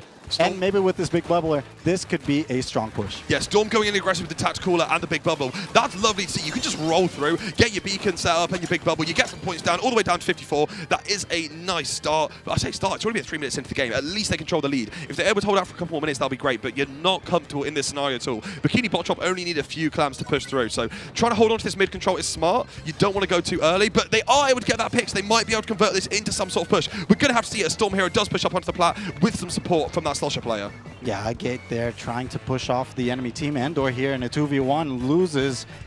Look, Matt, I think Washed Wave is looking to score again. And with the way they scored last time, it was just a burst of 46 points. If they do that again, they can almost KO. But look, it's chaos in the battlefield. No team gets an advantage anyways, because, I mean, they never have 4 players up. It's the same thing we just saw in Hagglefish. Look, I really don't know how this game will turn out because it seems like at any second they can just flip the entire advantage. No, yeah, 100%. Going into this last minute is going to be really interesting because even though Washwave have that lead, they've got a bit of mid-control, this could easily get flipped at any moment, but unfortunately it is going to be Endor going down, which means Washwave will be able to get some sort of push here. They pop that special and that's 3 going down. It's just Mert having to run away on the heavy edit. Look how many clams they've got, and they're moving fast, not scared at all. They've got to continue this pressure as they move forward. They score 1. Storm here is trying to get in a fight with this heavy edit, and they do take it down. Moving forward with some more clams. Another power clam comes through. Storm scoring some of their own. They do have the big bubble now as well. That's huge here, as they're able to just keep the control of the plat. If they get some more clams from mid, this could be a huge lead, but Mello has to get in quickly. There's no points there, and the timer is ticking down. Storm Heroes going forwards, but does get taken out, but more clams coming through. Down to 10 points in the last 30 seconds. Washwave finished their push, but what a great one to go towards the end of the game. Yeah, with 30 seconds left on the clock, 10 is a good number to be on your side. Look, 80, all that Bikini Bot Drop needs is one strong and continuous push. We've seen a lot of burst pushes, but you know, in Clam Blitz, you have to hold the line and send a teammate back to get some more clams to score. And with this tactical wear and with their specials, no, never mind. Bikini Bot Drop, they're dropping like flies, Matt. I don't know if they can do it. It's going to be a really difficult one, but anything is possible in this game, honestly. Hyun does unfortunately get taken down, though, so it's going to be a 4v3. That's going to be 2 going down. Endor does get a pick, but they're going to need a miracle to get there for the overtime. Mert, you've got to start moving forward and find some miracle, and they do actually take out Pelly. Booyah Bomb coming through. The clam does open, but Storm's going to try and come through now. Looking for that pick on Mert. They do get it. Hyun going down, too. It's just a gate, and I think Lewis, unfortunately, going to be going down. Washwave able to hold on. Another great game, honestly, even though there's quite a big point differential. It came down to a few good pushes. Washed Wave looked great on that map, taking it to a 1-1. I think we're in for a treat of a set here. Oh, a best of 3, so it's going to be the final one. Yeah. But we're in the middle of a treat of a set. This has been a treat. Exactly. I've been treated. And look, it is a great sign that the first match of Top Cut goes to essentially the final map in the set. It just bodes well for the rest of the tournament. Yeah. Look, yeah. Washed Wave, Bikini Bot Drop. I think these teams are on par with each other. I don't know. 100%. I don't know by heart their seeds, but I would say they're if they were 4, if one is 4, the other's 5. Well, that's not how seeding works in a top 16 bracket. I know. So actually, you're wrong. Okay. It would have to be 8 and 9, actually. Thank you. Thank you for correcting me. Probably more accurate. Thank you so much for correcting me. I just wanted to make sure you knew. Okay. I know now. And I feel terrible. Yeah, I would feel terrible if I were you. Let's look at some replays here now. Well, this again, both of these games and both of these teams, I love this so little on that. But it's like 1v1, then a 1v1, then a 1v1. People jumping in. That was crazy. Like. Watching these teams is really hype. This is hype. This is also, guys, not to be biased or anything. This is why I love EU Splatoon. Because everyone's just like mechanical warlords that are just running around trying to like kill each other and get an advantage off it, and then finding a random team push out somewhere. It's so exciting. It's so explosive. Yeah. EU Splatoon's awesome. Yeah, and to your point of these teams being really exploding, or not exploding, explosive. Sorry. Like we've said before, there's not a moment to breathe in these games. There's always a fight happening. There's also a player, or there's always a player going down. Yeah. And you can't really tell whose team has the advantage, because at any point, especially in a mode like Clam Blitz, it's so volatile. What I'm liking here is we can see they're kind of having a discussion. Hyun not quite. Oh, they have readied up now. I wonder if the comp has changed. Ladies and gentlemen, everyone in the crowd, can we please make some noise for Game 3 of the first game of Top Cut? Very exciting going into this here. Let's see what happens. Same comp coming through for one side. But we are seeing Hyun move on to the shot over the splash. All right, let's see how these teams fare in tower control. We haven't seen this mode before. And as you said, same comps, they are confident. Well, a little bit of a change. No splash from the side of Bikini Bot Drop. Now there is a splatter shot, and look at that tactical where both teams popping it so fast. They are ready to fight, but it seems like they're both kind of hesitant. A Gate here being the first one to aggress, but that does prove to be a bad decision because Lewis is there waiting, and they get a pick. Look, one player went down, but they started to move the tower. It doesn't matter. Washed Wave is coming back, and each player keeps jumping back in. Washed Wave comes out on top. And now it's their turn to push. Yeah, Washed Wave do look like they'll be the ones on top here. Lewis is the only one left, but I mean, Lewis is a miracle worker. We can see anything happen here. It is going to be tricky, though, with Storm Hero pushing up on you with the support from Pelly, but it looks like it's going to end up being a 4v4 scenario. I think there was a jump out, so yeah, it's going to be Washed Wave getting through that first checkpoint here. Storm Hero does go down. Hyun going to be pushing up, especially with those tri-spike support. Going to be moving men off the tower, which is great here. They're going to get that control, but there's a couple of specials that could be popped at any moment to keep Washed Wave in control. They do actually end up using the big bubble, but go down as a result, unfortunately. Hyun's going to be moving up and trying to get into mid, but two of your teammates is down. It looks like Washed Wave will actually be keeping control here. There is a jump in, though, so Bikini Bot Drop can definitely try and hold out. Yeah. I don't know if they can hold out. This tower is moving fast. I mean, 3v3, okay. 3v2, Bikini, you're at a disadvantage. I would watch out if I were you, but this splatter shot, okay, I was going to say, maybe this flank will amount to something. No. No, it did not. See, unfortunately, if this game just stays at a 2v2, 3v2 scenario, Washed Wave are just always going to have that tower in the same place. They're just making small, steady progress. And when you get 3 down like that, it's probably going to be some big progress. A gate pushing up, and unfortunately does get taken down, but gets the trade for it. So only 2 people up, but the big bubble online, they might be able to break through this final checkpoint, which would be absolutely huge. Jump comes through, and that last checkpoint is broken. Taking it down to 15 points. Oh. That's a great push, and it's not over here. 2 players down. Slosher pushing up now, trying to get that pick. Gets 1, could potentially get the second. That could be a full wipe, but it doesn't even matter. Washed Wave able to get the KO in a wonderful push. Slow, surgical play there. Instead of playing a slow explosive, they take it easy. They wait for their scenario, they capitalize, and they win that first set of Top Cut. And look at the energy. Look at the energy from these guys. It's great to see, and may I say, a well-deserved pop-off. Yeah. Look, Washed Wave not living up to their name at all. Rax Wave, Epic Wave. Exactly. Awesome Wave. Washing Wave. Washing. They just washed Bikini off the winner side. Yeah. Well, yeah. But yeah, that is going to be Bikini Bot Drop dropping down to the loser side of the bracket. Still have a tournament lifeline. This is double elimination, so they could make it back to grand finals. If tomorrow, you know, they get a good night's sleep, don't go too crazy at this after party, they might wake up tomorrow with a fresh mindset and they might sweep everyone. So we'll have to see, because Bikini Bot Drop, as I said at the start, they are my favorites. Did go down, but they looked awesome. I really like to play for both these teams. Yeah, this is such a great precedent for the Look at this camaraderie. I love it. No, it's great. It's great, and the fact that there's a stage. Yeah. It doesn't matter who wins. Everybody's excited just to be here. Oh, man. This is such a good precedent for the rest of this tournament. I'm telling you, I can already feel some good Splatoon in our futures, I've got the Splatoon tingles. Okay. All right. Oh, sorry, I was going to say. Okay, don't worry about it. No, okay, yeah, you go ahead. No, you go ahead. You go ahead. Okay, I'll go ahead. And I'll just say that for this next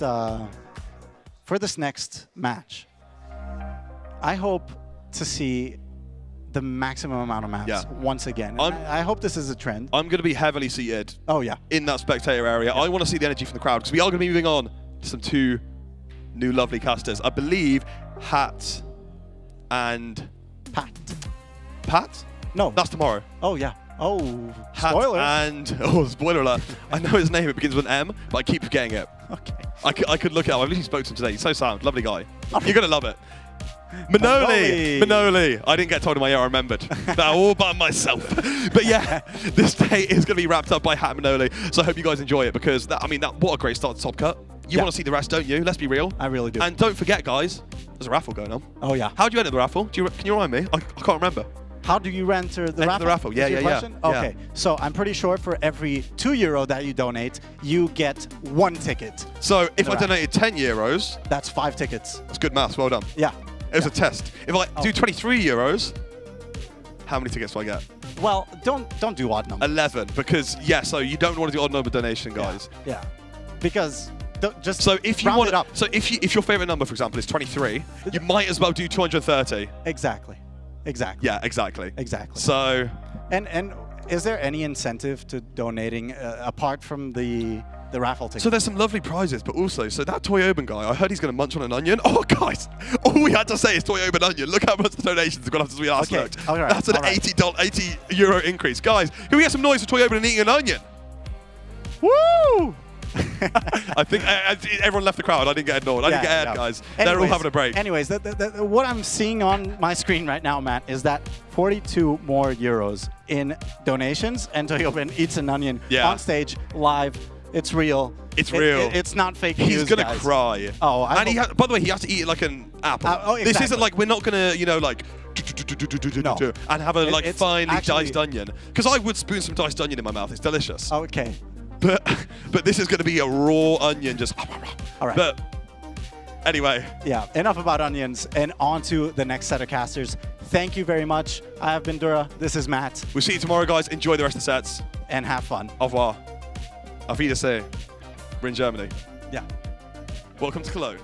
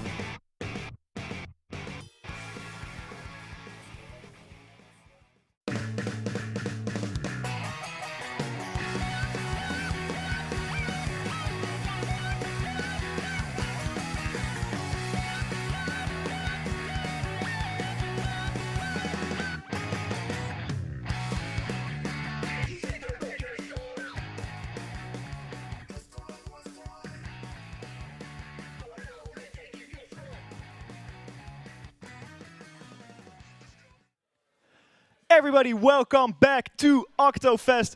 We have a new set of beautiful casters here on the mic. My name is Hed and I'm joined today by Manoli at the last bit of the event on the first day of Oktofest. We just saw some crazy games earlier. We are going on the final run of the day. We are going to see Paris Saint Gloufus against EYG x Black Lotus. On the teams we have Glash, Little, Magnolia and Dragip on the Paris team, and on IYG Black Lotus we have Noctis, Wasabi, Yaru and Anger. So some very well-known names within the Splatoon community. But before we start going into this match, everyone is saying up, Manoli, how are you doing? Because we had a long day already, especially you as a staff member. We had a ton of stuff to do. Not everything went as smoothly, I think, as it could have been, but that's always something in Splatoon. But how have you experienced day one so far? Yes, we unfortunately had some delays, as you already mentioned, but I had a very fun day so far, but very happy to finally be able here and commentate some matches together with you. I hope that we see some very close matches and intense sets. I very much hope so too. We had a lot of great sets today. A lot of sets actually were very much a sweep or 2-0, 3-0. So I'm hoping from this time for the last couple games we do see a bit of a change. I tend to have that luck a little bit. If you look at the past couple NSCs, for example, we had the couple bit of luck, same with the paddling pool. So hopefully today at Oktofest we will face the same. We saw so much stuff. I cannot wait to talk to you guys about all of that. But we have a couple things we want to mention for the people who are still here in this venue. Before you leave today, take a picture with the Oktofest banner and put it on the social medias. There is a raffle that the funniest picture will get a prize. I already made sure to get my entry ready, and you should too. There are some super cool props provided by WVD Creations. Definitely give them a shout out as well. And don't forget, of course, to check out all our artists who are here. And we have probably more important one, the donation raffle. Our previous set of casters were talking about it. If we reach 150 euros in donation, you will see Toyo Ben eat an or not an orange. An onion. Oh. Okay, I don't think that's that bad. To be honest, I like onions. I like onions as well. I don't know if Ben likes onions. I cannot see him right now. I don't think he likes onions. That's why. I mean, if you buy it in an entire onion. I mean, can be worse. It could be worse. It could be worse. It could be worse. Yeah. But I think for us, Manoli, we don't have to not cast it yet together. I think maybe we never did. Never done it. I think you did some paddling pools here and there. I don't think we ever have done together. I'm excited for that one. Always fun to see you cast here on lands. But today, man, what an experience. For me, I didn't really catch all too much of what was exactly going on. And at the same time, as a photographer, I caught everything that was going on. Yeah. There will be a ginormous list onto the website Devil Productions with all the images soon. I don't want to shout out myself, but if you want to get a sneak peek, check out my Blue Sky page for some sneak peeks on the images that I've created. But you have been doing a lot. Can you tell me about Oktofest a little bit more as a staff member and like what you've all been doing today? Yes, this morning at 9:30 we entered the venue. We play tested all the consoles, that everything is working properly. We set up everything on the stage. We did some test runs and everything worked well, more or less. We had a few issues here and there, but all in all it was very good. I took some pictures as well, not just you, with the banner, but also a lot of people here. Got some signatures on my hoodie already. Signed yours well, right? Yeah. Yeah, here. Sleeve, look at that. If you haven't done it yet, go to Manoli, get his hoodie signed. Sign me. The more, the better. Can you show the back as well? Because I think you have the best looking staff. Yeah, hold on, let me quickly turn around. Yeah. Yeah, let me take off my headphones. Hold on. Yeah, he has like, look at this. Look at this beautiful shirt. He obviously has the best staff shirt out of all the other staff members here. I don't want to speak ill of them because everyone's doing a great job here at Oktofest. But Manoli takes the cake on that one, 100%, no doubt about it. Now, if we look at our maps, Manoli, we are going to start it off on Splatstone's Hagglefish Market. We saw it in our previous set as well. And what do you expect for these teams mainly to do? Maybe you think some oddball stuff, maybe some different weapons, because we saw most of them already on the stream. What do you reckon will be a bit different compared to our previous match? It will be a bit more meta, I do think. But we've seen some interesting weapon combinations, so I wouldn't be too surprised if we see some more of those. Yeah, I think it does work for Splatoon 3 in the current meta. It does. You need like two like meta picks, like for example pencil and like splatter shot, for example.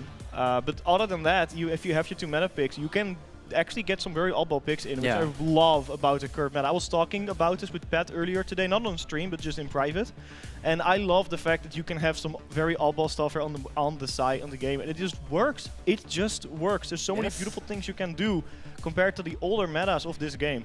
So I love seeing that. I'm looking at our teams right now. They are still getting ready. Of course, it's a LAN. Everything is a new thing. It's always different. Like, you know, I used to play a lot of Splatoon myself, and, you know, getting into matches and tournaments is just get to breeze. But for some reason, in a LAN, it always feels so much harder, even though it's just one extra button press and you're kind of in the LAN mode. Yes. So I always wonder why that sometimes does go on, but it does not take away from the experience, because the vibe here today, it was spot on. I had so many laughs. We've seen so many people smiling. We saw a lot of cool cosplayers as well, which I did not expect that to happen at all. I believe it's the Halloween Squid Sisters. We saw Grams. We saw Grams in his like Octo expansion outfit. Absolute peak. Of course, WVD Creations brought all his stuff as well. So a lot of cool cosplay photos that can be made there again with the Oktofest banner. Please, guys, really don't forget to do that. You can win some cool prizes from our sponsors. We have JBL, U-Rage, SanDisk, and of course Experion, where we are hosting this event. So how have you experienced Experion? Because when I logged into this venue yesterday to help like set up the kind of thing, it was wow. You can see the prices here on stream. These are the Revel prices. So every €2 you donate as a viewer, you have a chance to win one of these prizes, a JBL Quantum 650, which is honestly, apart from looking cool, actually a very good headset. 2 webcams by U-Rage. I mean, who doesn't want a webcam? You always everybody wants. You always need a better webcam. And a mousepad, of course, can't forget the mousepad. Travel case and a screen protector for the Switch 2, which is very, very nice. I have a screen protector from U-Rage as well, and I'm actually very happy with it. It's really smooth, actually. I was very surprised, but it was actually super smooth. So lovely prizes. Please do not forget. And of course, more importantly, for the donate, if you can get a donate on screen before the game starts, we have the punishments. And like I said earlier, €150 donated means Toyoben eats an onion, and I bet it's not going to be here on the casting booth on stream. It has to be. Yeah, it has to be. We have to see it, we have to film it. But we didn't just see cosplays today, we saw a lot of posters as well. We saw a lot of plushies from Splatoon that were taken here as well. So very, very nicely done. And you asked how I felt when I entered the venue. I was overwhelmed by everything that was here. It's enormous. But now we're gonna go into the first match. I am ready. Let's get this going. I hear our crowd is going to be hyping this up. We have Black Lotus in the pink, and we have Paris St. Louis in the blue. And already look at that. Yes. That's a Tensorbrella with a Zuka. That's one of the stuff I'm talking about. You don't see this stuff often. Evercore, my favorite weapon, an L3 with the inkjet. I love this already. I love this already so much. Both teams now contesting this zone. They're trying to get a grip on each other. 2 players do go down, one on each side, and both of them are actually the inkjets, which is nice. No more aerial fighting you do have to worry about, but it's still both teams very much fighting for that zone. Nobody is making a lot of progress. They're waiting to get the first team fight done. Splash does go down on the side of Paris. This is a huge opportunity for Black Lotus to push in forward, but it does look like they can really get the ground in. They finally have that zone painted purple and starting counting the points down. Yes, it's 2 members down on the side of Paris St. Louis, and now Black Lotus are looking in a very good position, able to get more points on the board. They're still passively painting. They're waiting for Paris St. Louis to go back in there. Save the specials ready. I see the inkjet, or they try already on, but big splat coming in, I believe, from Yaru. Getting that one down is what you need. Mango with that S-Blast trying to push forward, but Magno not able to do that because of that 52. Again, Noctis with the blaster, sharking a little bit, waiting for someone to drop down on the Fortune Soul. To picking him off, but while I say that Paris St. Louis somehow went in and captured that zone. I don't know for how much longer they will hold it for, but as long as it's 52 from Black Lotus is down, I don't think they're going to be losing it anytime soon. Yes, very nicely done here by PSG. They collected all of their specials and were able to get back in, but it's 3 members down on the side of PSG now. Also 3 members down on Black Lotus. They are still able to hold the zone. Now it's neutralized, but are they able to flip it? No, they're not. Oh, beautiful pick here. That splat bomb. Oh, but another splat bomb. They're going ahead and left and right. Splat bombs all over the place. Paris St. Louis, however, have not lost that zone yet. They're still pushing through. And this is actually the lead switch. PSG got the lead, but it's 2 members down once again. Black Lotus now has a very good opportunity to get back in and cap the zone for themselves. Does the S-Blast get taken out? Yes, he does. big flank from the S-Blast because that single play prevented the zone from being painted enough by Black Lotus to neutralize it. Or capture it at least. Anger now facing fighting in a Slosher, lost that too. Dragon does go down on the refract. Noct is getting beautiful splat. Oh my god! They have to push it out. There's only 5 seconds remaining. Kraken They can't paint! Can they do it in time? Yes, they can. They neutralized it, but now And they kept the zone! They did! Black Lotus still in this best of 3, still in this game. But Manoni, they still have so much work to do because they have to KO now. Yes, I was about to say CRB can't paint and neither can he with his Kraken, but they were able to barely cap the zone with 1 point left on the board. But it's now 2 members down once again on the side of Black Lotus, and PSG are able to cap the zone once more. Capturing is one thing, but maintaining is another. They have 65 ticks remaining to do something. 65 ticks to get that zone painted in their color again. Otherwise, this game is done and over. And it's not that scary. It's kind of scary for them because they cannot afford making a mistake. But there does go the Thunderbird down. Big splat on Dragon though by Noct. Huge beautiful pick. range blaster with a teammate there as well. Getting rid of the S-Blast too. Looking at that Slosher. Can he get the Slosher? No. Opts to go into the Kraken. Misses. Oh. That Slosher. Beautiful escape. But can Black Lotus paint that zone? They have 2 players down. Can he get the second? Yes. Yes. The third one. They have to capture it now. No time to waste. They already did that one. But there's only Noctis in the zone and the blaster cannot paint oh so well. Now they're looking in a very great position. Anger here below the tent, setting up his own tent, sending it off, but no one's sharking in there. They're kind of playing passive now. They have to play defensive. They are sharking. They don't have a lot of special ready though, and they have to get some specials ready if they want to do something big. Splat, but a 52 What? looking at another. Can I get it? Oh my god! 3 players down effectively on the side of Paris, and Black Lotus got rid of their penalty and are pushing towards that KO number. Yes, now they're looking to take out the S-Blast in his booty bomb. Are they able to trade? No, they're not. Zone is being held by them, but it's going down. Can they get it back though? It's just a pencil on Noctis on the zone. 2 players and both of them don't pay. But with a wipeout on the side of Black Lotus. Paris found a way in and took that zone by storm. Gambit 60 ticks remaining, Manoli. And they have to defend off Black Lotus, who is looking very fierce right now. Yes, and now it's just 1 more minute left on the clock. They have to get their specials and get in immediately, but the 52 is taken out once again. Looking at the game going right now, there's only 25 ticks remaining for Paris St. Lufus and only 36 seconds remaining in this game. So Black Lotus, they have to push in overtime and they have to push very fast. Because only 10 ticks remaining, the zone is neutralized and captured by Black Lotus. But this is going to be a very, very, very fearsome overtime push. Yes, but Black Lotus have a better opportunity to hold this zone, especially with their 10 player that does not get taken out actually. But does he survive? Yes, he does, and it's 2 members down on the side of PSG.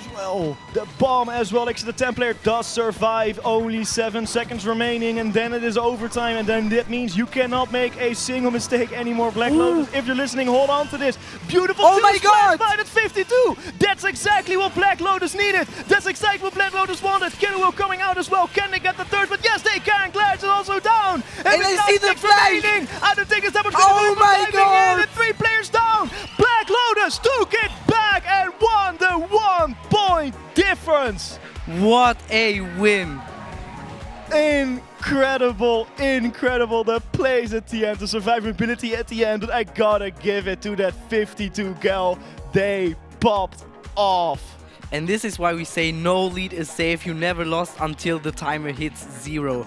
This is why you fight for the win and actually get the comeback. Yes, it's something I always told my teammates back into competitive when I was still playing. You can always push through. Overtime is so powerful in this game if you manage it well. And Black Lotus showed us how to manage it perfectly, even though this game had me at the edge of my seat. Well, I'm standing, but you know what I mean. They had it at the edge of my seat because what an ending. I don't know how they pulled that one off. Looking at all these replays here from early to late game, they had so much stuff done, so many different splats from both teams, so many things. We're like, how did you survive that, or how did you get that?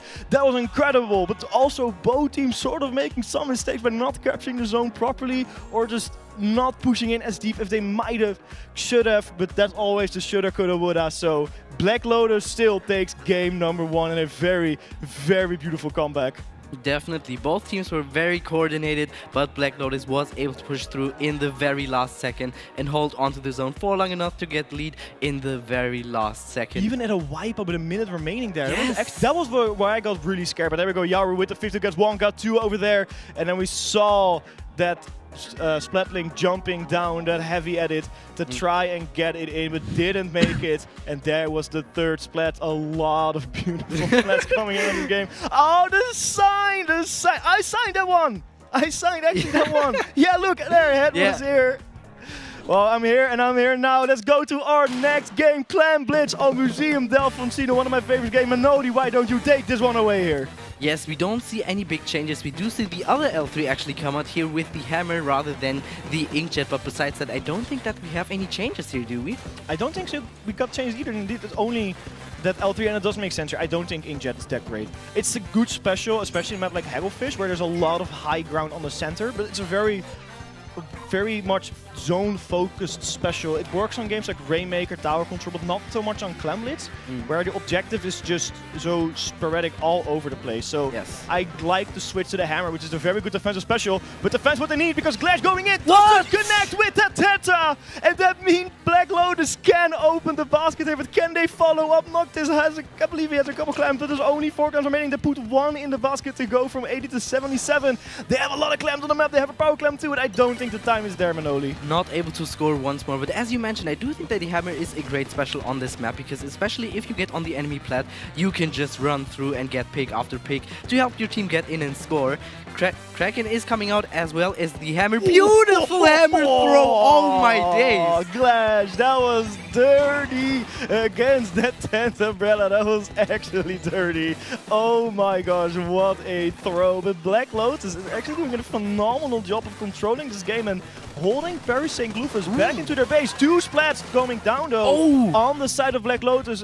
I believe also 2 players went down on Paris St. Glufus, so neither team is going to benefit nor lose from that. Very decent defense and trades coming in from Black Lotus, but with score 77, the second Paris gets a power climb in, you lose that lead. I was about to say PSG have to look out for the Zuka, and as I was about to say, 1 member got taken out. They are actually about to score potentially here. Kraken is coming out. Anger. Yes, the 10's coming out, but the hammer might prevent them from scoring. Yeah, tactical is what they needed. We see the Kraken from Nox going in, gets a splat on the S-Blast now, flanking, looking at that Slosher. Can they get a splat on Dragib as well? I don't think Noctis is there. Now they noticed it, but Noctis missed the shot. But it doesn't matter, more clams are coming in because of that. 3 players down now, only the Pencil alive on the side of Black Lotus will stop that push. But Paris St. Glufus has some work to do because they have to push through 37 now. Yes, especially for the first 2.5 minutes, a push to 38 is very, very strong. That can be a game-winning push, I was about to say, as 2 members of PSG are going down. That's what they've been doing wrong, I think, in this one specifically. In the first game, they really had a dominant hole, but a beautiful hammer throw by Glash, I'm saying that. But now I feel like they just cannot find the openings. They cannot win the fights they need to win. Oh my god! Splats coming in from Black Lotus, and 3 players at the wipeout on the side of Paris. And here we see Black Lotus preparing for another push. They have the clams on the map. They have 10 ready. They have a power clam with the Tentacooler, or with the Tentambrella now. They opened that basket to see if they can score more points. With 2 players down, I don't think that much more is going to happen. I'm not sure if you noticed, but Anger was actually able to help his team go in here. He was in his tent, they didn't see him, he took out the edit and then Zukat another enemy from behind, and then this led to the wipeout to score once more.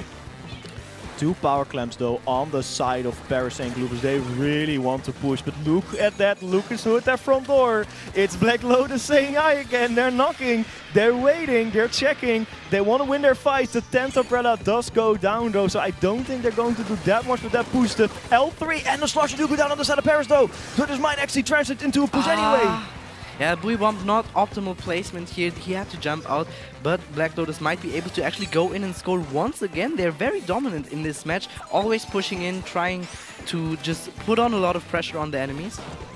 Black Lotus now putting on more pressure too with 2 power clams and a Tacticooler on the field. The 52 does go down with Yoa, can respawn quickly due to that Tacticooler and jump in instantly as well. Power clam has been, or basket has been opened on the side of Black Lotus. They can score points again. It's just 2 more clams to get a KO. Can they get it? Yes, they can! A beautiful push to win a 2-0 here in the Top Cut Round 1 best of 3. While Paris St. Glufus goes to the loser's bracket, it is EYGX Black Lotus to push further into the bracket. What a game and what a dominant display here. I don't think that Paris St. Louis had a single chance to push in here on Clamblade. They weren't even getting past mid. Yes, I was about to say in the first match it was pretty even. It wasn't as dominant in this match, but in this game, I don't know what changed. Black Lotus put the switch and I don't know what happened. I think after they had that win in the Splatoon game, after they won overtime spectacularly, I think that other team Paris just lost it. It felt, and it's so heartbreaking to lose when you have such a commanding lead, when you've been dominating and controlling the game and losing it at the very end, and then also fighting a team like Black Lotus. They've been playing together for quite some time now. They have some very experienced players. For example, Noctis, they've been playing since forever. Yes. They are very experienced and very scary on that blaster, might I add. So I think playing like that, especially after that much of a loss, you see how hyped Black Lotus was, how fired up they were. They were looking fierce, they were looking sharp. They had everything in the back and so many good defenses against specials here. For example, against Clash, Noctis with the Kraken here, just forcing players away where they don't want to be, but then Clash comes in and throws that hammer against Anger. That was actually beautiful. So I think both teams had some very good plays. But Paris is not out of the tournament. They still have the losers bracket they can conquer. And we've seen teams getting kicked out to the losers bracket in round 1 in other tournaments, but then end up going to the grands anyway. So there is still hope for Paris. Yes, I think, as you already mentioned, Black Lotus just had this confidence after the very first game. I mean, if you win in overtime, as you mentioned, you just have such a good feeling. And their opponents probably felt pushed against the wall, and they noticed how strong they are, and they just went in, put on more pressure after pressure to secure the second win and also this set. I agree with you there. I think definitely they were struggling. They just couldn't find the switch. They couldn't find the opening. But I think Paris also wasn't winning the fights. They were going in. They were, I think, what they were doing to go in very aggressively was a very good play. Because if you want to find a very aggressive team like Black Lotus, you have to be very aggressive as well. But they just couldn't get the picks they needed. They couldn't win the fights. They really wanted to win. At best, they can get a trade in, which it depends on the weapon. Like if you are an L3, you can get rid of the Tent Umbrella. Hey, that's a fairly decent trade if you ask me. L3 is sort of a one-trick pony anyway. You go in, especially the Dolphin, you go in with the burst cancel, hope you get 1 or 2 splats, and then you go out because that's the nature of your weapon. So if they got the trade against the weapons they needed to trade with, it's good, but I feel like they couldn't get those trades. And if they got a trade, it was against like a blaster or a pencil, which is nice, but it's not the trade you need to do as an L3. So that's a bit unfortunate. But hey, that sometimes does happen in Splatoon 3, and of course LAN's pressure is so much higher than playing online. I've played a couple LANs myself, like Breeze and RSL, but sometimes it's just so difficult. It feels so different. You know, all the lights on you, and I believe it's like up to 300 people here watching you as well, and just staring them in the eyes. Like you just look up from your screen, and there's everyone sitting. Yeah, you have your teammates next to you, you have the huge crowd, you have the live stream as well, and especially in best of 3, you're not allowed to make many mistakes, because if you lose twice, you lost the set, and you're out if it's not double elimination. Yeah, but luckily for Paris, it is double elimination now, so they can remain. Now, guys, whilst we are waiting for the next team to be set up, we have some things we want to mention other than thanking our beautiful sponsors for hosting this event. You can see them right here behind us, JBO, Urate, SanDisk, and Experion. We also want to mention the raffle. Once again, €2 donated will grant you a raffle entry ticket to win some beautiful prizes. If we can show them on the stream. There we go, we can see them on the stream here, the JBO Quantum 650, which is sort of like the giant prize, but also, what we didn't mention before, 3 Joy-Con charging stations and 3 1 terabyte micro SD cards. And as someone who does photography or just play a lot of games, you want that for a Switch. Like especially with the game sizes now, 1 terabyte is massive. You can get so many Switch games in. Maybe on other platforms, not as much for the Nintendo Switch. This one is, of course, the Legend of Zelda edition for the Nintendo Switch. Specifically, you want to have that one. We also, of course, have the donation raffle for the punishments, because if you get €150 donated to the prize pool, or at least a total, we will have Toyoban eat an onion on stream. And let's be real, who does not want to see Toyoban suffer through a whole onion right here on the stream? We see it right here. We are at 130 euros, so come on, we are almost there. We can almost see Toyoban eat an onion on stream, and I'm going to make sure he is going to eat the whole thing. Whether it is my cast or not, he's going to fully eat that onion. You know what? It's 20 more euros. I'm actually gonna donate those. You should donate it right now. I want you to grab your phone and just donate My it. phone. Oh, I can't do it online. I'm gonna do it in person. Okay. But I promise I'm gonna do it. Remind me so I don't forget. I want you to do it right after this set. We Yes. are going to get Toyoban to eat an onion. I don't know if he's listening. I see him walking on stage. I don't know if he's listening. I don't know if he's happy. He looks kind of scared. I don't think he's really waiting for this, but we are going to get him to eat an onion. And whilst we are getting everything ready, we see our next set of teams. And if I am correct, that is Scrim in 1 hour. We saw them a couple times on stage, and they actually had a surprising amount of wins. I believe they beat Black Lotus as well. They did, if I'm not mistaken. Yeah, they did beat Black Lotus. I think I took some pictures of it. I didn't really pay attention that much because I was taking a lot of photos, but I believe they beat Black Lotus, so they are fired up and ready, seeing their rival team essentially win a game, so they have to win this one as well. But we also have, how do I even pronounce this one? Belkuri Hamu. I'm gonna call them Belkuri Hamu. I'm gonna call them Belku. Yes. For easy sake, which is also a team which has some scary players, and I believe most of these are actually primarily Salmon Run players, but there's still some very well-known names. If you go through these rosters, Scrim in 1 hour, Nami Sleep, Leah, Mirval, and Kashin, and Belku is Brian, Rias, Spore, and our boy 36. Well, Brian is someone I know very well. Of course, sharing the nationality and also seeing him win multiple LANs. He is the LAN king of Europe. Every single RSL, for an example, is won by Brian, so they know how to play this. Dutch championships as well, every single one, also won by Brian. So if there's a player I would be afraid of, it's him. Yes, definitely Brian. Very scary player, as you mentioned. A lot of names that we do recognize, but not just in this team, also in the others. But the players are already setting up, and it's going to be a few more minutes, and then we should be good to go. And we're also going to switch it up because Top Cut Round 2 is now best of 5. We are getting two potential more games out of this set. Hopefully for real this time, because we were hoping that it would be a best of 3. We'd actually get the 3rd game. We didn't, unfortunately, but that's Splatoon. But best of 5 is always, you can afford to make a mistake. Yeah. You don't really want to afford that. You can make one. You don't want to afford it, but you can if you want to. If you want to try out some very oddball strategy that might just work, but also maybe not. It kind of depends. You can try it at least. I wouldn't recommend it per se, but you can. Yes.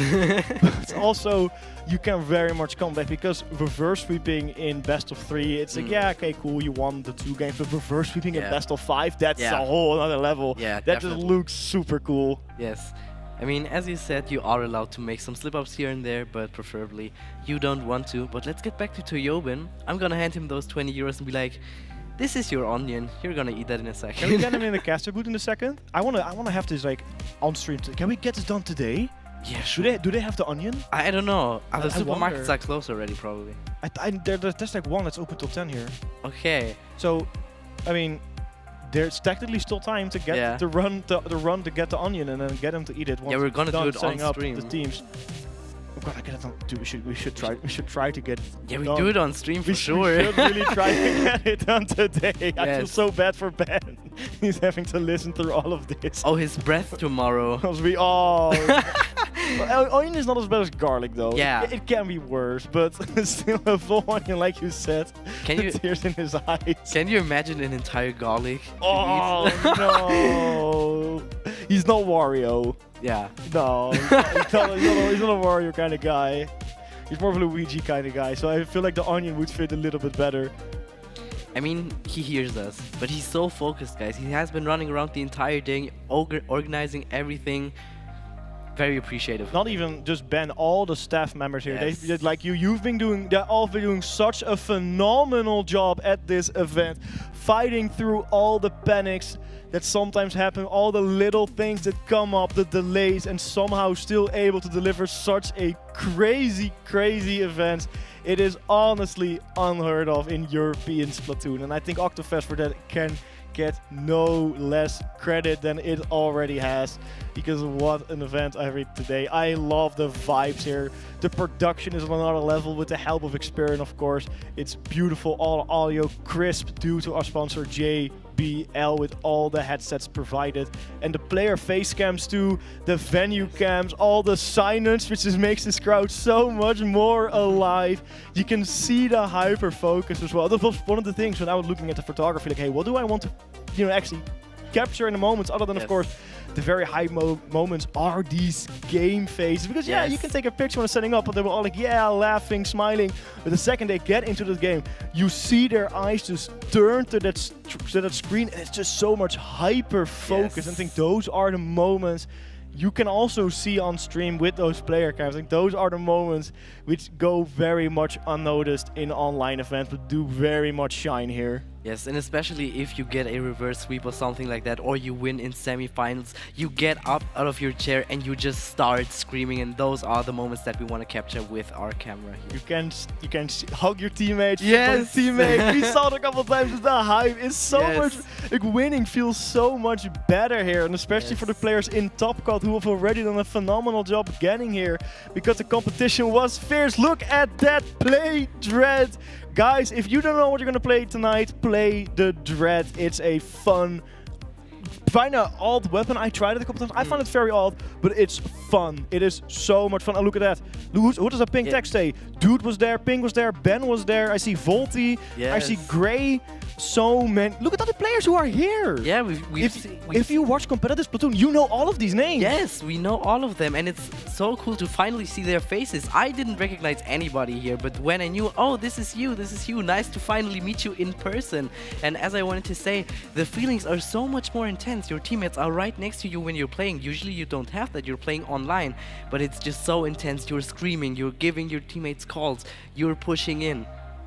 Yeah, you're giving your full energy, something you don't really give online, but you also get it back. If it's not from you, it's the cheers from the crowds, it's the casters. You can hear them as well when you're playing. You hear them hype you up, you hear them make command your plays, but also punish your mistakes, because that's the nature here. Yes. Your plays, of course, get rewarded, but your mistakes will get you punished more, because it's like you don't have your voice like, dang, we did that, it was wrong. But you also have two people saying like, oh, that may not have been the best play. So everything is just, like we said earlier, a bit more intense here in Oktofest. Yes, you just start questioning yourself, you start questioning your decisions, and also what you want to do together with your teammates. I remember my very first LAN experience, which was a few months ago, and also how it felt winning a game, winning a set. Even a few tears were involved, because I was just so happy to win. Imagine. Yes, or winning your first tournament, it's also something very, very special. Yeah, getting on that stage ready, especially if you only played at the second stage. I don't think we have shown it on stream, but we have a whole second area downstairs, which is massive. It's chaotic. Yeah. It is massive. There it is. Now it's a little bit quiet down now. Most of the tournament day here is already over, so a lot of stuff has gone to rest. But over the day, it is so chaotic there. So many matches played left and right, and the TOs who are sitting downstairs, I see the chaos.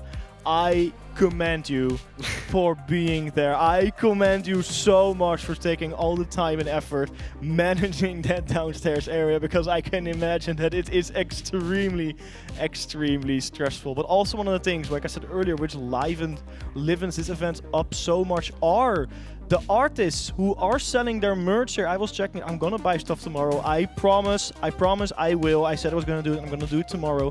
But we have so much cool stuff on display which you can buy. Little trinkets as memories from this event. I have so many trinkets from artists from other events left over, which I still look at very occasionally. Like at Breeze, for example, I bought like a little Mr. Gris statue still chilling in our kitchen at home, and it's haunting me. And from RSL 3, Jinko gave me a couple postcards, which are still scattered about in my room. So a lot of trinkets to remember the event by. So if you haven't already, go check out the artist at the entrance of the venue and you know, see if you might buy something you like. And of course, you could go to Alex, for an example. They have a lot of paper notes. If you haven't had a paper note yet, you should go. It's like a Dutch thing. It's so delicious. Okay. Or if you go to WVD Create, for example, if he still has them, he has real Dutch stroopwafels. Not the ones with like caramel inside, but like the ones with like the proper stroop. They are so delicious, so go check them out, not just for the snacks, but also, of course, for the art that they sell. Yes, we saw custom amiibos, we saw t-shirts, we saw self-made plushies, and the prices were very great. I think they were very affordable, yes, yeah. Definitely. It was like, you saw that they were made for, you know, they wanted to make them, not that they wanted to really drive a profit on them. They were made from the heart, really. Yes. So that's actually, I think, super great here. The amiibos, you would think, oh, it's like 130 euros for the Mr. Grizz amiibo. Have you felt that thing? It is heavy. It feels so solid. It is not like something which is just 3D printed because the vessel wanted to 3D print them. It was actually made by hand in a very, very delicate way. I loved the way that they have created all those amiibos.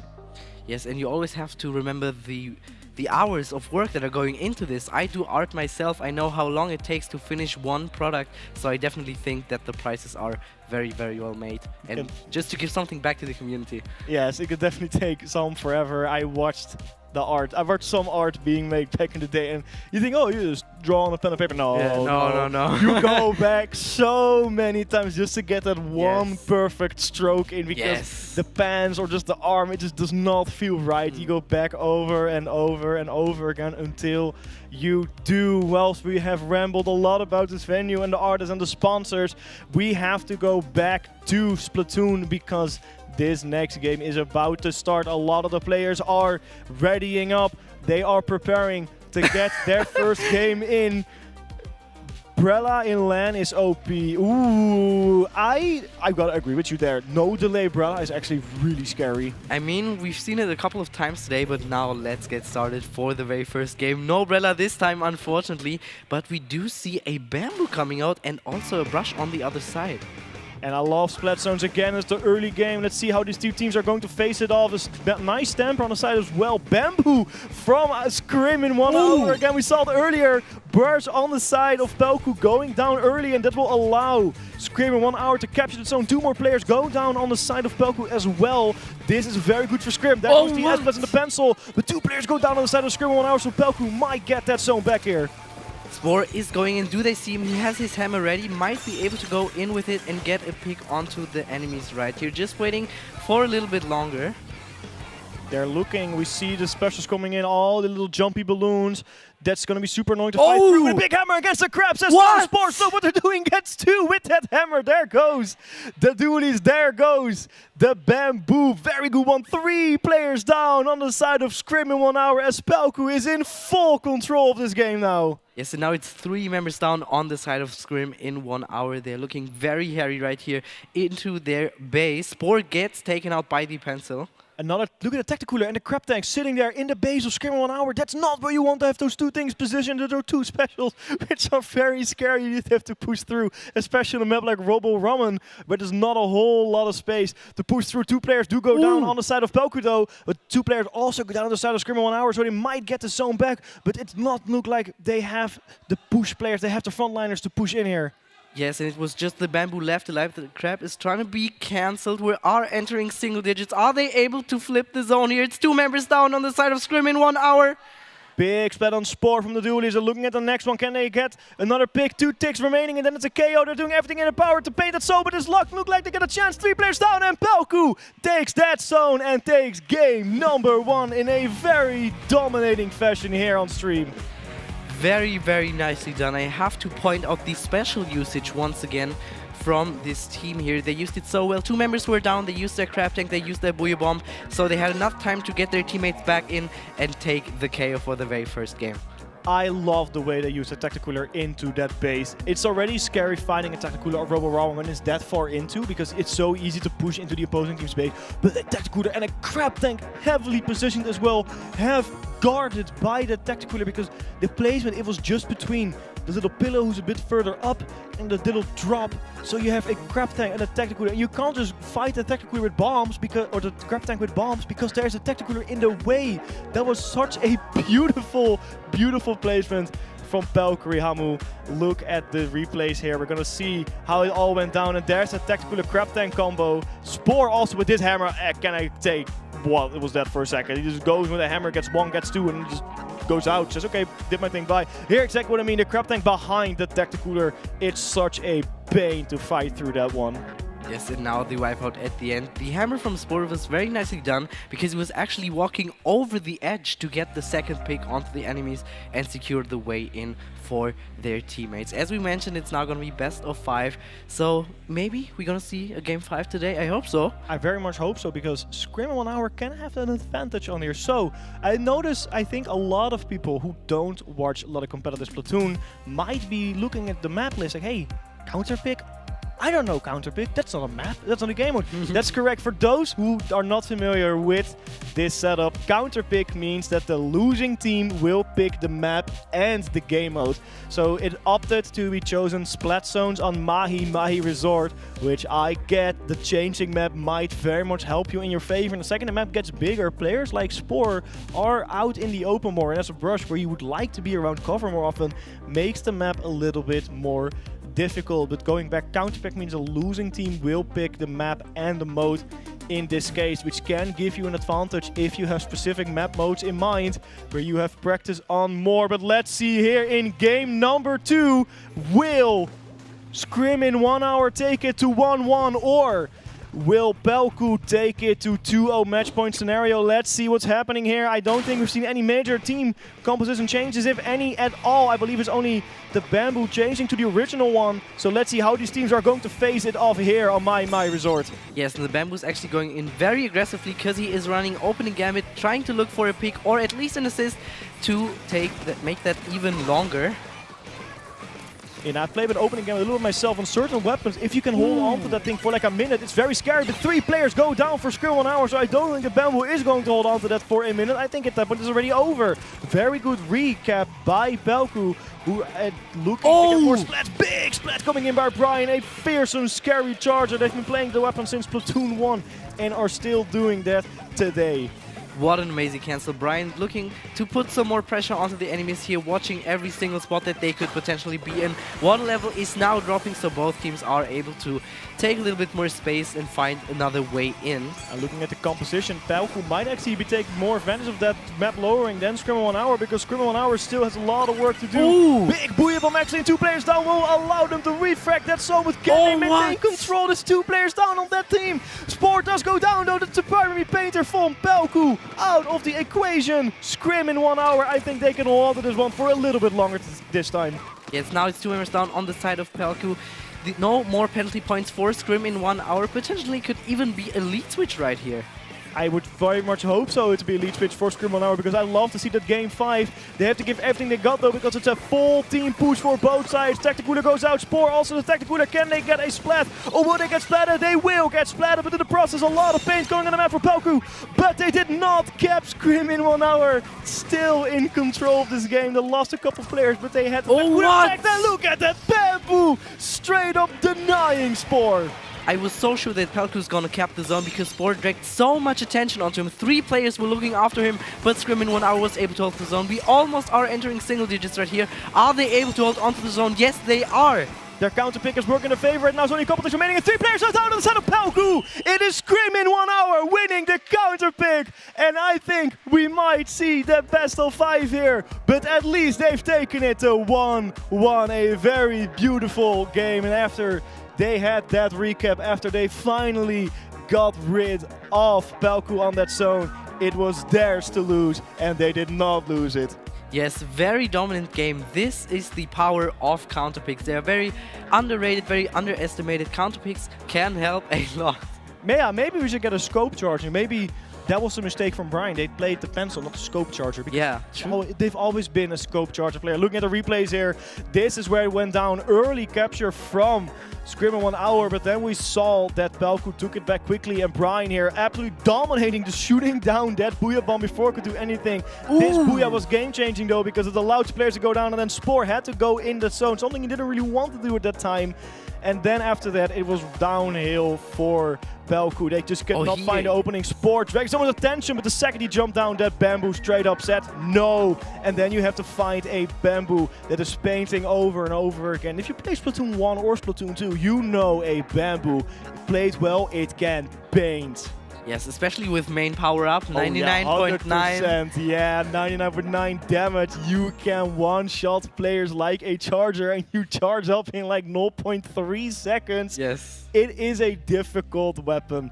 I say that, but in the hands of the right player who have spent the right amount of time with the weapon, it is an absolute menace to fight against. Now it is Belku-Rihamu's turn to pick a counter map, to pick their map and mode where they want to fight Scream in 1 hour. And will it again be Splat Zones, or will they actually switch it up to a different map, or a different mode rather? Yes, Splat Zones is definitely the preferred mode that top level players want to play, but this is the question now. Does Pelku have an answer? Do they have a counter pick that they feel confident enough on that they're gonna pick it now and hopefully secure their second win?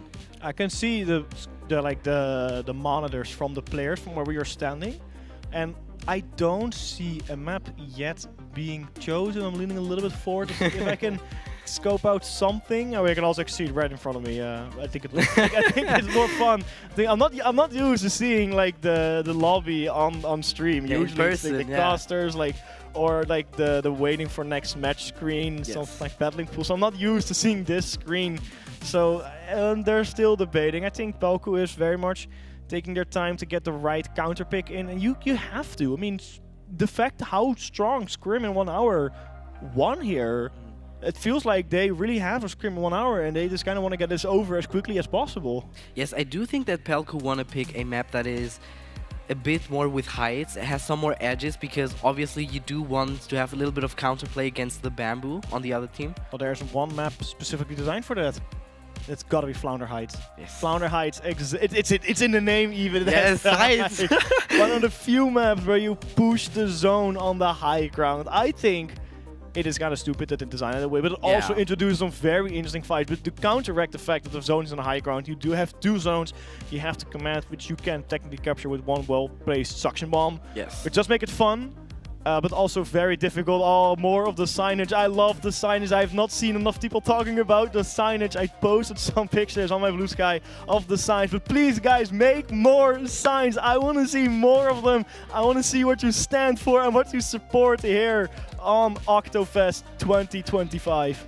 Yes, we had Team Krakenschellen and Badekapis from the German community, also known in the German Splatoon Bundesliga, that I also do commentate for. We do have very nice matches and gameplay over there as well. Talking about gameplay, our next map mode has been chosen by Belku-Rihamu. It is Clamblitz Inkblot Art Academy, and Clamblitz Spore.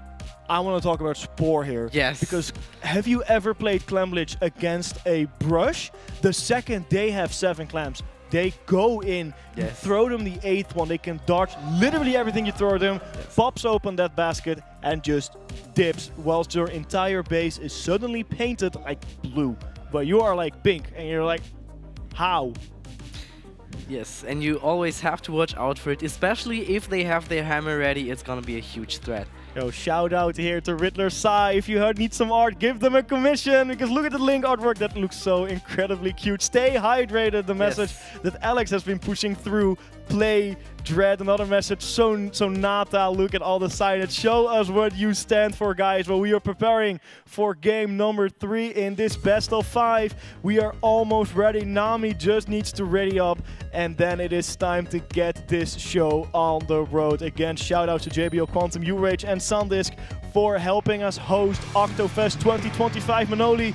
But without further ado, game number 3 is here. Will it be Scrim in 1 hour taking it to match point, or will Pelku win this counter pick that they have chosen themselves? Yes, we do see the S-Blast coming out. No big changes on both sides. The Bamboo is running opening gambit once again. I like that. I really do. But Brian, the other charge on the opposite side, is actually running closing Gambit. So they're very much playing the opposites, but still two fast chargers coming in, facing each other. The Stamper on the side of Scream 1 Hour does go down early though. The Dapple or the Dualies go down as well, and this will allow Pelku to actually go in and try to make a pusher. Spore, like I said, is there with 5 clams, throws a hammer. Does get splatted though, but takes 2 with him in the process. Yes, now both teams are fighting very heavily in mid, not able to get the pick onto the jump here. Ooh, Spore trying to look for an opening, trying to shark in, does open the rail, which is very handy for a weapon like the Brush.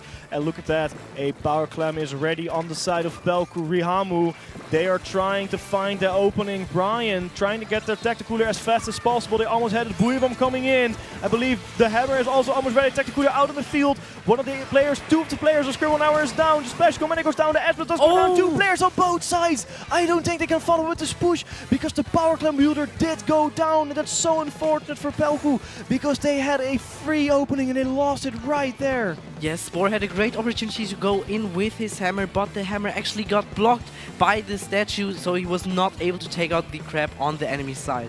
And now it's Scream 1 Hour's turn to defend against. Pelku is so strong in trying to keep this game under control.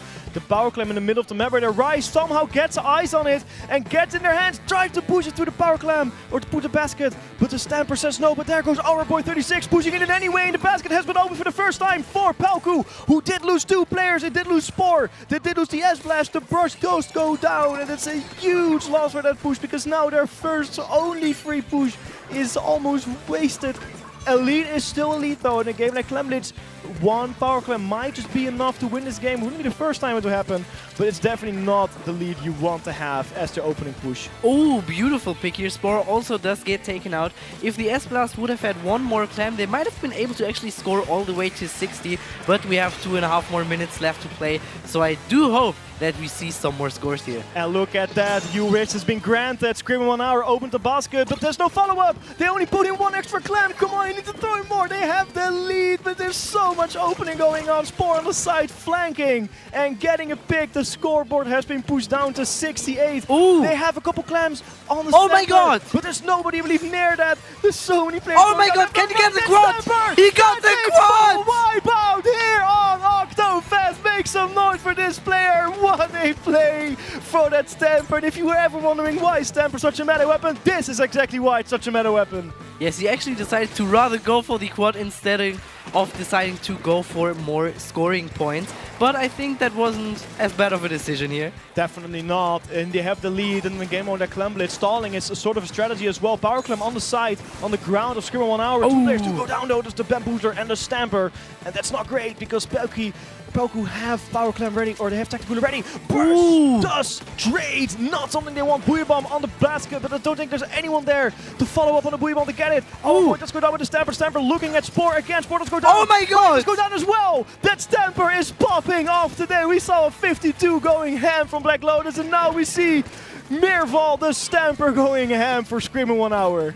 Yes, he's also very close to his Buoy Bomb, which could help him get in, but he gets taken out, and it's now 2 members down on the side of Scream 1 Hour. Now Pelku could be going in and get the lead back on their own, and it's just 1 more minute left to play, but they get taken out by the Splat Bomb. Boo, very good Splat Bomb from Scream 1 Hour. It's their game to lose again. They are defending. The lead is not that big. If they open the Power Clam, it goes to 70, and then there's 1 more clam to get that lead swap, so they cannot make a single mistake or have to push again.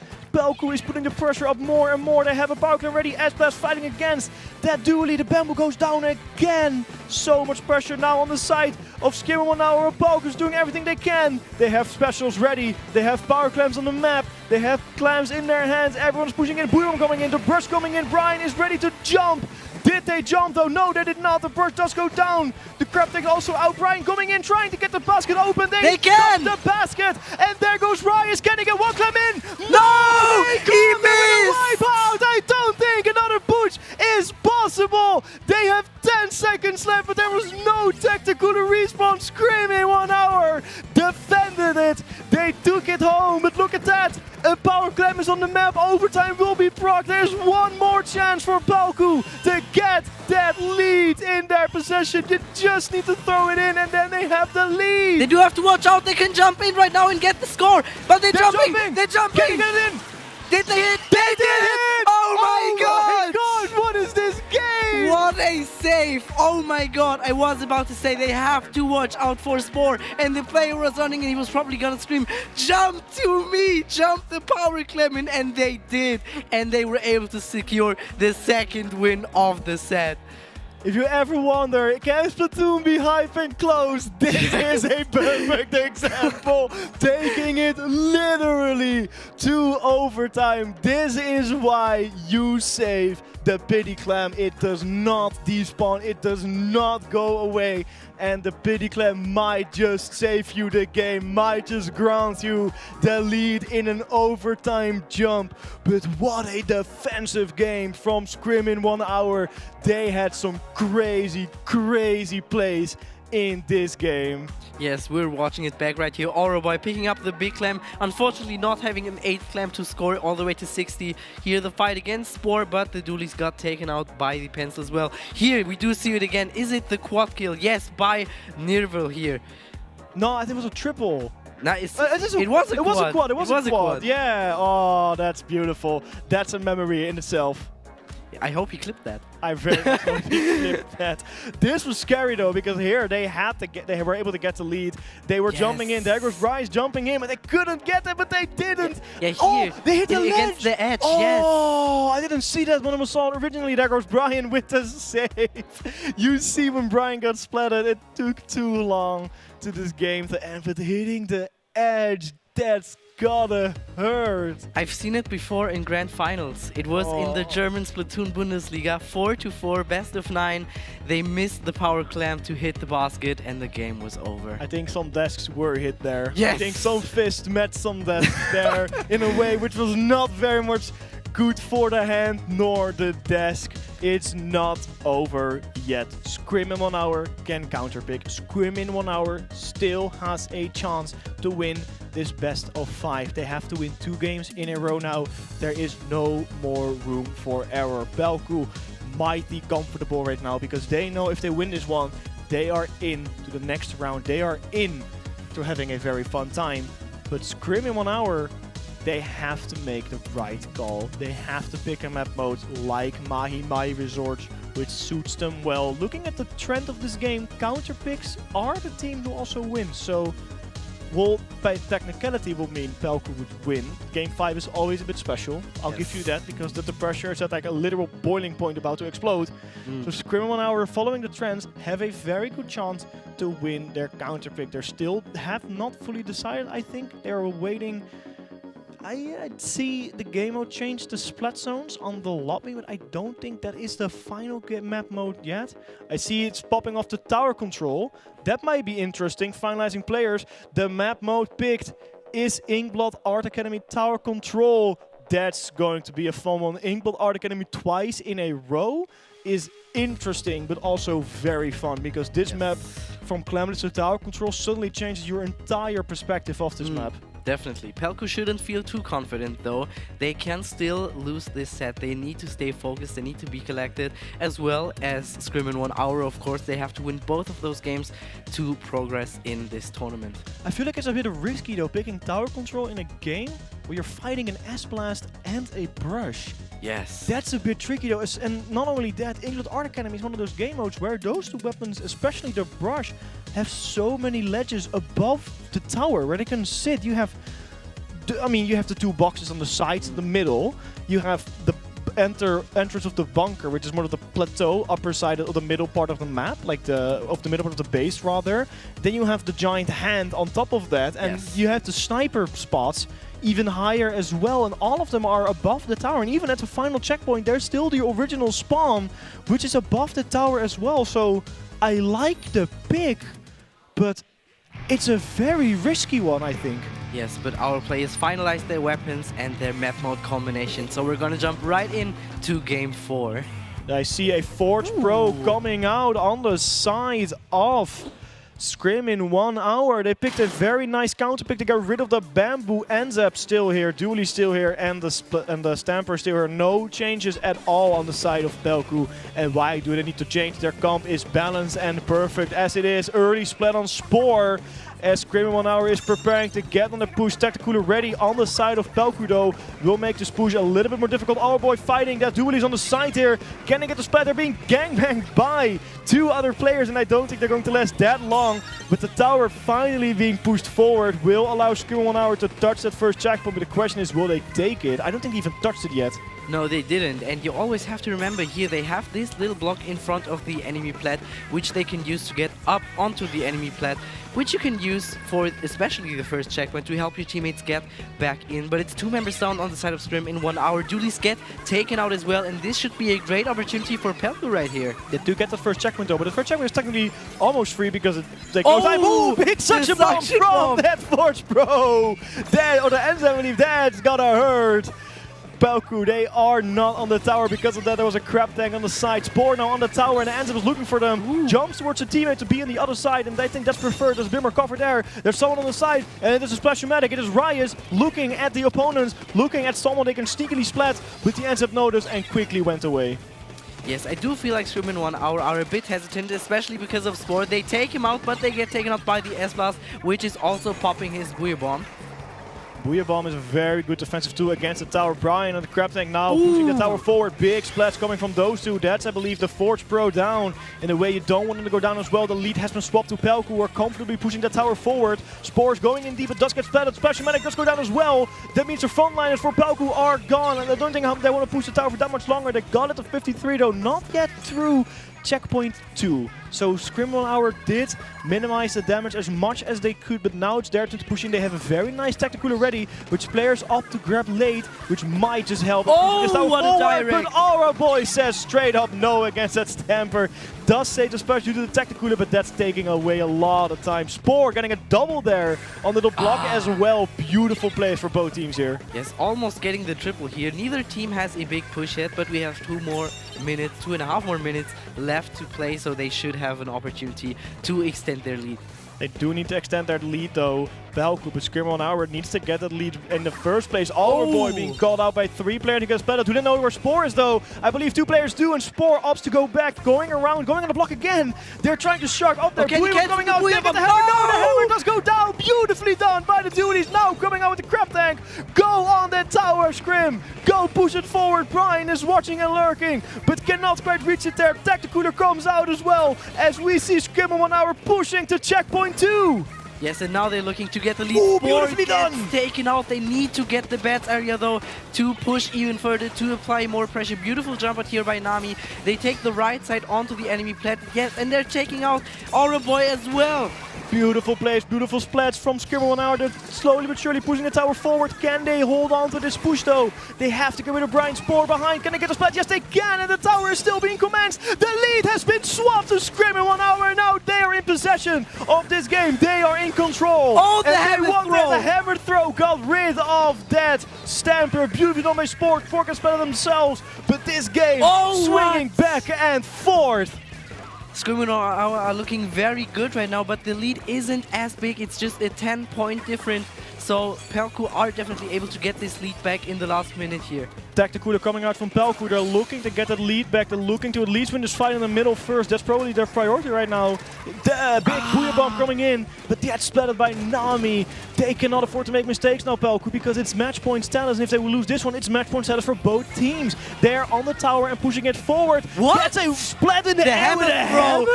Yeah, he was supposed to land. I think it's a little bit of lag on our screen, which showed it a bit differently. Oh, and that's the wipeout! Oh no, Pelku, not now! That's not the time to get a wipeout. At 48 and 43, it's a 5-point difference, 6 to get the lead. And now Scrim 1 hour is on the tower, pushing it as far away from their base as they can. But they have to be careful with them. They can make a single mistake. Oh my God. And they did make a mistake. They did lose 3 players, and this is where the Tacticooler goes in. This is where Brian goes in the tower. There's still 3 players down. And the enemy team, Pelku, is on the tower and advancing at a very very high-paced. But they didn't get the bats area. They still have a chance. Buoy Bomb's coming out, but it's 2 members down on the side of Pelku. Do they get the chance to get the lead in overtime here? What are all these bombs? Oh my Scrim in 1 hour decided the bomb rush was going back as a special in Splatoon 3. I have never seen a defense like that. Look at that. It is game 5 time. Scrim in 1 hour takes it to the final game of this best of 5. How are these two teams coping? How are these two teams managing? They're taking it to the very end every single time. Everyone here sitting on the edges of their seat. This is one of the most high match. Make some noise for these two teams as they are trying to win. They're trying to push forward. What a game from Scrim in 1 hour. I did not expect them to defend like that. This is what we've been waiting for. We wanted to see those matches. We wanted a Game 5, and now we have a Game 5. And now Pelku have to make a good decision with their counter pick. We're watching it back here on Inkblot Art Academy, it's called in English. Early tactical from Brian, opts to go on the tower but gets splatted by a suction bomb from Nami. The suction bombs from Nami are so terrifying because they know how to use them so well. Buoy bomb to reset the tower, I don't think it was that necessary, but nice nonetheless. Here is where we had that beautiful lead swap. They got on the tower, swapped that lead and pushed it to 43, which was their final score of the game. We see a hammer coming down, splatting someone mid-air, Spore pushing forward, trying to get some picks here, but gets wiped out in the process. I don't know exactly what happened on the tower, but 4 players down in that time late in the game. That's not what you want. 3 players down here on the side of Scrim 1 hour though.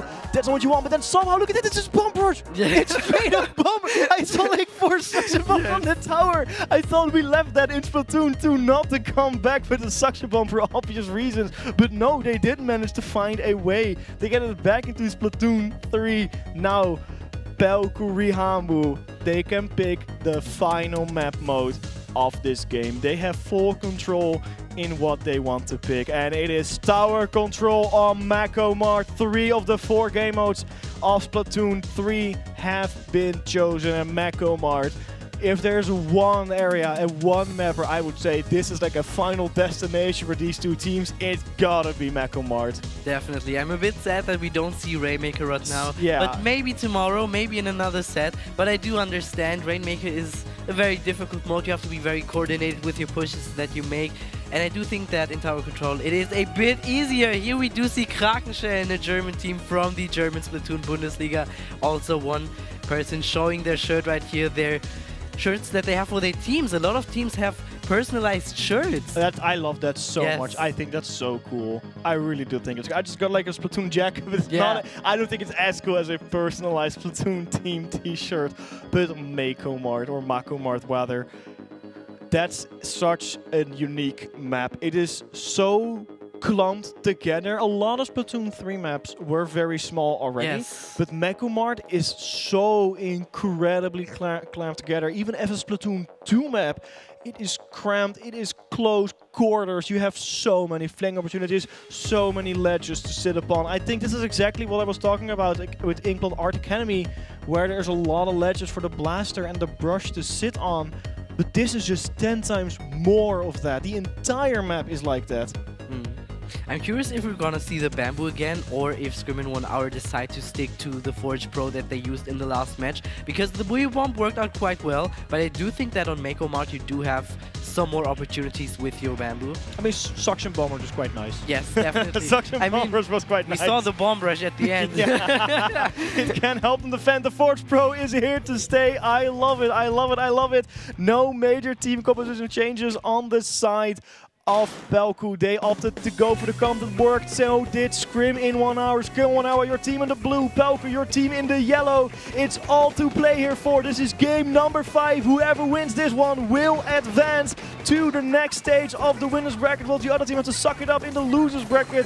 Both teams contesting on the map. Not a single splat has been on the board yet. They've been playing it very, very carefully. But as I say, the 2 players, 3 players go down for Scrim in 1 hour, and Pelku will take that tower forward here. Yes, and they actually can get the late wipe as well. Now here on the left hand side, the suction bomb was very scary. They are looking to set themselves up with their Buoy Bomb, but also their crab tank. The defensive crab tank is coming out. The buoy bomb is gonna be thrown onto that. Does not get Kens get 2 picks. Oh my god! No, screaming 1 hour from absolute dominance to being dominated. This Pelku still pushing it forward. 50 is the score to beat now and beyond. They're pushing around second checkpoint. 2 players go down for Pelku though. This might be where Scrim take it back. There's nobody on the tower for Pelku. Scrim touched it to reset it, force it back towards the middle. Breathe in and breathe out because you have to stay calm, because Pelku for sure is not going to let you on the tower any more than you already have been. Yes, very decent push for the first minute, all the way to 40 to the second checkpoint, but now Scrim in 1 hour want to get themselves their lead. They do see Spore, not quite able to take them out, gets the pick onto the enemy actually. That's good. I don't think they expected the Spore to win that fight against Doolies. Spore also fighting Nami, that ends up wins that fight as well. Looking at the third player, cannot connect the third one. Unfortunately, there's a Stamper who got splattered by 2 players from Pelku. So they had a very decent defense, but Scrim 1 hour not able to find the opening that they really want right now. Not finding the splash that they need and not winning the fights that they need to win. Yes, now here onto the right stack, they're gonna look to set up their trap to push through this first checkpoint area here. This is always a little bit difficult to get through, but if you got it once, it's a bit easier. Cooler is coming out. Tactical Cooler on the tower. They're making it scary. They pushed him 40, but not quite finding a way to push it further. They really have a very commanding lead. It's 40-1. 2 players go down on the side of Pelku. Scrim 1 hour quickly taking advantage. Pushing through. Oh, S-Blast from our boy. Very, very well done against the Doolies. Ends up does go down. So does the S-Blast on Pelku. Teams are splitting players left and right. But Pelku still in control, still advancing further, still, or at least still on the tower, looking to advance further. A Scrim 1 hour, 3 players down, effective wipe. Not able to find any opening now. Yes, and this is a good opportunity for Pelku to get back in once more and potentially extend their lead. They're very good setup here on the left side. Maybe could even get in all the way into the enemy base. Booyah bomb from the Forge Pro is really nice right now. Stamper does go down. Can they get a tech cooler in time to see Spore? They get 2 Spore trades, but with 2 players, another one goes down by the S-Blast, and that is Nami. And this is where the lead will probably extend. Booyah bomb coming out to do more damage. They extended it indeed with a single point. Burst bomb splat. What a game here from Pelku. They have to give everything, and they will give everything. Trading the S-Blast with the Dualies to maintain control. Pelku is doing everything correct to assert their dominance and keep their game in control. Beautifully done by the S-Blast, getting the direct with the last slither of health. Now it's just barely a bit more than a minute left to play, and it's not looking good. 2 members down on both sides, 3 members down on the side of Scrim in 1 hour. They have to get back in. Tower control now, with the tower now being pushed forward. There's a tactical on this one. Gets splattered by a city bomb. It doesn't matter, they did get the tactical. No, they did not get the telecooler, there's still a long respawn. It's a minute remaining and Scrim 1 hour has not very much pushed the tower any further. They've gone through the first checkpoint. Can they find a way though, is the question. As Pelku is doing a lot of damage, being very dominant. It looks like they cannot. It looks like they can't find opening. 2 players down though. They might have a chance here. Yes, Crab is already ready, so they have to get back a little bit and defend in this last 35 seconds that we are about to head in. Tactical from Scrim 1 hour. They have one big chance. They have to push it against through overtime. Ryan finds a way. Dodges the Booyah bomb as well. The S-Blast unfortunately does not. But the power does not go forward. Spore, someone got splattered again by the Stamper. And every time they use the hammer, it's instantly game over. They're on the checkpoint now, Scrim 1 hour. Now they are warmed up, they are ready, they lost. Their Stamper though, they did not have time to go with that push. The Dualies used a crab tank to extend Can they get the hammer? further. Ooh, Booyah bomb coming out, hammer for Spore as well. They have to touch the checkpoint, into the tower. Can they get it? Spore one. Can they get on? Ryan is fighting Nami. Nami gets treated by 3 players and with a very good lead and a very back and forth set. Best of 5. Both teams gave it everything they've got, but only one can advance, and that team is Pelku Rihamu, taking it with a very, very small lead. What a set, man. Wow. Okay, breathe out for a second. Yes. If you again were wondering, can Splatoon be close? Can Splatoon be hype? I want you to go to Oktofest's live stream and show them this set, because this is peak Splatoon 3 and this is what we are here for. Best of 5 games, back and forth fight, everything at stake to get yourself through that top cut. And remember, this is the top cut. These are the best of the best here at Oktofest. They fought hard in the earlier rounds to earn themselves a spot here on the main stage of this event. But Pelkuruhamu, I should say. Yes. And they must be very, very happy with this result. And very relieved as well. Tomorrow we also have the rest of Top Cut as well. And we're going to show all of the matches today, as you already mentioned previously. Not all matches were shown. A lot of them were played in our downstairs area. But tomorrow we want to give you the full program so you can see all of the matches live together with us. Yes, Oktofest, such an amazing event. So many memories are going to be made. So many fights will be fought out on the Splatoon battlefield. But what a day, and I think if it's the last one today, what a match to end it on. Best of 5 and taking it to the very last second as well. I don't think we've had a single KO here. No, we didn't. No, we did not. No, it was every game was the full 5 minutes or longer. Yes. Glamblitz was taken to overtime. Tower control was taken to the last second. We're looking at the replay here. Well, twice.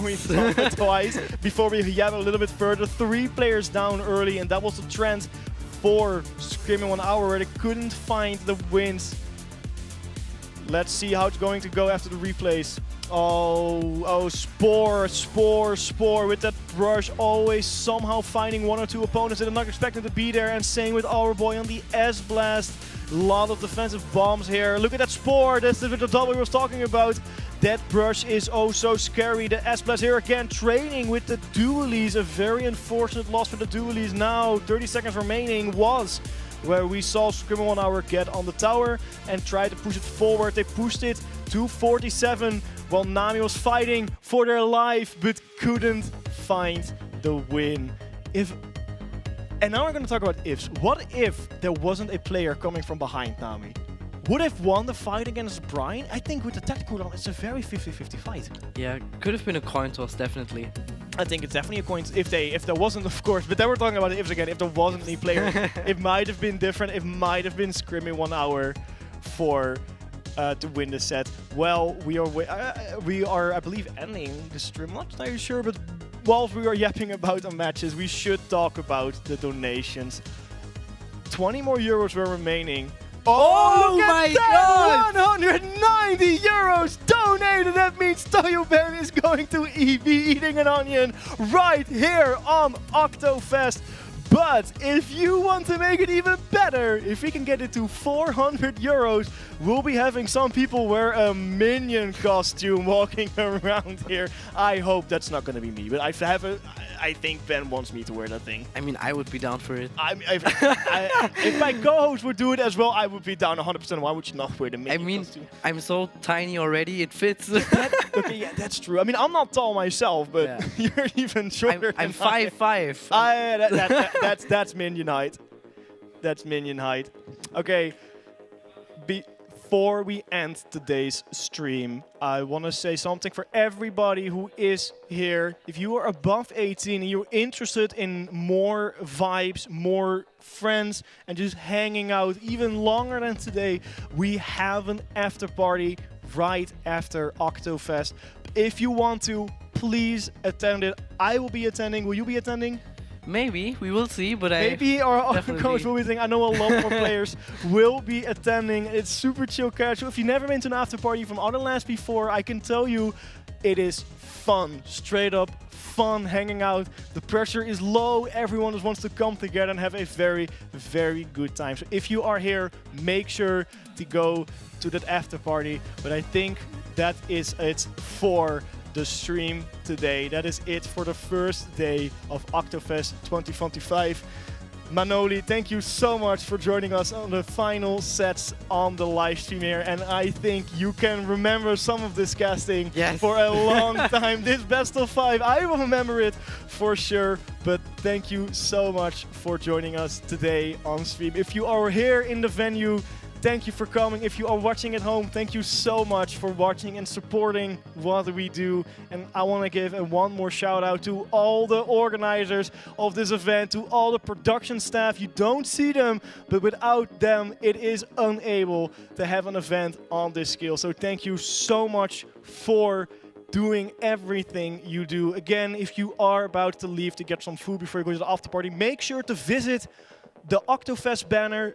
Take a funny picture with it, use the props provided by WVD Creations. The winner will win some prize. Everyone who donates €2 today or tomorrow to the prize pool will also be entered into a raffle for some nice giveaway prizes, from mouse pads and cameras to a JBL Quantum 650 headset and 3 1 terabyte SD cards, which I can tell you are super expensive. Yes, so make sure to donate if you want to have a chance to win. But with that, thank you so much for an amazing day at Oktofest. I couldn't thank you any more than I already could.